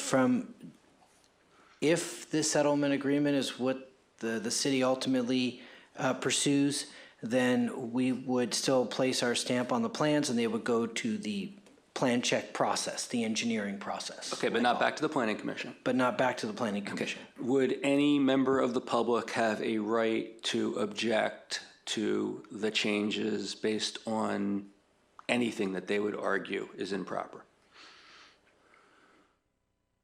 Trevor could speak to a little bit more detail about that, their civil action. Use the Malibu Country Estates as an example. Would they have any ability to interject either through the normal city processes or through a litigation the addition of these trees that they objected to on the other property? Trevor, I'll answer real quick from our perspective. If they were able to demonstrate that one of the trees created a view impact, because that would then violate the conditions of approval, that tree would have to be trimmed or some sort of remedy so that that tree does not block a primary view.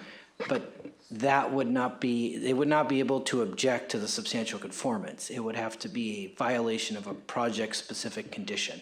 It's a ministerial decision, and so I think Richard's referring to it would be a code enforcement issue if the tree was violating the condition that violated that it was blocking a primary view. So that would be a code enforcement issue that they would need to go bring that into compliance, and they can't block the primary view. But there would be, it's ministerial, there would be no appeal to the planning commissioner or something from Richard's, from the substantial conformance determination. Okay. And by the way, just a digression, and Paul, I'm not doing this to run the clock, because there's no clock. We get to go as long as we need to go.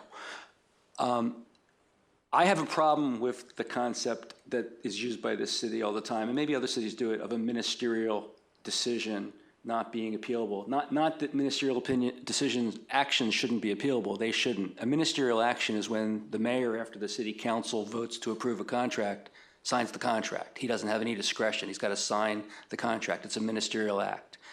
When our planning director has to make a decision as to whether there is or isn't conformance pursuant to various codes, and it's not black and white, it's not saying 1 + 1 = 2, he's got to make analyses like he just went through of us, where reasonable people can argue different things. That's not ministerial. That's decision making. Courts do that all the time. That's not ministerial decisions. You can abuse your discretion. You can make an error. But that's not ministerial in my book. And I have a problem with the fact that our residents aren't allowed to appeal a lot of kinds of decisions that are actually decisions that get made. Special event permits, formula retail clearances, which are not 1 + 1 = 2. They are much more involved than that. And our city attorney tells us over and over, no right to appeal because that's a ministerial act, and it's not. But I understand that's the way the city's going to play it. So, okay, so nobody can object. No one has a right within the city's processes. I assume they could bring a lawsuit. I'm going to make a motion that the city council direct the staff, direct the city attorney to move forward towards this settlement on the following conditions. 1, Mr. Gillen must indemnify and hold harmless the city from any cost associated with any objection that any third party might make to this. Any lawsuit that gets brought, the defense of the lawsuit is on the developer, not on the city.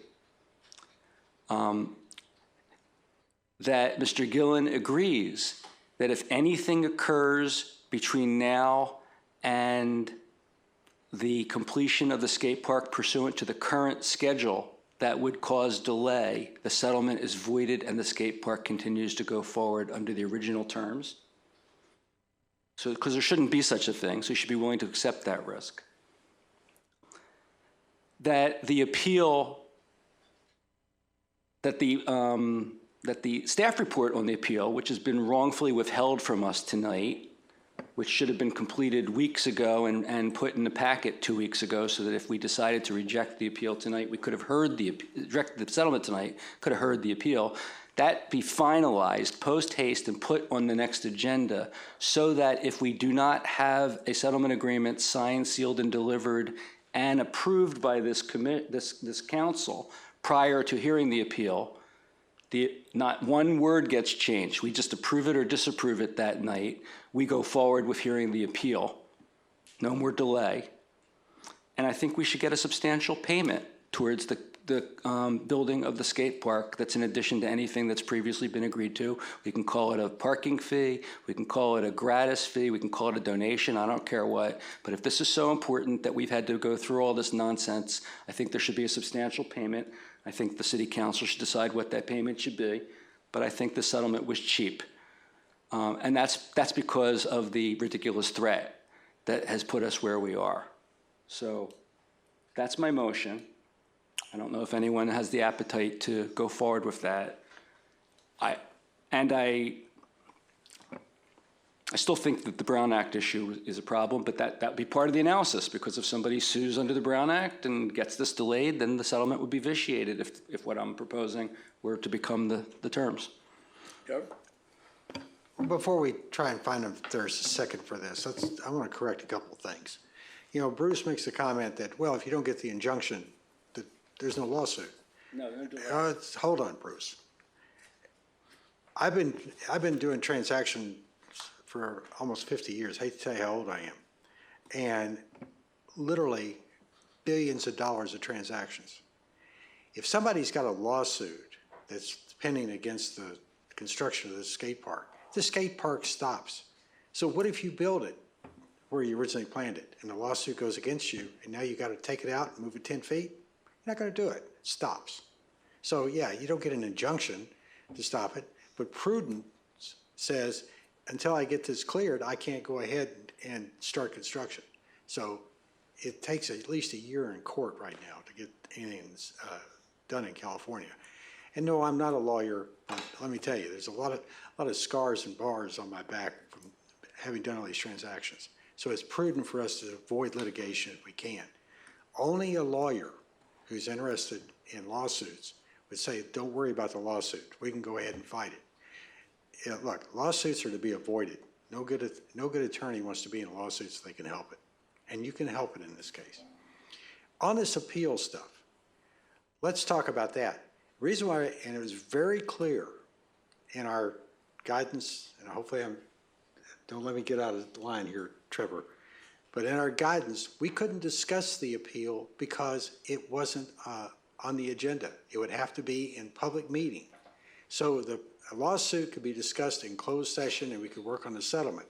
But the appeal that he keeps talking about wasn't available to us because it wasn't on the agenda. It would have been on tonight's agenda, yes, but we decided to postpone it in favor of getting the settlement done.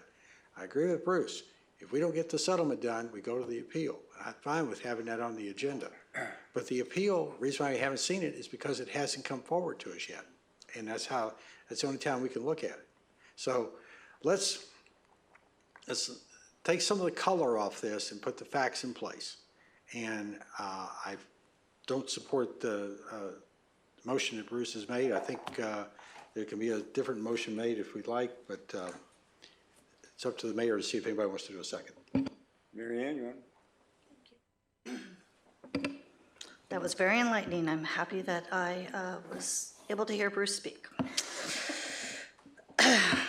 Where do I begin?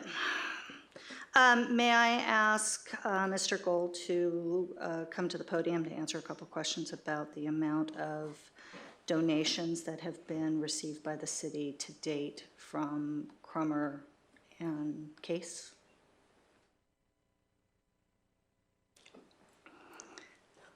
Sure. With the prior owner, which was my entity. Just kind of the history Yeah, of this. but How yeah, much, $4 million was given by us, the prior owner at the time. Coastal approved the LCP amendment. and that was given to Coastal, That was not to given the city, correct? Yes, the city got $1 million, Okay. and the city got almost 2 acres, which is worth $10 million. Okay. And then have there been any additional monies? That $1 million, is that what was used to subsidize the temporary skate park that's in existence? That's my understanding, but I Okay. can't speak for the city. Okay, so we've already received $1 million. Thank you very much. There's so many different things going on with this. You know, we complain about how long things take to process within the city. And we complain about the high cost of building a house in Malibu. And part of those high costs are because of the amount of oversight that we have in this community. And I am not saying that that is a bad thing. I think that protection of our environment and protection of our residents and our neighbors and making sure that we have a community that conforms to the rural character that is so important to our residents is absolutely paramount and should be supported and defended. But that being said, we have so many things right now that are not able to be done ministerially that other communities are. You know, Bruce spoke about saying that there are too many things done ministerially, such as special event permits and formula retail. But if we were to go through and hear as either a planning commission body or a city council, we would be bogged down in those reviews to the extent that we could not do anything else in this city except for hear those applications. We have a process within our municipal code and our local coastal program that outlines the design and the parameters in which development and other activities within our community can occur. And we have a professional staff that we have hired in order to implement those. We do have appeal process and we do have a public forum that people can come here and tell us when things are going awry, when things are not happening in the community's desire. And then as a body, we can make decisions as to updating the municipal code and or updating the local coastal program so that those things can get straightened out and get realigned, and we can give a direction to staff in order to make those things back in line with what the community desires are. And they change through the years and they change through the decades. In my recent memory, the city council has had 3 public benefits that have come before various councils. One of them was Legacy Park. It was litigated. There were people that sued for the creation of Legacy Park.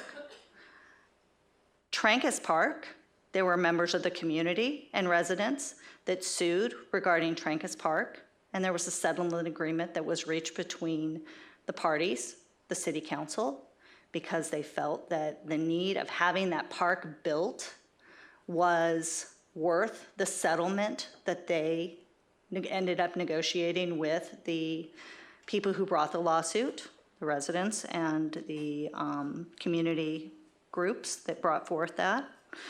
Malibu High School, the high school lights. That was something that was caught in years of talk and litigation, and finally, you know, a settlement was reached and a lawsuit was settled on that. So the fact of having people come forward and litigate decisions made by this city is not unusual. It happens all the time in this community. What we need to decide on this board is whether or not the threat and the strong possibility of us not making these minor changes to the park in order to satisfy a neighbor, in this case, is worth this. You know, it was very important to me to hear from the community, to hear what they wanted. It was very important to me to also make sure that the intent and the park that our residents worked years on designing was kept whole for Essential. I wish that this wasn't before us. I wish that our system would have allowed for the modifications and the changes to be made years ago. But due to Woolsey Fire, due to COVID, due to a number of staff changes, it wasn't a reality. And the fact of the matter is, we're here now. And I would say my biggest influence is just trust. I want to trust that if we approve these changes and we approve the potential settlement agreement with the 600 Spring, that it stands and that we can count on what we approve tonight, hopefully, will be what we sign off on the next available city council meeting in order to do that.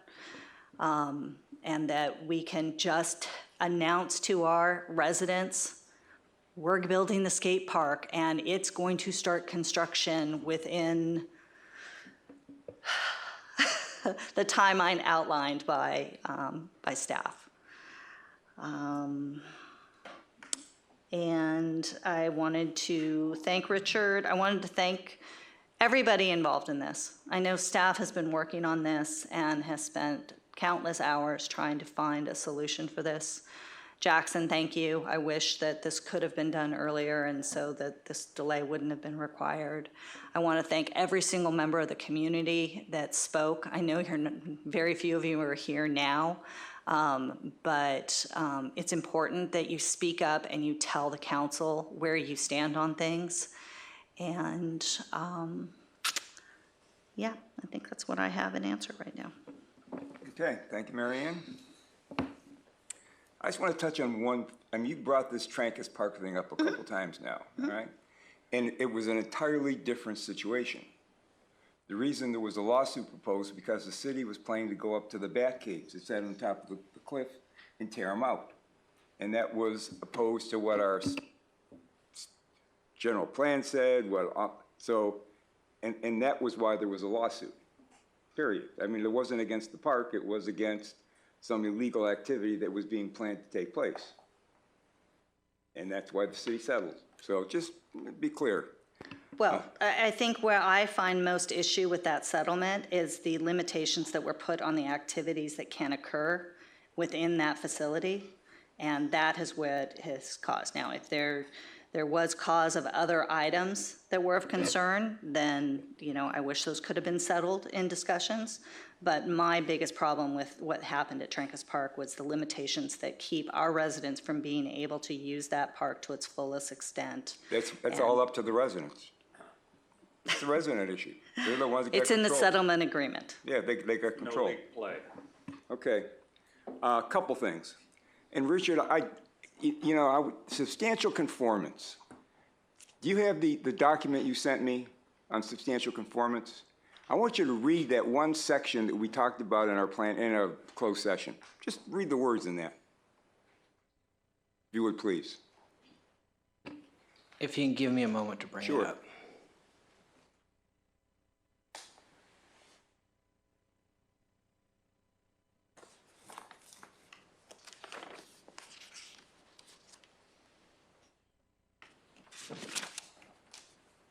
There's two columns, one that says, here's what substantial conformance is, and a column on the other side says it doesn't apply. But go ahead, tell us what substantial conformance means. Major change, well, the one where substantial conformance does not apply or new applications required, major changes to grading Major changes to grading are proposed, such as substantial increases in exempt or non-exempt grading, changes in the location of cut and fill, and or changes to the height of cut and fill slopes. We're not doing any of those with this plan? As I mentioned earlier, I wouldn't term this as major changes. These changes don't require a variance. There were no specific limitations or technical reports that for some reason said that grading should be limited to a specific amount. The EIR that approved all of this, or excuse me, the EIR for the original approval of all of this, as was mentioned tonight, that EIR is what actually approved unlimited non-exempt grading for a park use.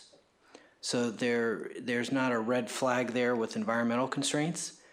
We're not looking at any sort of major landform alteration. So we're not taking a hillside and flattening it or cutting into a hill, something that would affect the visual characteristics of this. This is really just pushing the site down. Okay, I tend to disagree with you on that one. Okay, here's where I am. What we're doing with this, and I asked Kristen in the last meeting we had, how come these things were not brought forward sooner? And the response I got was that apparently Robert Gold, you attended all the meetings for the skate park design. And I don't know if you asked for these things in those meetings, but Ryan said there was some commitment that we had that was, or some agreement that we had that says we have violated that agreement. I'm not aware of that. I don't think there was any agreement that said we had to conform to any of these things that we're currently dealing with. The bottom line of this thing is we're making money for Scott Gillen. That's what we're doing. We're making changes to this skate park so he can make a lot more money on the sale of his houses. Now, I don't have a problem with Scott making money on the sale of his houses, but doing it on the back of the city, I think that's wrong. I think that's not my job. That's not my job. And we're talking about delays. This thing is delayed. It delayed when it was on the Planning Commission, what, 3 months ago? 2 months ago? All right. If we hadn't done the appeal, we'd have the construction plans already done. We'd be moving forward with this thing. So you have delayed it. You've caused us to be where we are tonight, which is not exactly where I want to be. I think this is a bad move for the city. I just think this is bad, has a bad image, that somebody threatens to sue us and we roll over. That is, and again, I understand there's a part of the body up here that doesn't want to be aggressive and sort of protect what we have. In my experience, what I've learned is once you roll over, you're going to roll over again, and you're going to roll over again, and you're going to roll over again. And sooner or later, you're sending a message to everybody in the community that says, yeah, they'll roll over. And I think that's wrong. I don't think that's what makes Malibu, is going to help us get Malibu to where we want it to be. I don't think we can approve this thing. We can't approve anything. We don't have an agreement. What are we going to approve tonight? I don't have an agreement. I don't have a final agreement. Robert Gold got up in front of the meeting and wanted us to change some of the conditions we had in the current document we have. So I don't know what the hell am I supposed to approve today?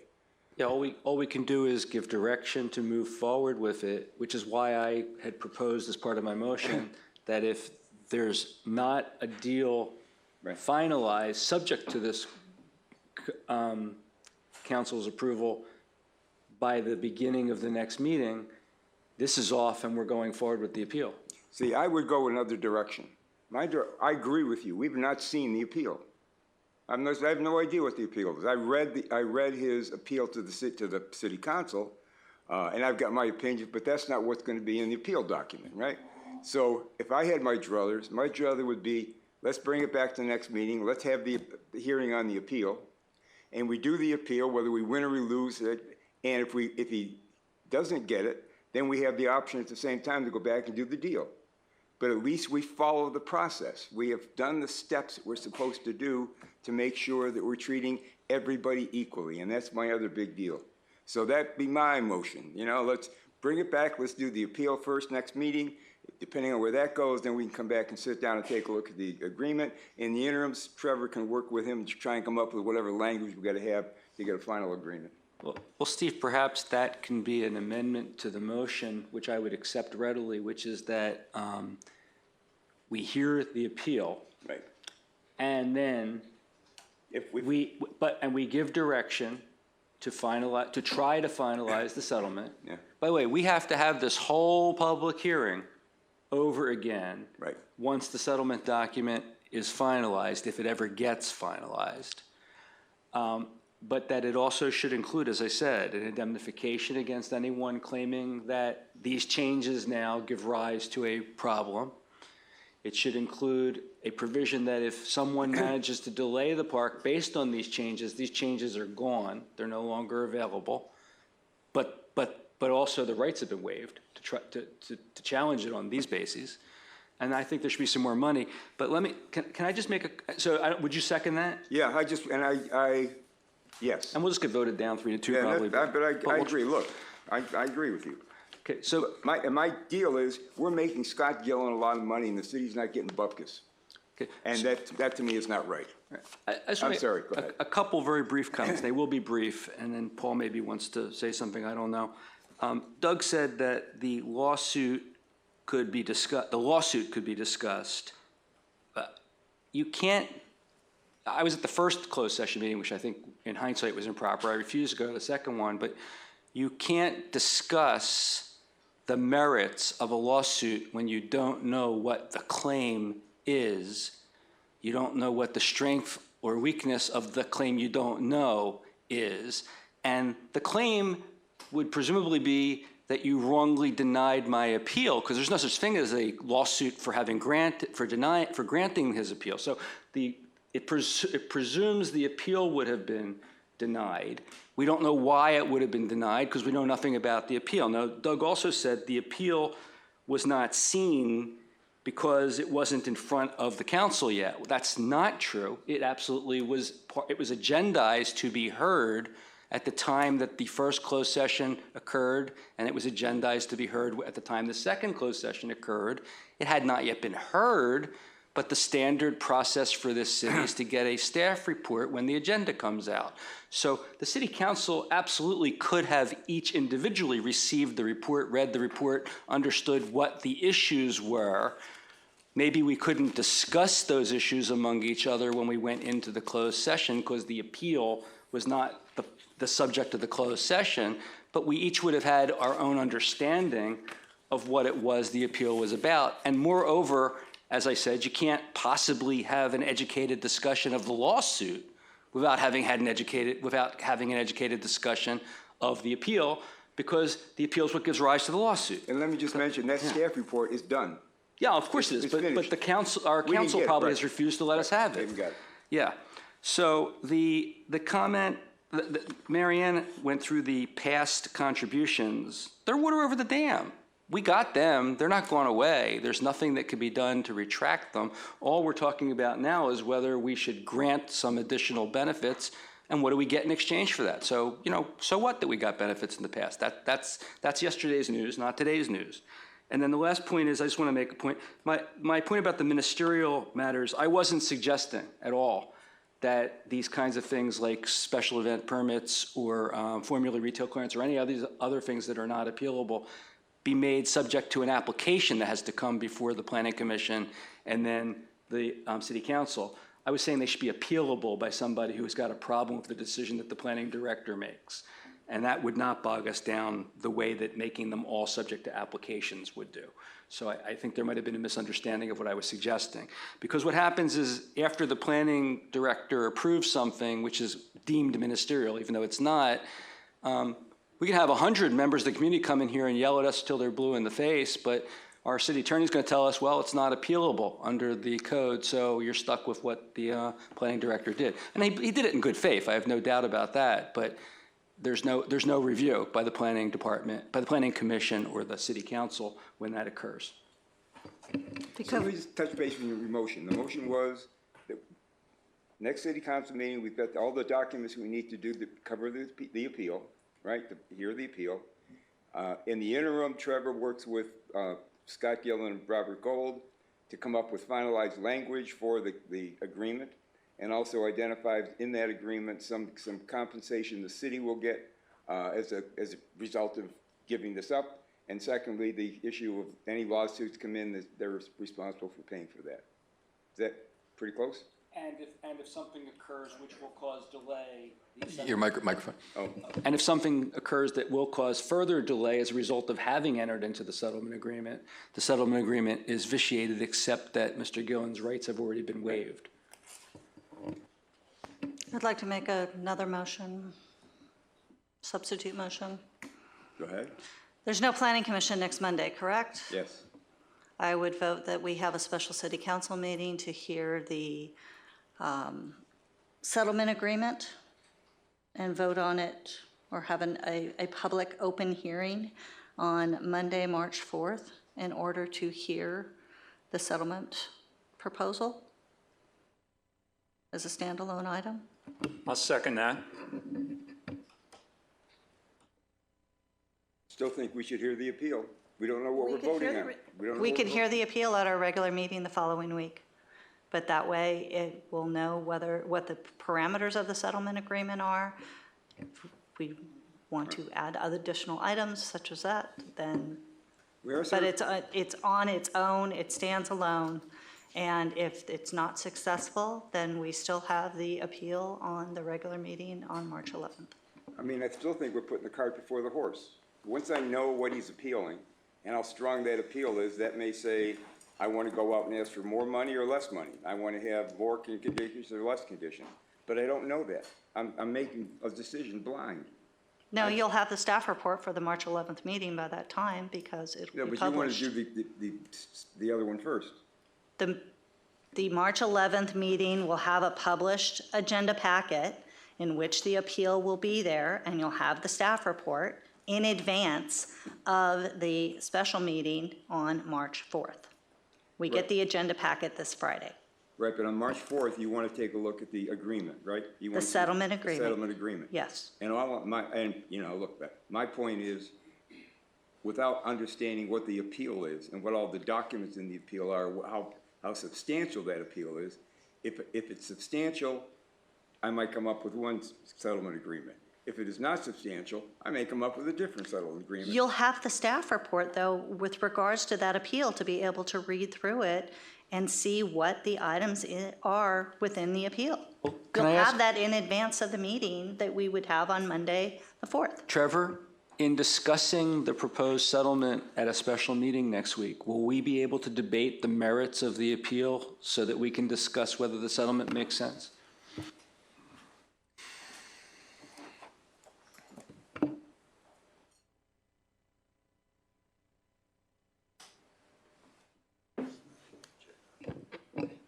It's a tough question because the appeal needs to be determined at a public hearing.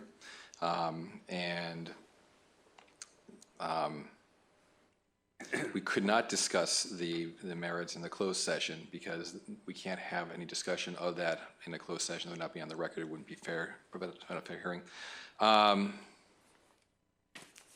I would want to look closely into that issue. It's a unique situation before I would provide you advice on that.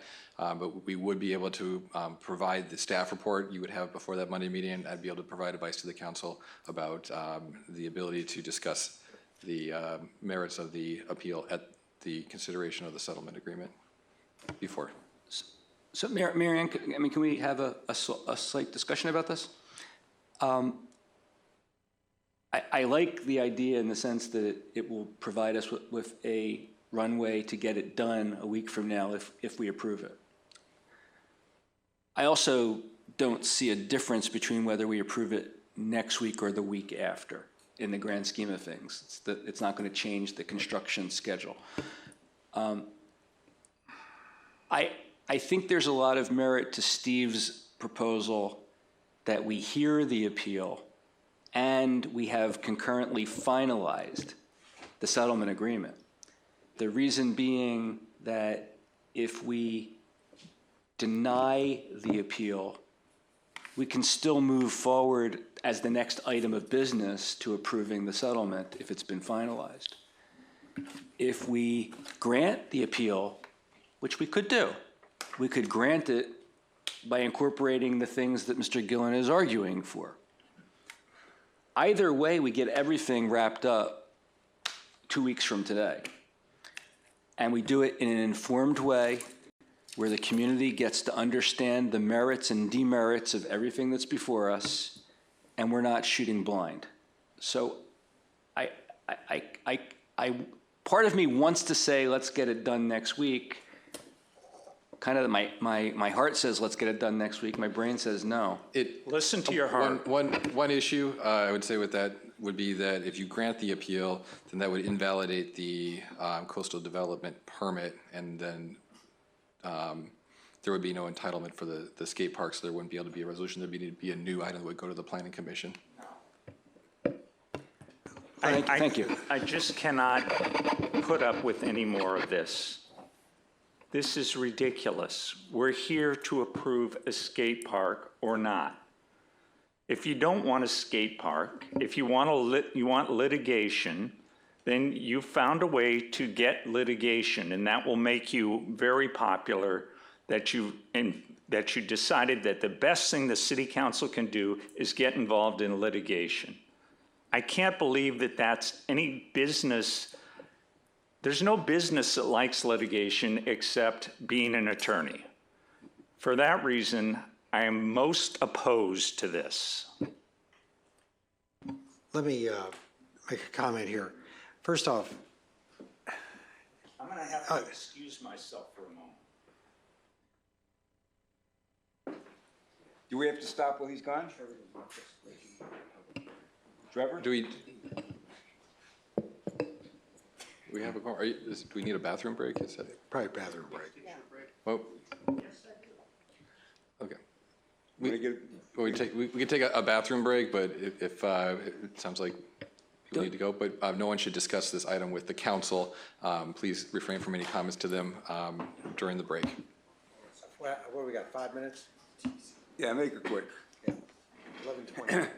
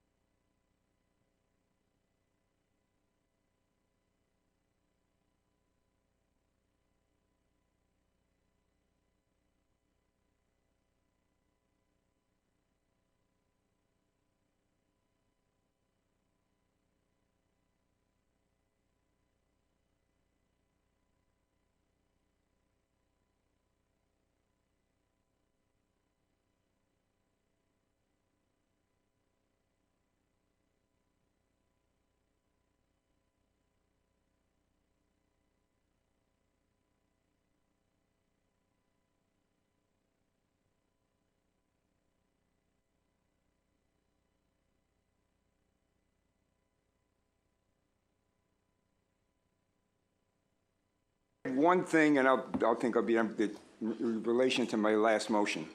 What I've been doing city council and planning commission meetings for a long time, and what I've learned is reading an appeal from the staff report is one thing. Discussing that appeal in a meeting sometimes opens up more information than you would have by simply, there's a give and take, and that provides better decisions, and also opens up information may not be clear in a staff report. So that's why I think that doing the appeal, understanding that, and then going to the agreement, I think that the residents will have a better idea of what the hell we're doing and why we're doing it. So that's it. Hold on, I was going to talk before we broke. Let's get something straight. The Planning Commission approval, the only thing we're changing from that is to lower the skate park either 18 inches or 24 inches, move it 10 feet, and plant some more trees. That's it. We have had this discussion now for God knows how long, and that's all it is. The other thing is, this is an endurance contest that I swore when I ran for office that if we didn't get stuff done in a timely manner, we'd have another meeting. The penalty for inaction is we're going to stay here till we get it done, but it's not going to be tonight. So I agree with Mary Ann. Let's put this on the table for next Monday, and we don't need to see the appeal because all we're doing is changing 3 small items, which by the staff's own admission is not even a material set of changes. Now, you can make a mountain out of this and try and die on it, but this is a minimal amount of changes.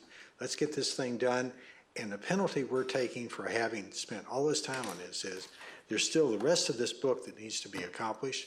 There's the stuff we didn't do from the last meetings that we didn't get accomplished, and our job is to move things to conclusion thoughtfully, professionally, and in the best ability we can. So let's get this moved forward. Mary Ann, I like your motion. You got a second? I'd like to get called. Okay, the motion was just to set a special meeting to consider the settlement agreement for March 4th. Do you want to provide any direction to staff about the settlement agreement as well, or do you want to take that separately, or is this the complete motion?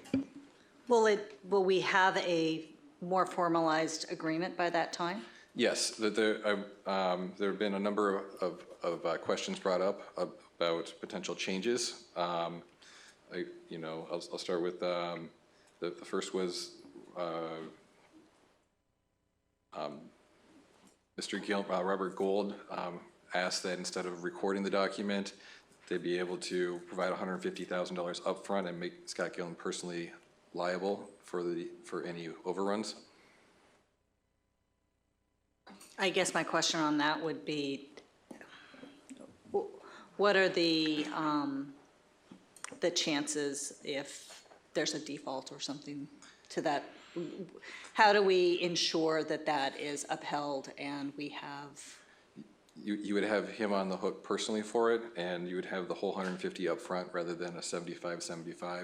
He's stated that it would potentially be a deal breaker and cause problems for him to be able to sell the properties. This is what he has said. So Okay. Next item. it's up to the council if it's willing to accept that as an alternative form of. You are. I am. Okay, what else? That's 2. It's the motion. Well, it's the motion and the second. Are we just, and then the So others can vote up or down? Who's the second? Paul. Paul, okay, then we okay, then we part of the motion. And then if the trees die, must the city pay to replace, or should Scott Gillen be required to replace if the trees die? I would say after the city completes the park and the park is done and operational in the city's hands, then just like any other vegetation, we would take responsibility for it. Okay, but we have to replace what they had there before in perpetuity? We can, I think the What way. you're saying.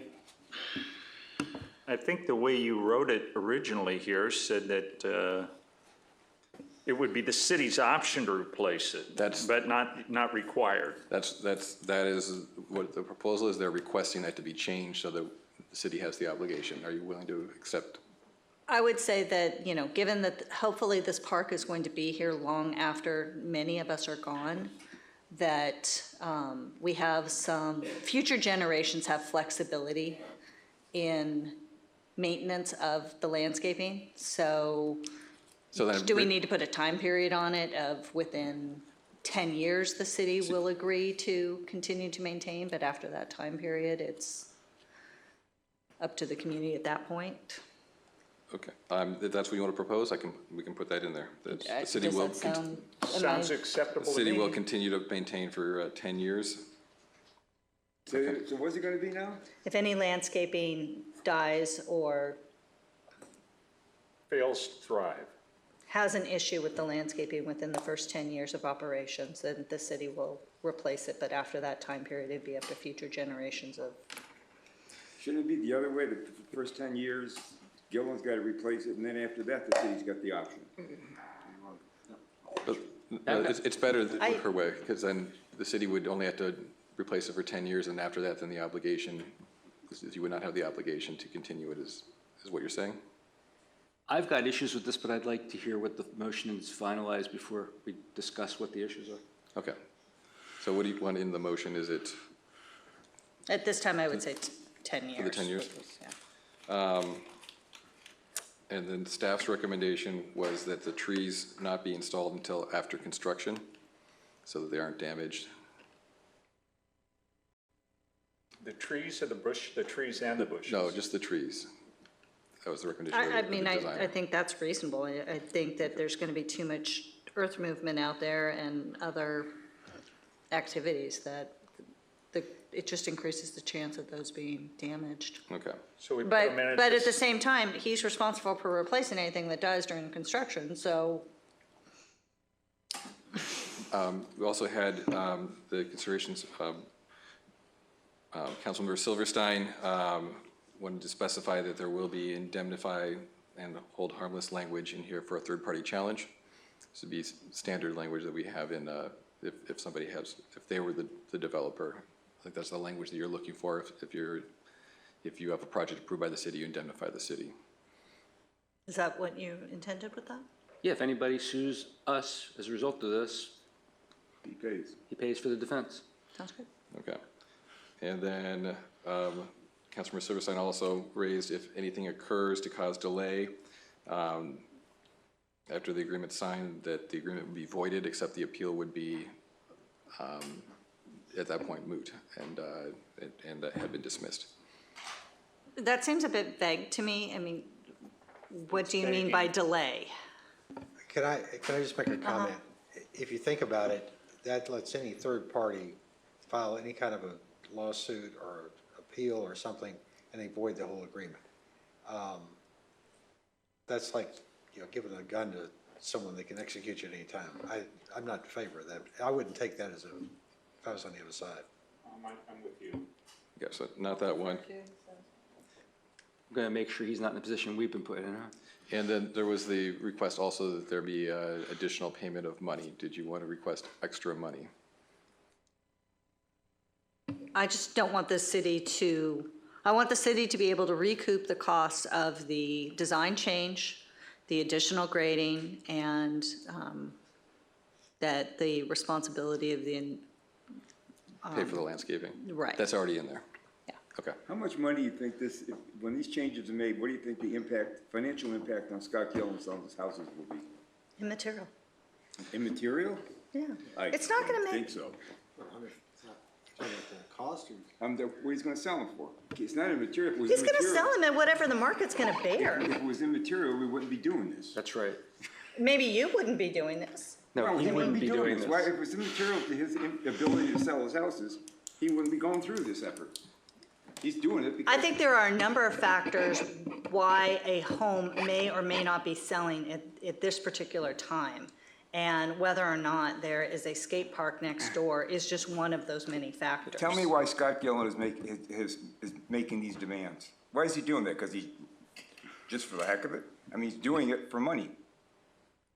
What, There's nothing wrong with that, but that's no, what's happening. that's what's happening, you know? It's nothing wrong with it, but, okay, what is this number that you think is a reasonable number to expect in addition to what we're asking for? I actually don't think we should be discussing that. Yeah. Then how can they put it into the agreement to bring it forward to us to have a discussion on it? See what he offers Because us. the city's attorney seems to think you can meet in closed session to discuss that. See what he offers us. Guys, you know what? We need to get to a finalization of this. Our residents want this skate park. This isn't a game. You sat up here before and you said this was fun. This isn't fun. It's absolutely. You're sitting over there with a jolly smile on your face, and it's ridiculous because you know who's suffering? Every single resident in this community. And it's ridiculous. We have a responsibility here to make improvements for our community and make sure our residents have the facilities that they are clamoring for. And they've been clamoring for this skate park for decades. And it's time to get down to the brass tacks and get it settled. This isn't a game. This isn't fun. I'm enjoying every moment of it. We know you're enjoying it, Bruce, but, you know, you should enjoy yourself in a more private location. Hold on, that's Hey, not- guys, you know, that's- I'm a little bit irritated Well, okay. because today was my wife's birthday, okay? I've been here since 4:30. We are all trying, some of us are trying to get things done, others are trying to make things not get done. No, what I'm trying to do is make things done better, right? I'm trying to. You know, I've met a lot of attorneys in my real estate career, and there are deal makers and there are deal killers. And the deal killers are never satisfied until the other side jumps up and down and yells, "The heck with all of this, we're out of here." And then they go, "Well, it's too bad that deal didn't get done. We've got something on the table that's perfectly acceptable to our community. Why don't we just do it?" Mr. Mayor? Let me also, hold on one second. I want to point out one thing. First off, we need to be more professional up here about the comments and the way we're interacting. But besides that, this comment that, you know, what's Scott Gillen getting out of this versus what the city is? Let me tell you what the city gets out of it. If he gets $50 million for each one of his houses, let's call it $300 million in total, because he's got a couple of big ones in there. We get 7.5% of that. So this is like, as soon as he gets them built, city gets 7% of 1%. 7% of 1%. Yeah. So that is $3 million. We get 7% of that. It's a good point. I'm just saying it's not 7%. Yeah, 7% of the tax rate. So it's about $200,000 a year. So the sooner this gets built, the sooner the city picks up some cash. So let's don't argue with the fact that we're getting anything for it. We are getting something for it. And if this was any other development that they had a sense in how they were projecting it, they say this is what the city's getting. It's what we've seen in the hotel tax issues. Okay, I like that point, Doug. I appreciate your pointing that out. I would like to propose a friendly amendment to your motion that's been seconded. Notwithstanding the fact that I do agree with Steve and believe that logic dictates that we should be hearing the appeal before we hear the settlement, I understand the strange dynamic that's going on here, which actually suggests that doing the settlement first makes sense because someone pointed out, I don't recall who it was, in the event that we were to grant the appeal, which we can't foreclose the possibility of, that would actually cause further delay. Maybe Trevor pointed that out. Notwithstanding that, what the amendment I'd like to propose is that we not have a special meeting, that we hear the proposed settlement at our next regular meeting. And the reason for that is the community doesn't pay attention to special meetings. The community knows we meet the second and fourth Monday of every month. And this is an important issue for the community, and I don't want them to be deprived of the opportunity to have proper notice and opportunity to come and be heard. But we could do the settlement first, but the other thing I'd like to propose by way of a friendly amendment is that if the document that we have agreed to put forward that night, subject to us approving it, is not accepted by us or Mr. Gillen that night, finally, We then move on promptly to hear the appeal. No further negotiations while we're really close, so let's wait another 2 weeks and see if we can't settle this. We move forward with the appeal promptly upon rejection, if it's rejected. Can I modify that and add that instead, what we do How is about- finish tonight's agenda at that point? I'm just going to say, as the maker of the motion, no, I reject that. I think that it's the regular planning commission meeting night, and so our community is used to having hearings on Monday nights, so I don't think that people, Okay. not to mention, I think the skate park community is incredibly in tune to this, and that another Monday night meeting is not going to, Okay. but rejected. I appreciate your consideration. I just have one further comment about things that have been said. I just want to point out that I am a lawyer, but I've got no financial interest whatsoever in any litigation that might occur with respect to this matter. So I don't understand why being a lawyer would cause me to want to litigate. I've spent a substantial portion of my career talking my clients out of litigation. I will note that there's at least one member, that a member of this council is a real estate agent who I think even played a part in the sale of the property that's involved here, who makes a lot of money from developers in the city. So it's understandable that real estate agents would want to facilitate what developers are seeking. So, arguments like that are just silly, and this is not a ridiculous debate, by the way, about whether we should approve this or not. It's good government. Mayor, could we have the question called, please? We got a motion in a second? I just want to confirm that we're able to have the special meeting on Monday the 4th. We are, and the council would like that to start at the usual 6:30 p.m. time, or are we looking at a different start time? Doesn't the planning commission? The planning commission meeting on Monday has been canceled. Oh. So the chambers and staff are available for a special city council meeting. You're ahead of me, Marianne. All right, so we have a substitute motion on the table, so the first vote would be on whether to substitute this motion for the main motion. And the substitute motion is to hold a special meeting on Monday, March 4th at 6:30 p.m. to consider potential settlement agreement, continue this item, and for staff to work with Mr. Gillen and his team to present final settlement proposed language that would include the following direction: that instead of recording the document against the properties, $150,000 would be due up front, and Mr. Gillen would personally be responsible for the commitments in the agreement. If the trees die, the city has an obligation to replace them for the first 10 years after the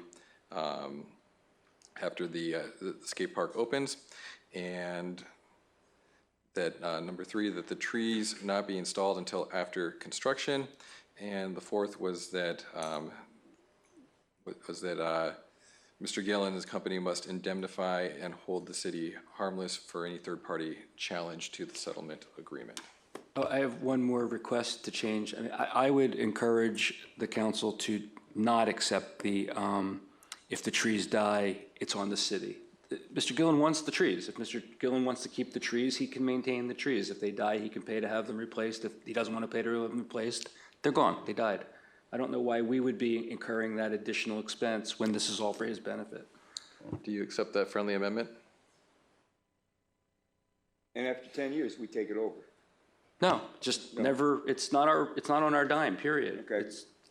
The proposal right now is that it'd be on our dime for the first 10 years only. And I'm asking Marianne to consider, it's just not on our dime at all.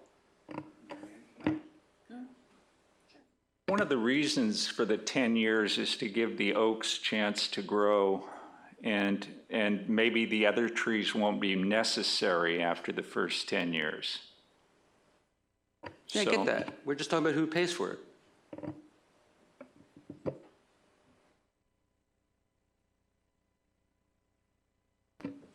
Can I put forth a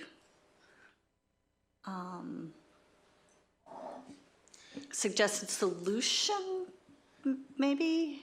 Instead of accepting the amendment, you can change your motion. What is it you're looking to do?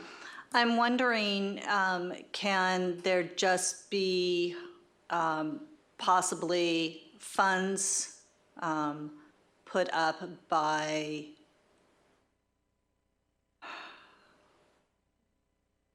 .600 Spring Street that go into an account to pay for any trees that need to be replaced? And at the end of that time period, that if no funds are taken out of that, that the funds are returned? Kind of an escrow account, is that? It's complex. Okay, that's fine, no. Okay, so keep the motion as it was. Can I ask for another modification? The indemnification is something that I think that if we put that out there, it's just a chance for people to sue us to hit him. And it's encouraging people to sue. And I can think of one organization locally that would jump at the chance. So I don't want that in there. I don't want to attract more litigation. You want to read the indemnification part again? That's part of the motion and are you withdrawing your second, or are you asking for a friendly No, I'm amendment? asking for a change. Marion, I would encourage you You're not asking to for a accept friendly that amendment? change, because it's not encouraging people to sue. They still have to bear the expense of their lawsuit. It's just, it's taking up our costs if someone does bring a lawsuit. The only reason I'm even considering it is that, there are several community organizations that would be more than happy to just be frivolous and cause problems. If we didn't have community groups like that, then it wouldn't cause pause, But the no, point is, I'm not willing to accept. if they do that anyway, then we have to defend it. That's what, whereas this way he would defend it. I just saying that I think there is merit to what Paul's saying, but no, I don't accept that. Okay. So you did not accept the friendly amendment? Okay. Mr. Mayor, do you want to call the question? This is a question about whether to substitute. I just want to add one small thing for consideration, the friendly amendment. The rest of the agenda that's not completed tonight gets added to the agenda for next Monday night. So if we finish at 8:30, we can finish up what we have here and get back on track. So it would be any unfulfilled items on the tonight's agenda gets put behind the settlement agreement. That's fine with me. Trevor, as a technical matter, doesn't it have to be a continued meeting as opposed to a special meeting to do that? Sorry, what was that? As a technical matter, wouldn't that have to be a continued meeting rather than a special meeting? Because there's nothing special about the other items. We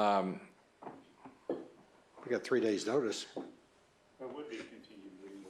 Well, You're talking about adjourning the meeting is what you're talking about. one of them is a public hearing, so Yeah. I don't know if there's a way we could knock that out tonight, if possible. I If think not, we need to the public hearing's renotice. going to have to happen at a regular meeting. What's our public hearing about? Okay, I'll take it off. All right. Okay, so we got the motion, we got a second?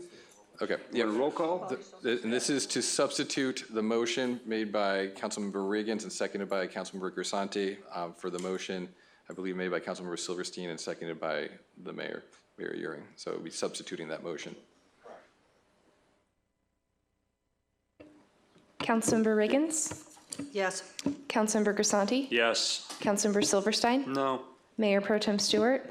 Yes. Mayor Euring? No. Motion carries. Now we need to vote on the actual motion. The motion's now on the floor. Mayor, would you like a roll call? Yeah, please. To vote on. Councilmember Riggins? Does it go with the makers first? Or me? Does it go with the makers first or me? This is the substitute motion we're voting on now, which was your motion. I thought, We voted to substitute your motion for the motion that was on the floor. Now we have to vote on whether to approve the motion that you made. And if your motion now carries, the other motion will die on the floor. yes. Councilmember Grisanti? Yes. Councilmember Silverstein? I just want everyone to understand, everyone watching this, people don't even understand what they're voting on when they vote. No. Mayor Pro Tem Stewart? I do know what I'm voting for, and yes. Mayor Euring? No. Motion carries.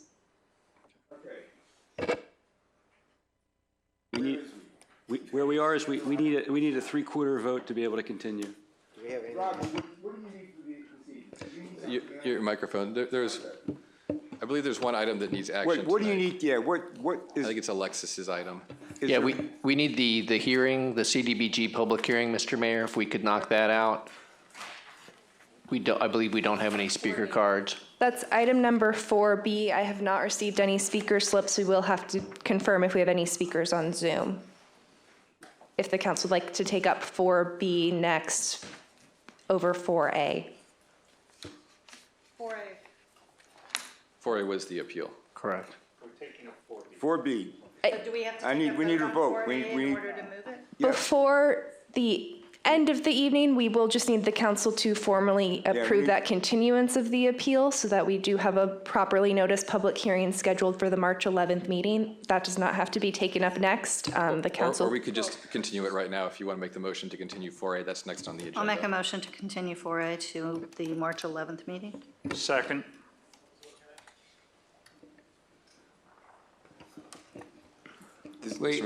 Mayor, I don't mean to be difficult, I really don't, but as a technical matter, we need to vote on whether to vote on 4A.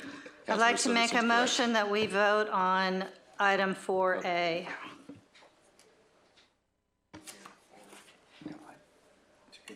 And we need 4 votes in favor to be able to vote on that. The motion is to hear the item of 4A. I thought the motion was to continue the item. No, we have to vote to, we have to vote to hear the item. Trevor, what do we need to do? Okay, I understand now. Mayor, if I can clarify and the city attorney can correct me, the instructions on the agenda are that no new items will be taken up after 10:30 p.m. I'm not sure continuing an item would be considered taking up a new item. That would not be taking it up. So if you can,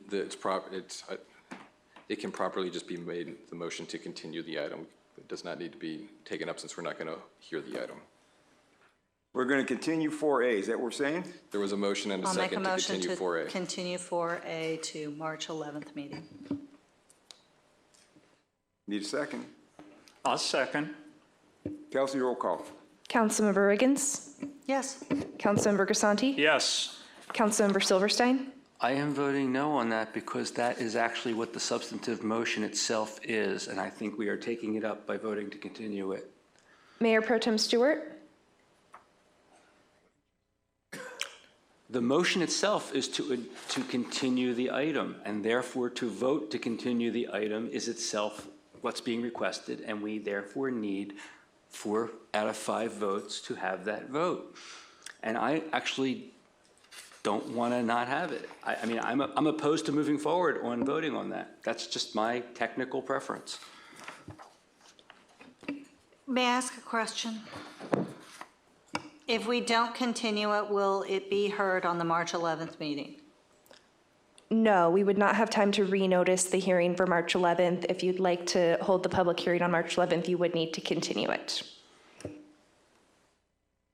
Would it be better to satisfy Councilmember Silverstein by having the vote to hear it? So every time we get to 10:30 and we stop the meeting, if we have anything noticed on the agenda, we have to do something new other than just publish it again for the following meeting? I'm sorry, I might be missing nuance there. You have many items on your agenda every night. Public hearings require an additional public notice beyond the publication of the agenda. I believe this hearing required a 21-day notice, so we need an action of the council to continue that hearing. Okay. Thank you, Kelsey, I appreciate that. So do we need, or would it be? I'll withdraw my objection. Yeah, you got to vote to get. I'm still voting no, but I'll withdraw the objection. All right, I'll vote yes. Mayor, could I actually just start that roll call over again so we can get a clean vote? Councilmember Riggins? Yes. Councilmember Grisanti? Yes. Councilmember Silverstein? No. Mayor Pro Tem Stewart? Yes. Mayor Euring? Yes. Motion carries. Now we do what? The approval of block grant? I'd like to make a motion that we hear item 4B. Second that motion. All in favor? No, we gotta do a roll call, sorry. No, we can, You don't need roll call. Let's do a roll call. Councilmember Riggins? Yes. Councilmember Grisanti? Yes. Councilmember Silverstein? yes. Mayor Pro Tem Stewart? Yes. Mayor Yaring? Yes, Motion carries. all right. I'd like to make a motion that we approve the use of community development block grant. Councilmember, before you can do that, there is a brief staff presentation. We will need to check if there's public comment. Okay, I'm sorry.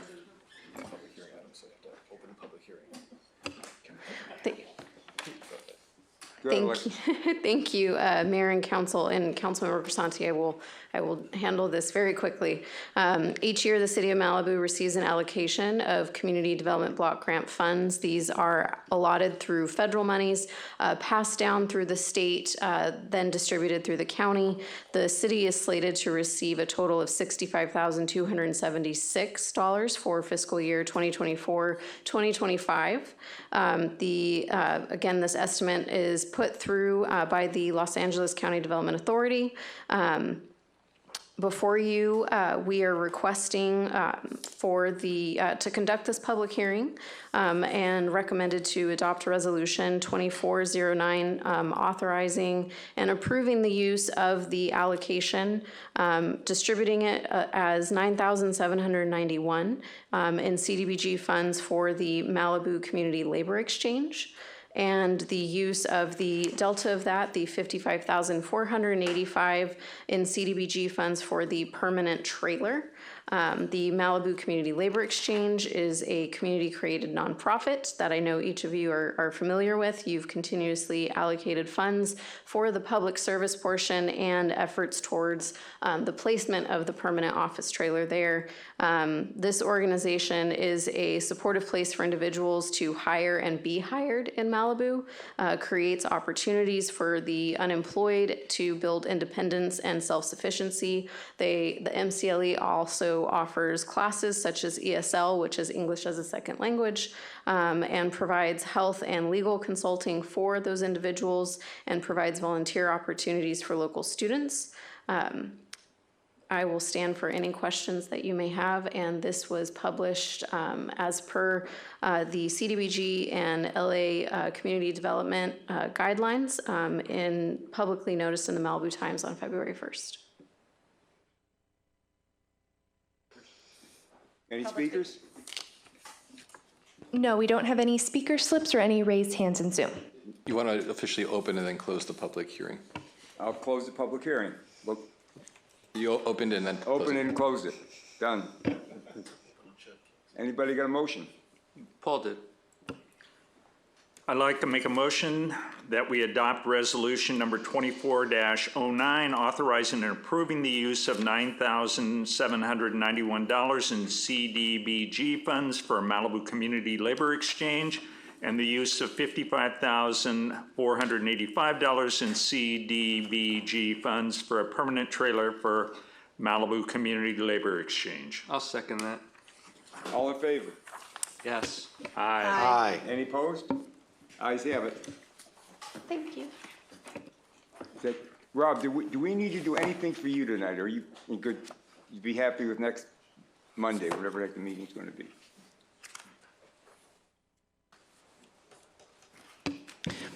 So this item tonight is item 6A is to, 6B is to revise our wastewater and recycled water service rates for the Civic Center Phase 1. I think the mayor's question was, is there a deadline? Do we need to do this tonight? No, let me finish. Huh? And so if we have some deadlines coming up, and if we can get it done tonight, it'd be great. The next meeting, we have to get it done. On the 4th. I'll make a motion that we hear item 6B. Wait, on, Are you asking for this item to be scheduled, Mayor, at the special meeting on March 4th, or would it be your next regular meeting, March 11th? Well, if he's got a date certain, he's gotta get it done, and we gotta put it in the next meeting, right? I mean, let's get him, I don't wanna hang him out to dry. Either would be acceptable. Yeah, If you give us one moment, we're confirming availability. yeah, either one. either one? Can we hear it tonight? I think we may have public comment on this one, so I haven't received any speaker slips. We will need to but- check Zoom, but Yeah, we but only have 2 participants in the it's meeting at 12 this o'clock. point. I think people wanted to talk about it. yeah, I think people are asleep, right? Let's just have a vote and find out Vote on, on whether to hear it. oh, okay, If it go doesn't ahead. get 4 votes, we're not hearing it.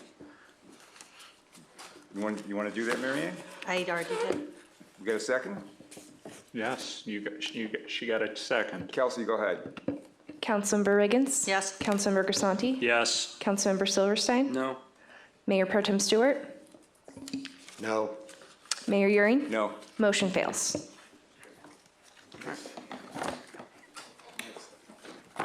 Who are we adjourning in memory of?